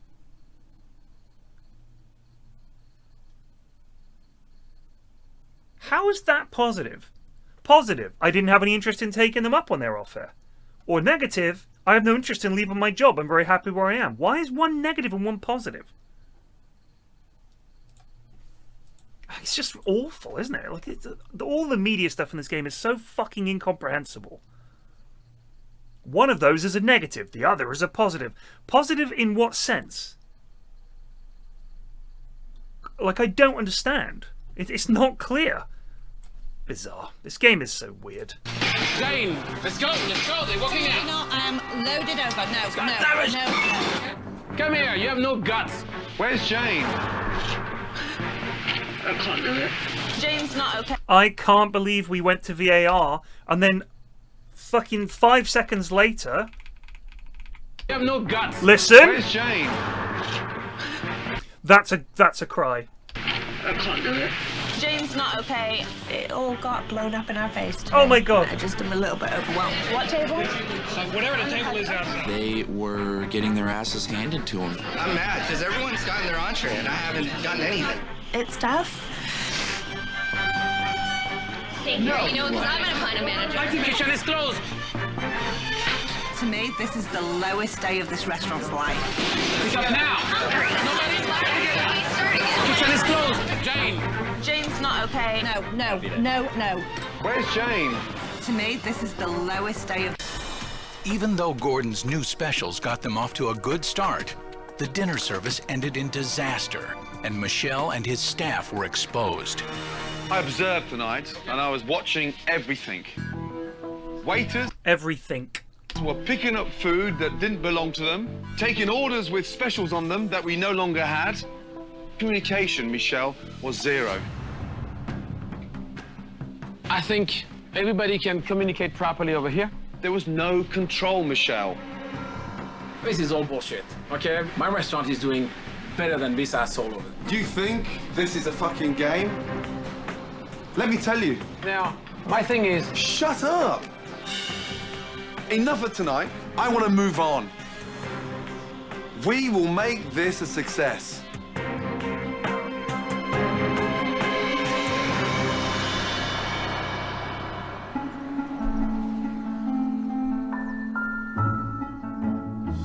Day 4, relaunch day, and time for Gordon to start implementing his plan.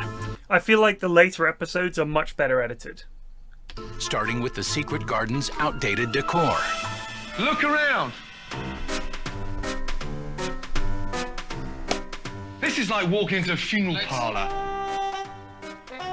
What does this do in a restaurant? Look at the mess of it. I think it gives the charm of the antique. It's not. This is going. That is going. Gordon does this. It doesn't. Like, and he does this as well.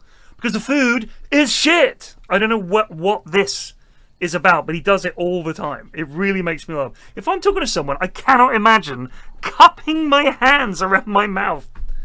Just do it. Like, it's wow. Going. I want to get rid of that stuff. Here we go. Chef, right behind you there. I'm opening up your eyes and making the room more spacious. I don't like it. You don't like it? No. Bye, Grandma. Next step, Gordon's design team moves in to bring the restaurant into the 21st He's century, not a theater kid. redecorating the dining room, replacing the old-fashioned sign, and restoring the main entrance. Why wouldn't you use that lovely old door? Yeah, Miracle is fucking crushing it.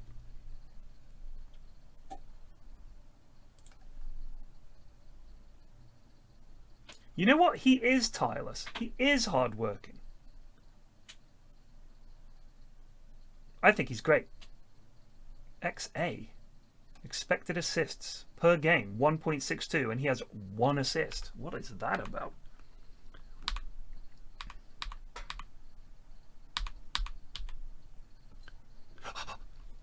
Clubs in Spain set to release youth players. What do we got here? Yaddle. Javier Lastra. Alejandro Ureña, Enrique Torres, Ruben, Fernando, Ayoze Silva, very much an aggressive player, Bugari Wagyu, Miguel Llorente, Oyer Alonso. Wait, what club is Sobradillo?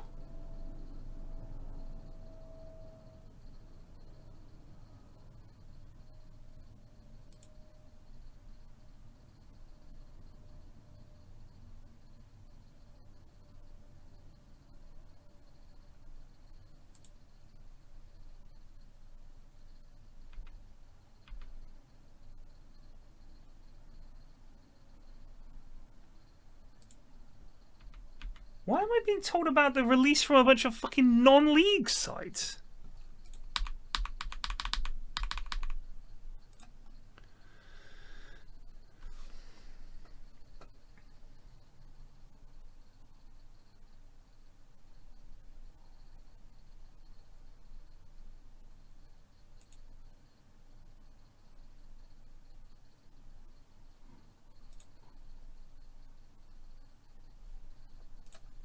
You know what makes me laugh is when your backroom team are like, I think we should change the amount of football that this guy's getting from a lot to not quite as much.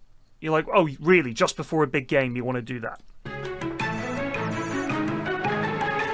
Okay, good. New menu, unstuffy dining room, big night tonight. Now get in here, Chef Michel, with your team, and look at your new decor.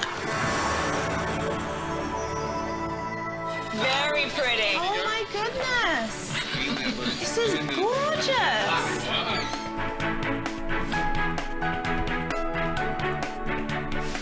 The room is bigger. We've got depth and we've got clarity.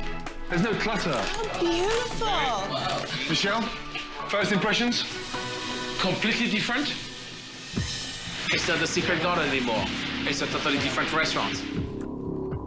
Do you think the dining room looks younger? Yes, it does. Yes. Are you worried about that? Big time. I don't want to destroy what I have. I want to improve what I have.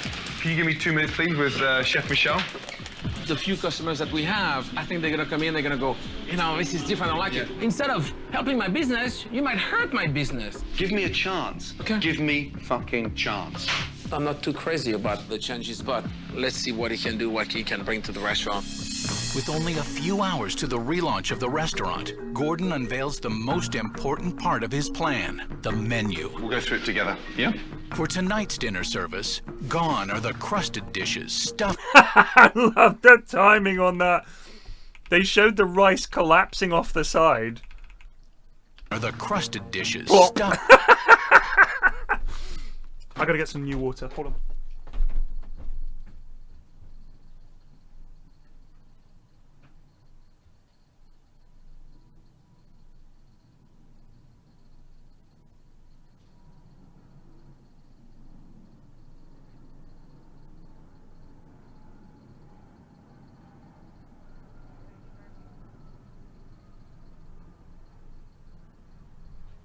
What do you do for a living? I stream on Twitch, my cooking chef. What the is Twitch?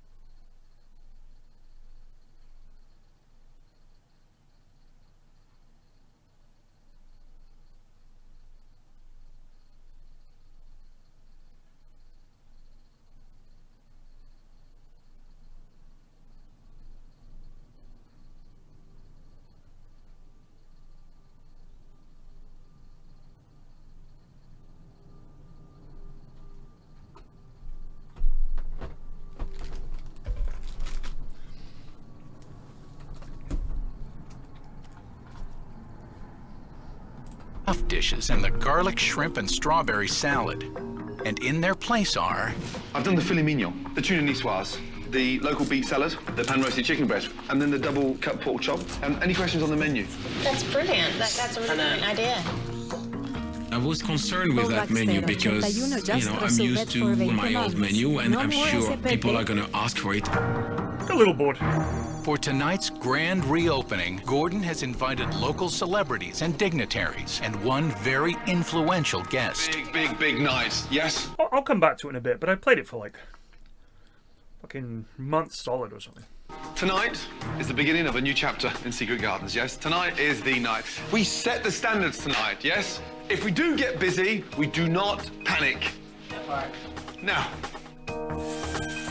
there's a food critic in tonight. Knowing that there was a food critic, I was nervous. I mean, this is not gonna be Michelle. This is different. What are they gonna say? How are they gonna like it? You don't know. Good luck, everybody.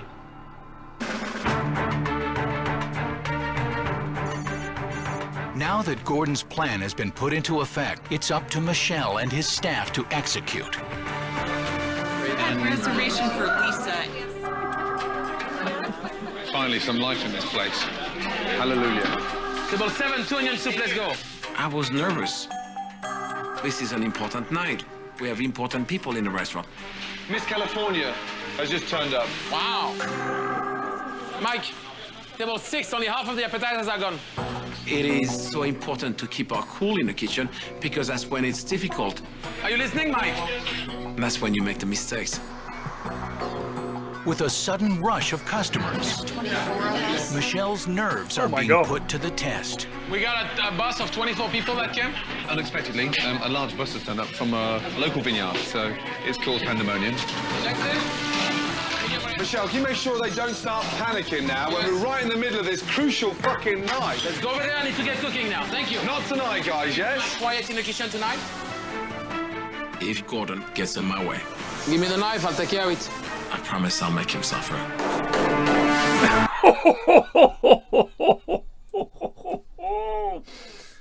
Yeah, I'm putting that down.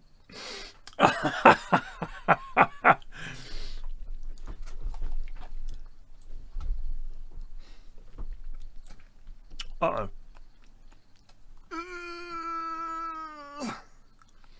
Oh my God. Oh, that is a disaster.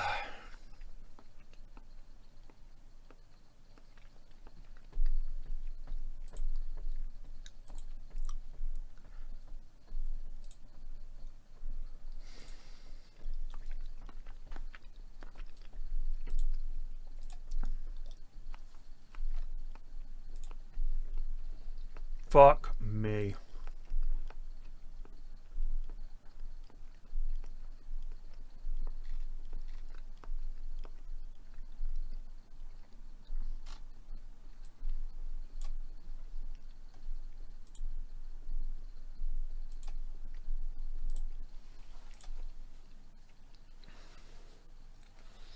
Yeah, we ticked that, don't worry.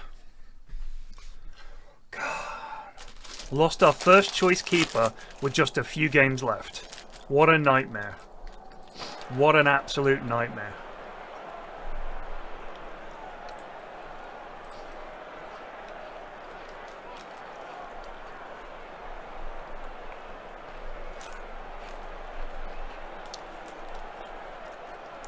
Oh, you're right. Wow.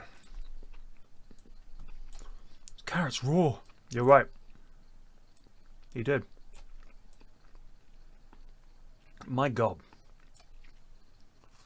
My God. This is one of the most bingoed episodes we've ever had.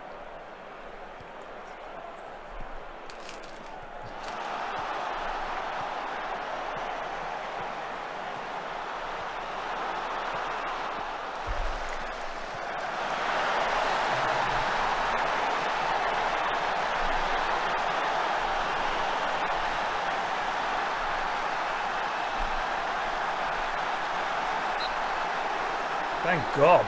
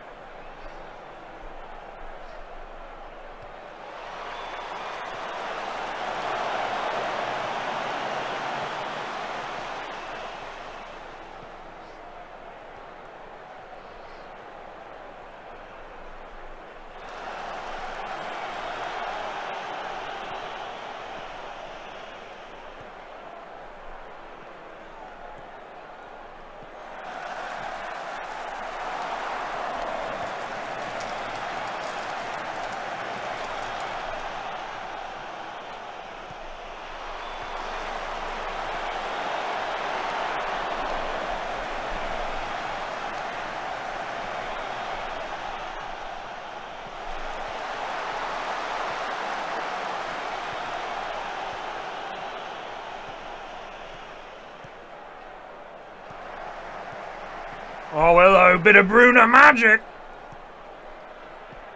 Oh. Offside. No? Excellent.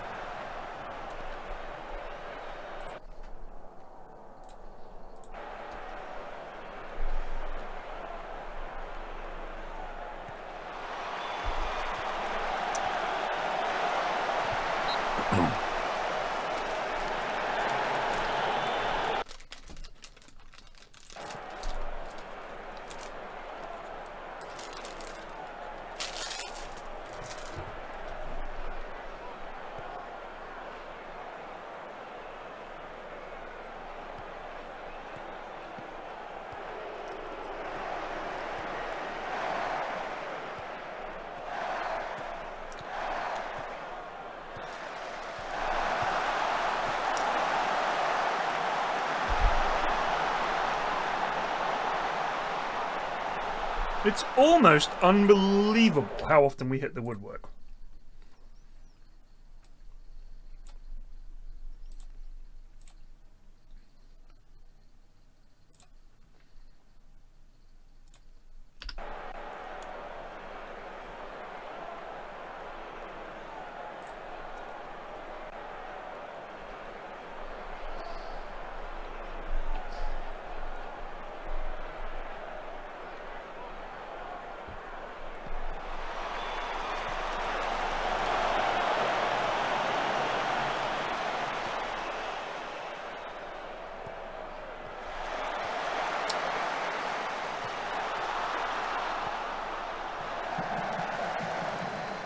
Rev?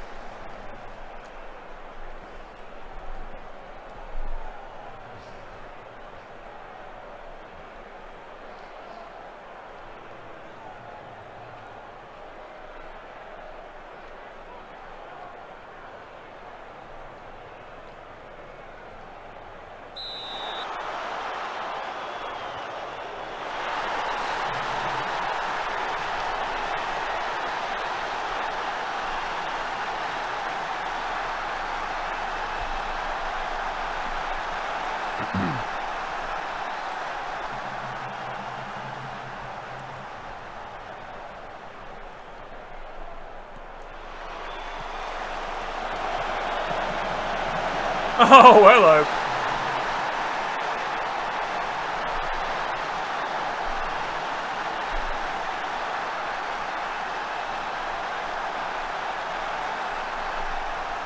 Woke nonsense.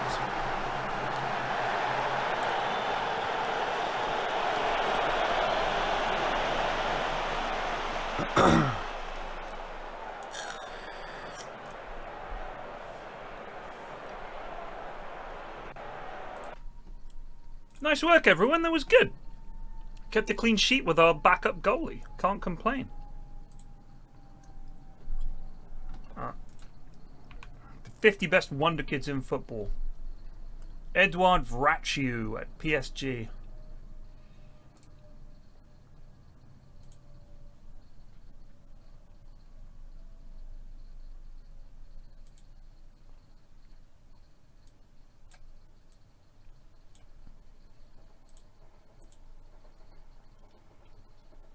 Is there really no way to see like a fucking list?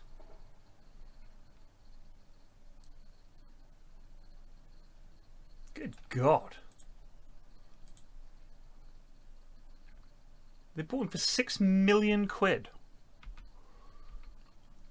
So I just have to do this, do I?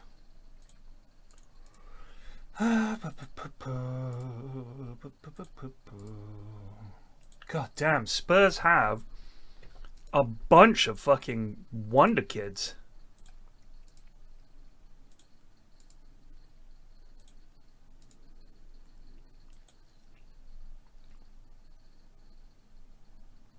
DST. Ah, daylight savings times.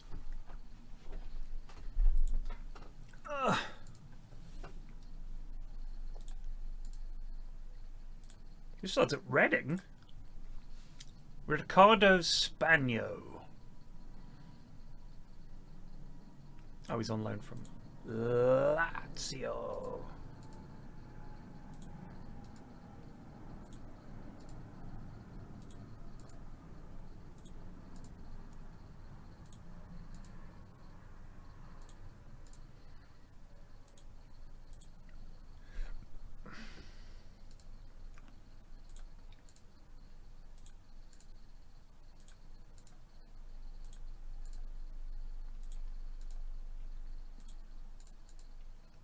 Man, the Spurs job.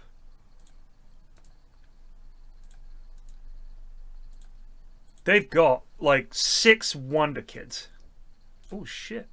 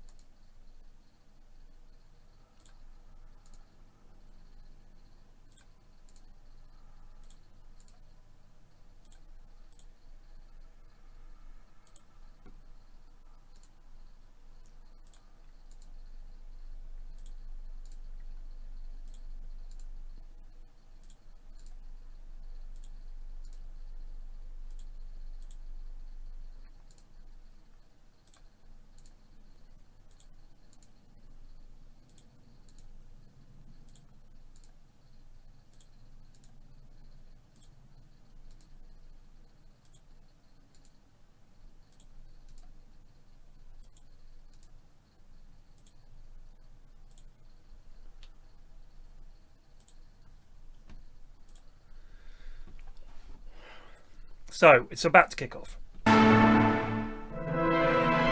It's relaunch night at the Secret Garden, and the onslaught of new customers is putting Michel and his team to the test. Do you mean the Hammarby prospect was that young striker? He was dog shit.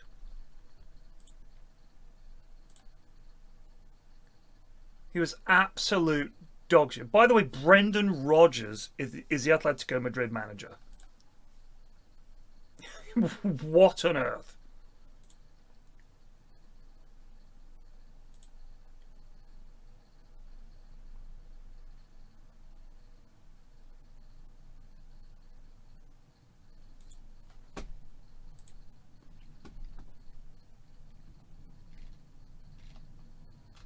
Celtic, Leicester, back to Celtic, and then Atletico Madrid. The Northern Irish Hall of Fame.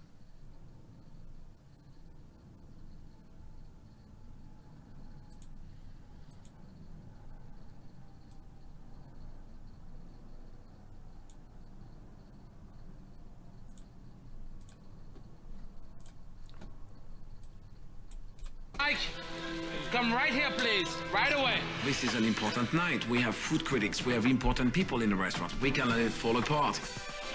Unexpectedly, a large bus has turned up from a local vineyard, so it's... That's a fucking joke, isn't it? Unexpectedly, my arse. Wayne Rooney is an unemployed manager who most recently managed Man U, then DC United, then Derby, then Barnsley, then Barrow, where he was for 3 years, and he was sacked after losing the confidence of the dressing room and finishing 23rd in Sky Bet League 2. And he hasn't worked for 2 years. That's what Wazza is up to. It's called pandemonium. A bus of 24 people that came? It's craziness. It's happening. 7, onion soup ordering. Onion soup ordering. Sorry, when you say, will he come to you, Suzuki Swift, to do what?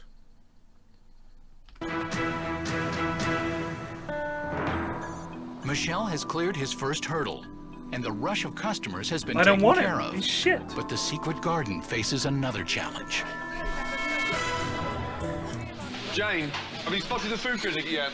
Any idea who she is, no? Yeah, she's actually on a table of 5 now. She joined 4 other people. Oh, really? Is that table 10? Yes. That is the one we give the biggest shit about. Ordering, chef. Bring it here. That's for the food critic table. Okay, in 1 minute. Tuna?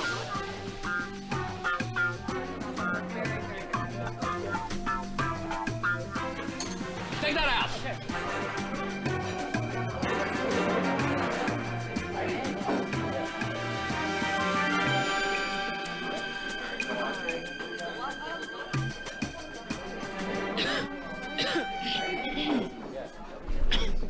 Oh shit. Do you have any feedback for me that they're gonna ask? Yes, the fish itself was very salty and over-seasoned. It was just over-seasoned. Thank you very much. Thank you. Table 10 hates the food. Oh no, fuck off, Salted and What's that, the tuna? the tuna. Michelle, I don't know what happened. Come on, guys. When some of the food came back, the tuna was over salty. I was sweating, I was shivering. No, but let's offer them something else I instead. did. They don't want anything else. The new menu, it's good, but it's not good enough. We have to make it good enough. I apologize for that. If I give you one of my signature dishes, is that going to make you feel a little bit better? Yes, it was the balance, the tartness, you know. Thank you very much. Thank you for giving me another chance. You know, I'll get a little more used to the menu. It's a brand new menu for me also. Not an excuse, but it's always a little harder. So, thank you. Thank you. Thank you. Thanks. I'm pissed. Come on, that's his food. He's the one sending it out.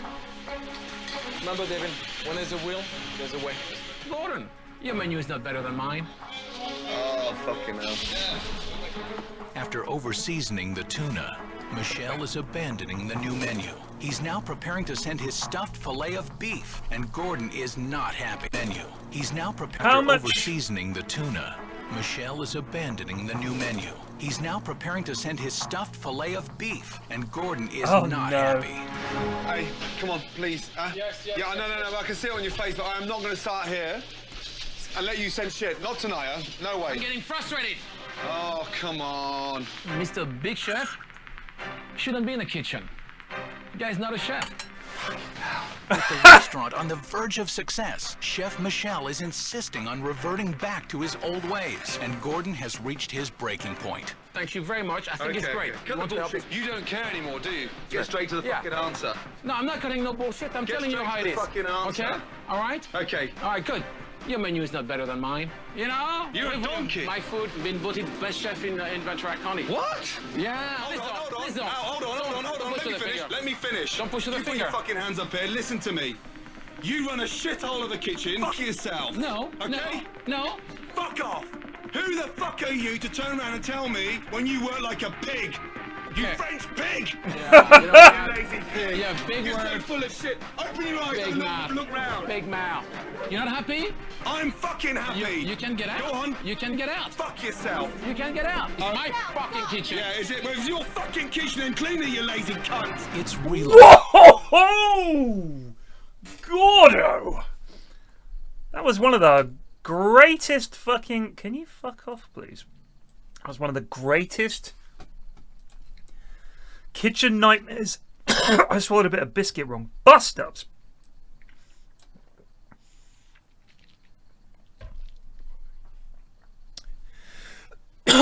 This is uncensored, right? On the internet. I think on American telly, all of it's bleeped.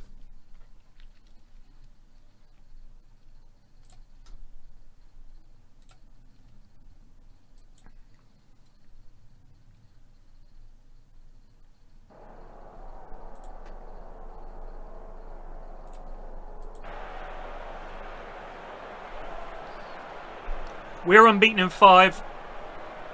Alaves today will play host to Atletico Madrid. Alaves unbeaten in 5. Atletico Madrid have lost their last 2 games.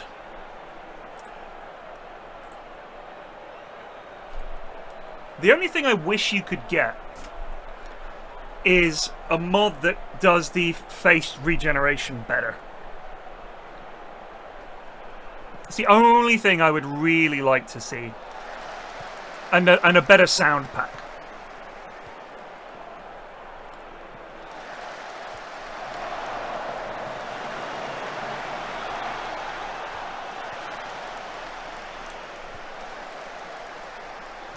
Nugan? I'll have a look. Is it available on Steam, or is it one of those things you have to download?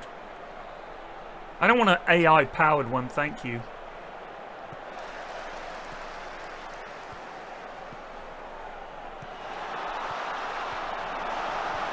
Fucking blammo! That's our goal of the season right there, baby.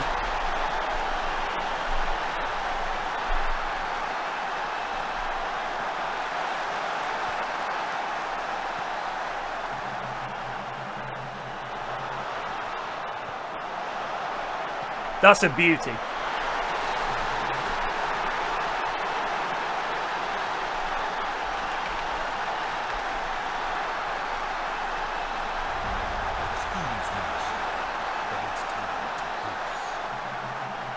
Bulgaraje just resubbed for 90 months, 90 years, almost as old as Birion himself. Thank you. Maybe we won't fuck with it. You know what? I quite like how shit they are. I think it's funny. When I see some regen's face, it's just like... It's like, yeah, sure, whatever. Who cares?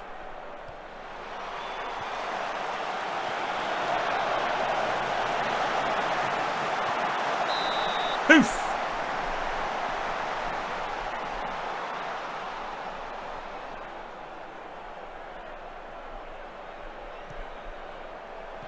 Wallop.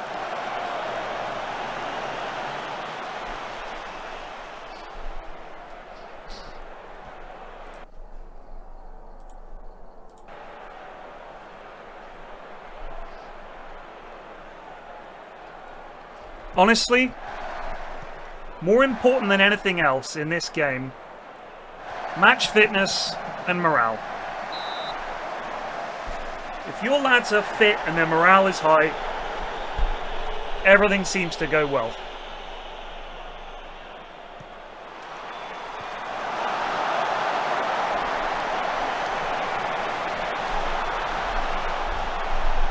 Gelled legs a bit. Oh.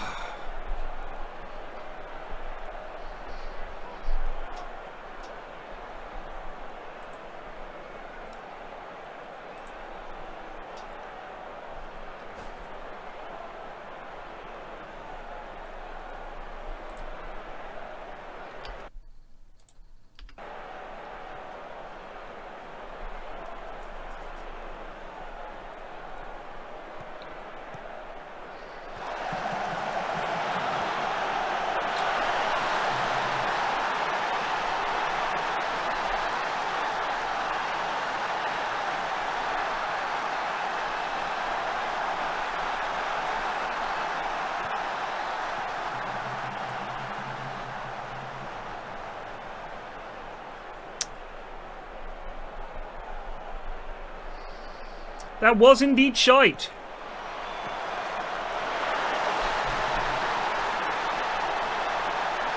That was even shiter.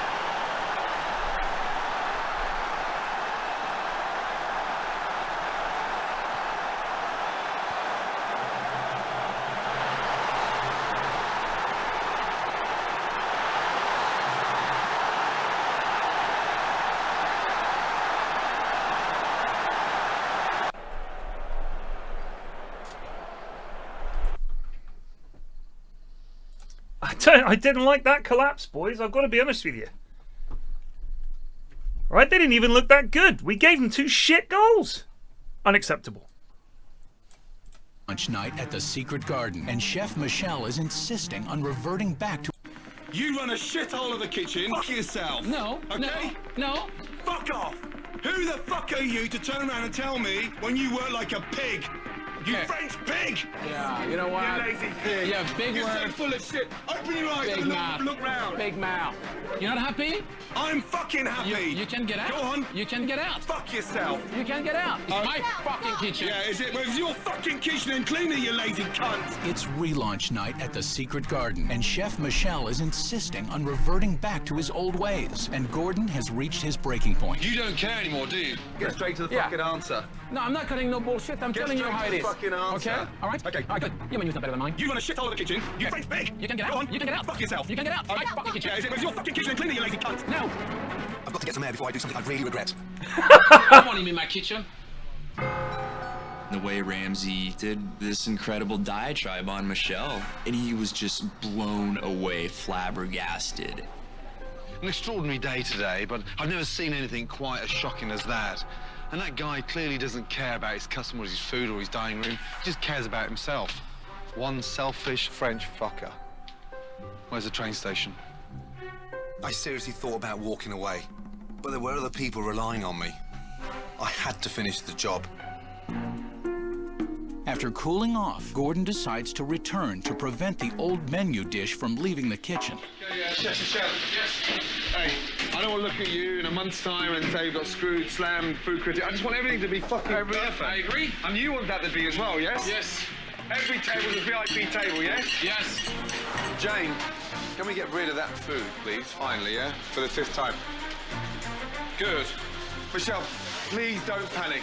No, yeah? I won't. Jane, no one's panicking, yes? No. Yeah? Please keep it together. Up, and away. Let's go.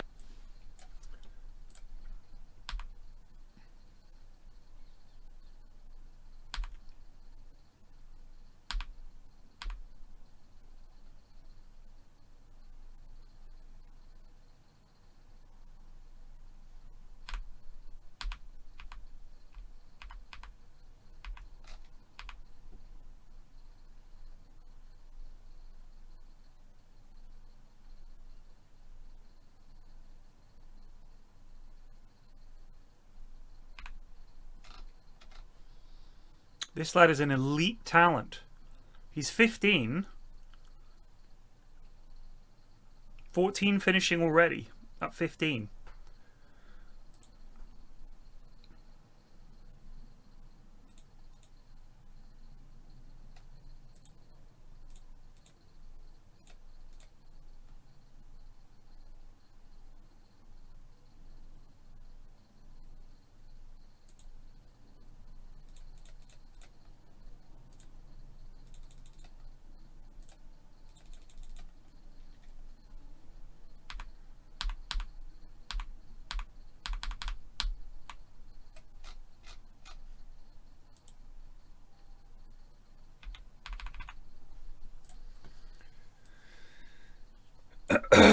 Yeah? That's for the VIP table? That's for the food critics table. Finally, the food critic was given a proper dish from the new menu.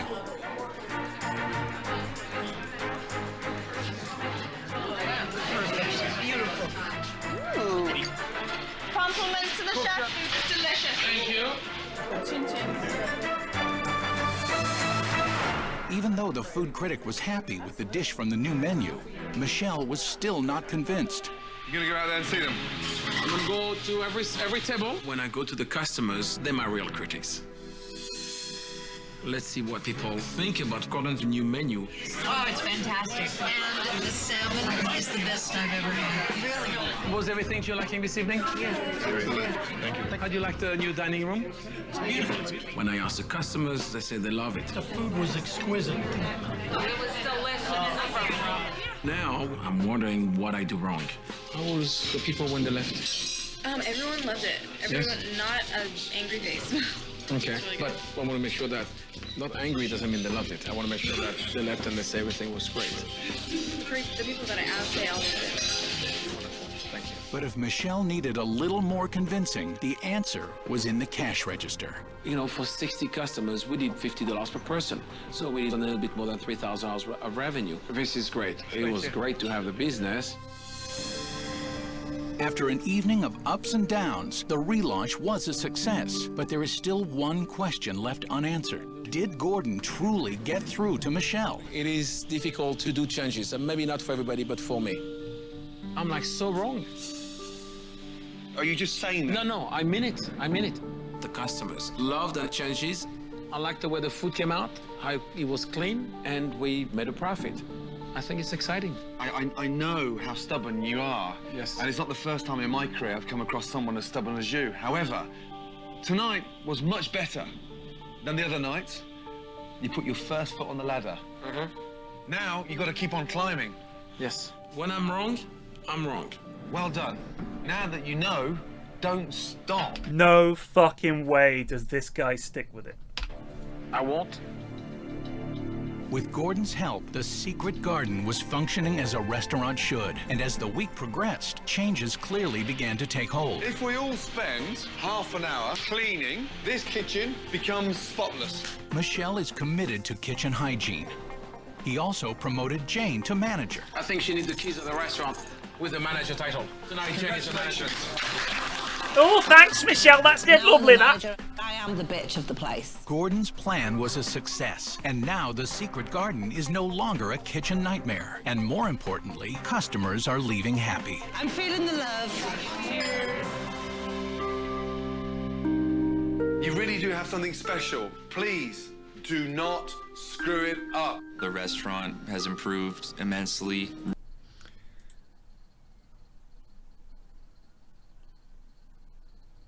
Almost a double bingo. I think our most bingoed bingo yet. 16 squares checked. Absolutely crazy. The secret garden kitchen nightmares.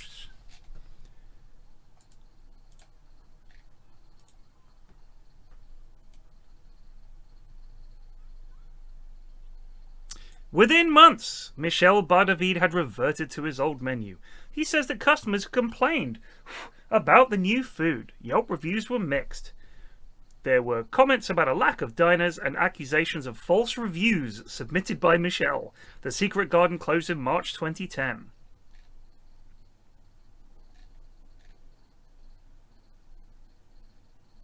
He's been working at Custom Pie in Moore Park since 2012. Custom Pie. Custom Pie. In California.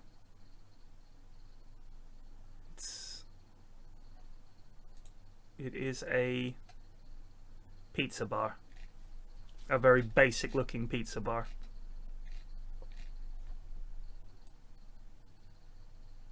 Yep, he's just cooking basic pizzas.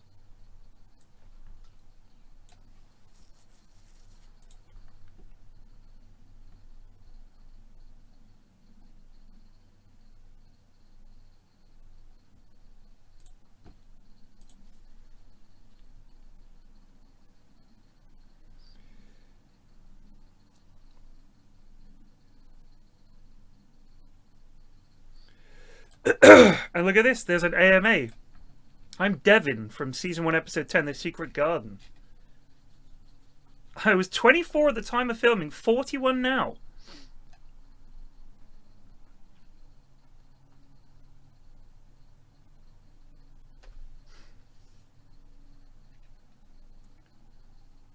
The kitchen was super tiny, and since the chef and the 3 Mexican guys I worked alongside were all short, all the pots and other things were hung at shoulder level.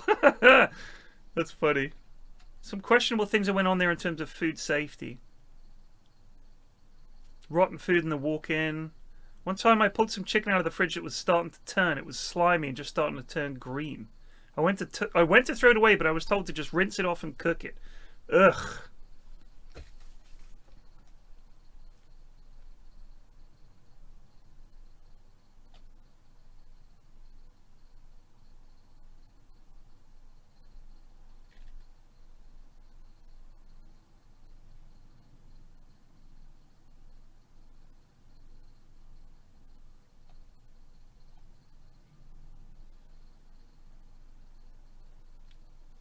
This is worth a read. I'll post this here. It's quite long. But that's an interesting thing, all about behind the show and all the rest of it.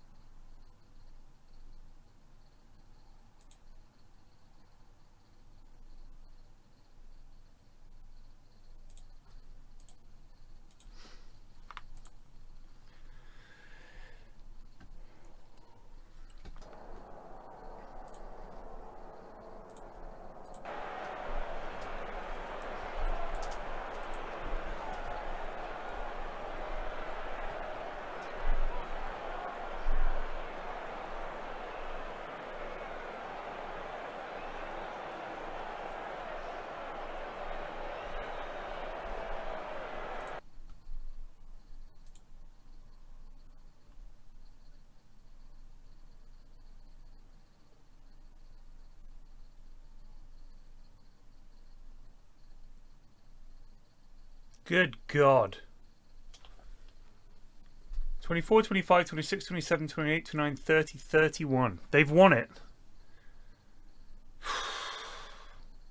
8 times in a row.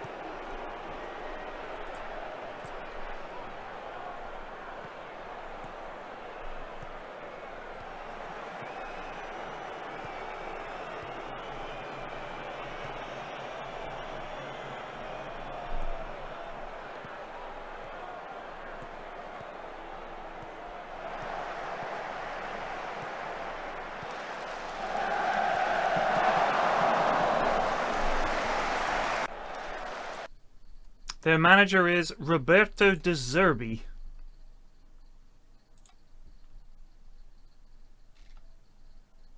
Who was Arsenal manager and then got sacked. Then he was Inter manager. So he was Brighton manager of the manager of the year. Then he went to Arsenal, got sacked, went to Inter, and then went to Real Madrid, and he's been there ever since. So he's been at Real for 4 or 5 years, something like that.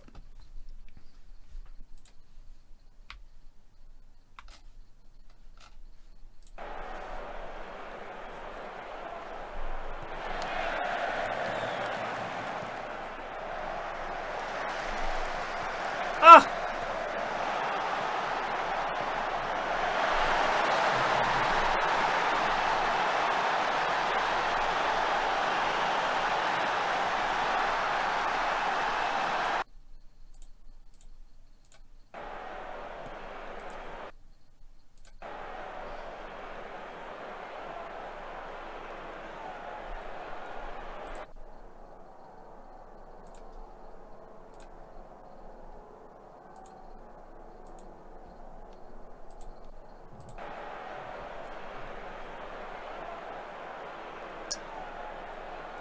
Were they second?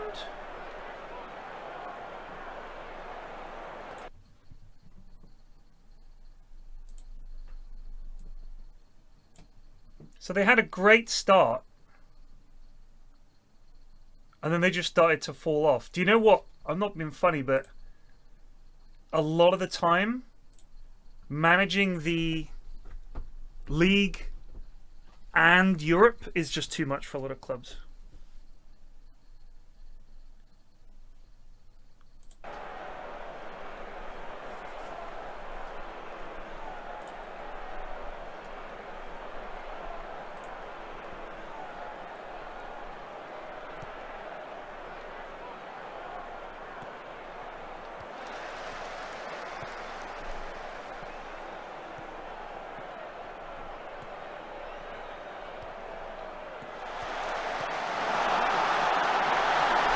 Great goal.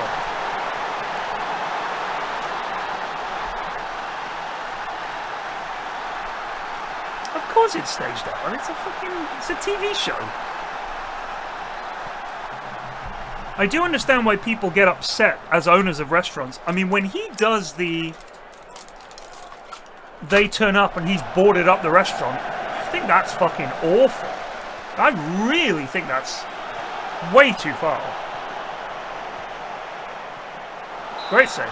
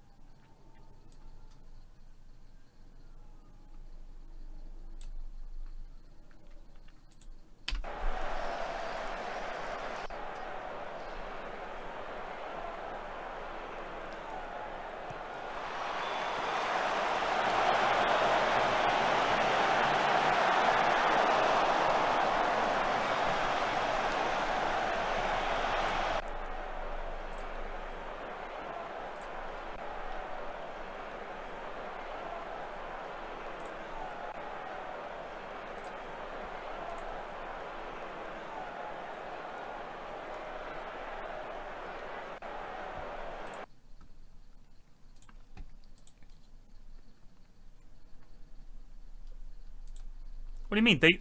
They'd fired him and then they hired him back for the show? Really?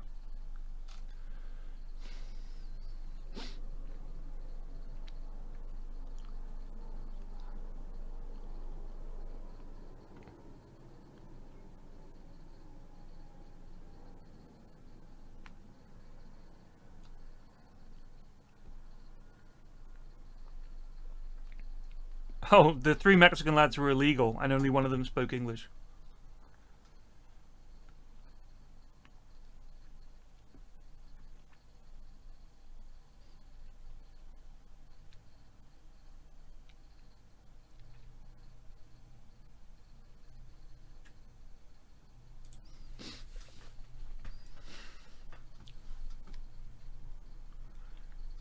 I mean, I'm not being funny, but the researchers for these shows, you know, they're brutal.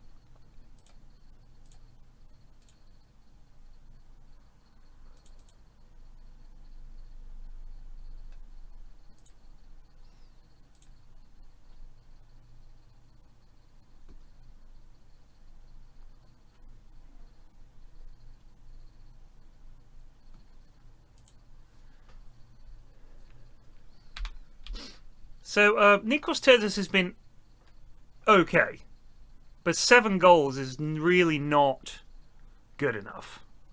But I think he will improve. He's not quite good enough, is he? Like, these things are, the composure isn't there. The off the ball, you know, positioning isn't great. Vision work rate, so. But we desperately needed players.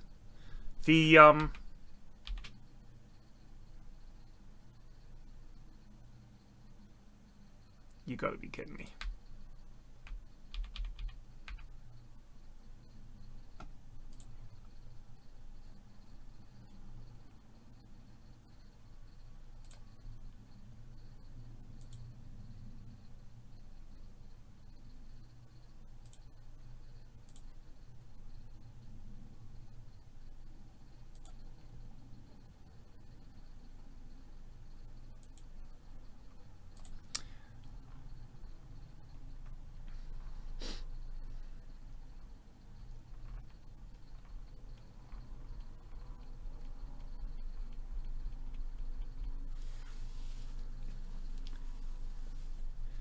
Yeah, but he's in like the C team or something. So, I started the season. I only had 1 goalie.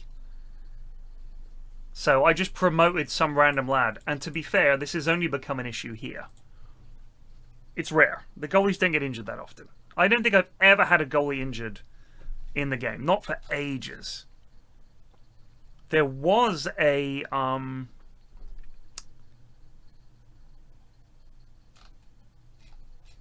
thing. There was a patch where goalies got injured a lot, and then I think they like took that out because people hate it. We've lost a bit of money this year. Fucking Real made £159 million, and we lost 13 million. Oi, oi, oi.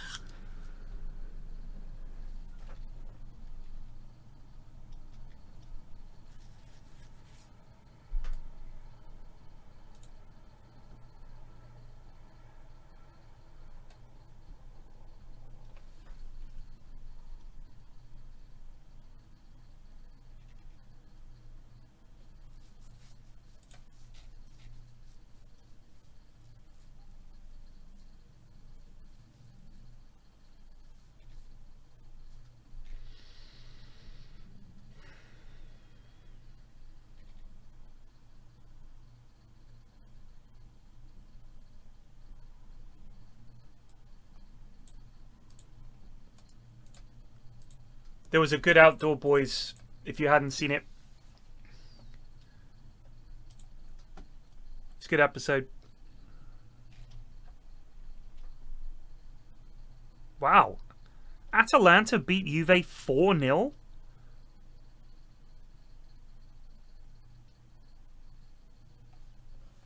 What's happening in Serie A this year? Wow. Inter, Napoli, Atalanta, Juve are in 4th.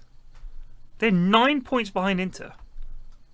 Atalanta have a shot at the title, as do Napoli, as do Inter. That's exciting.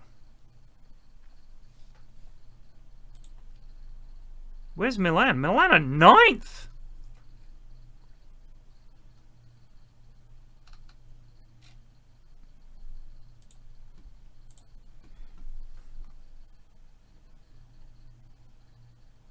You should go on an episode of Outdoor Boys. What are you talking about?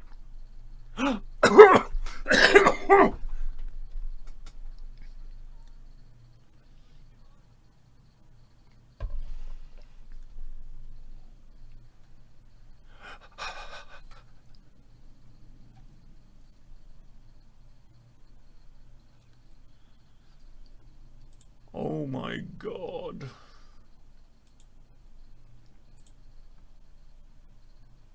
Jose Mourinho is the manager. And Declan Rice is the captain.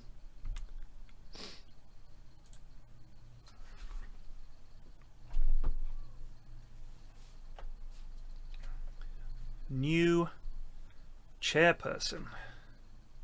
Hopefully they'll have a shitload of money. A child has returned to my home.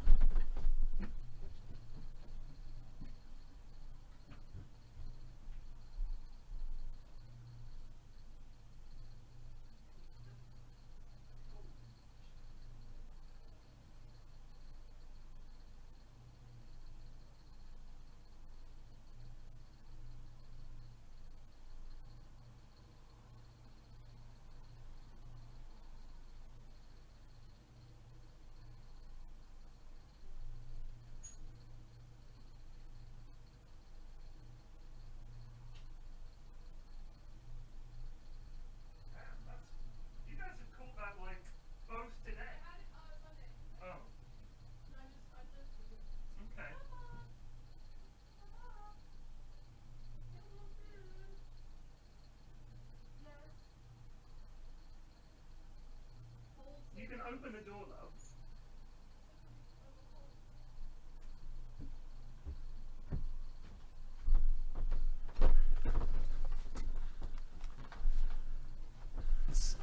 Clap, clap, clap, clap. Oh. Oh. Oh. Wait. What the fuck was that?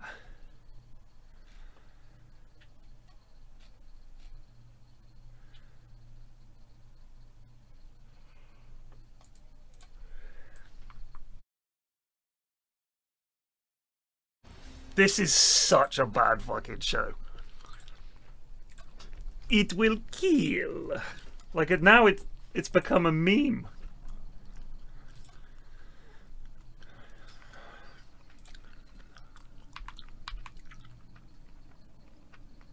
Oh, that is an important win. But I still don't think you're going to catch them.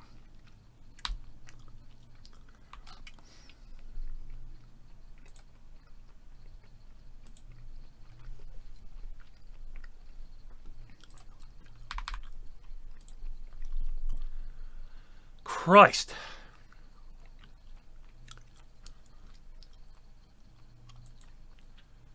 Guys, that's 6 hours and 40 minutes of streaming. I'm going to take a break because we got to do Rust this evening.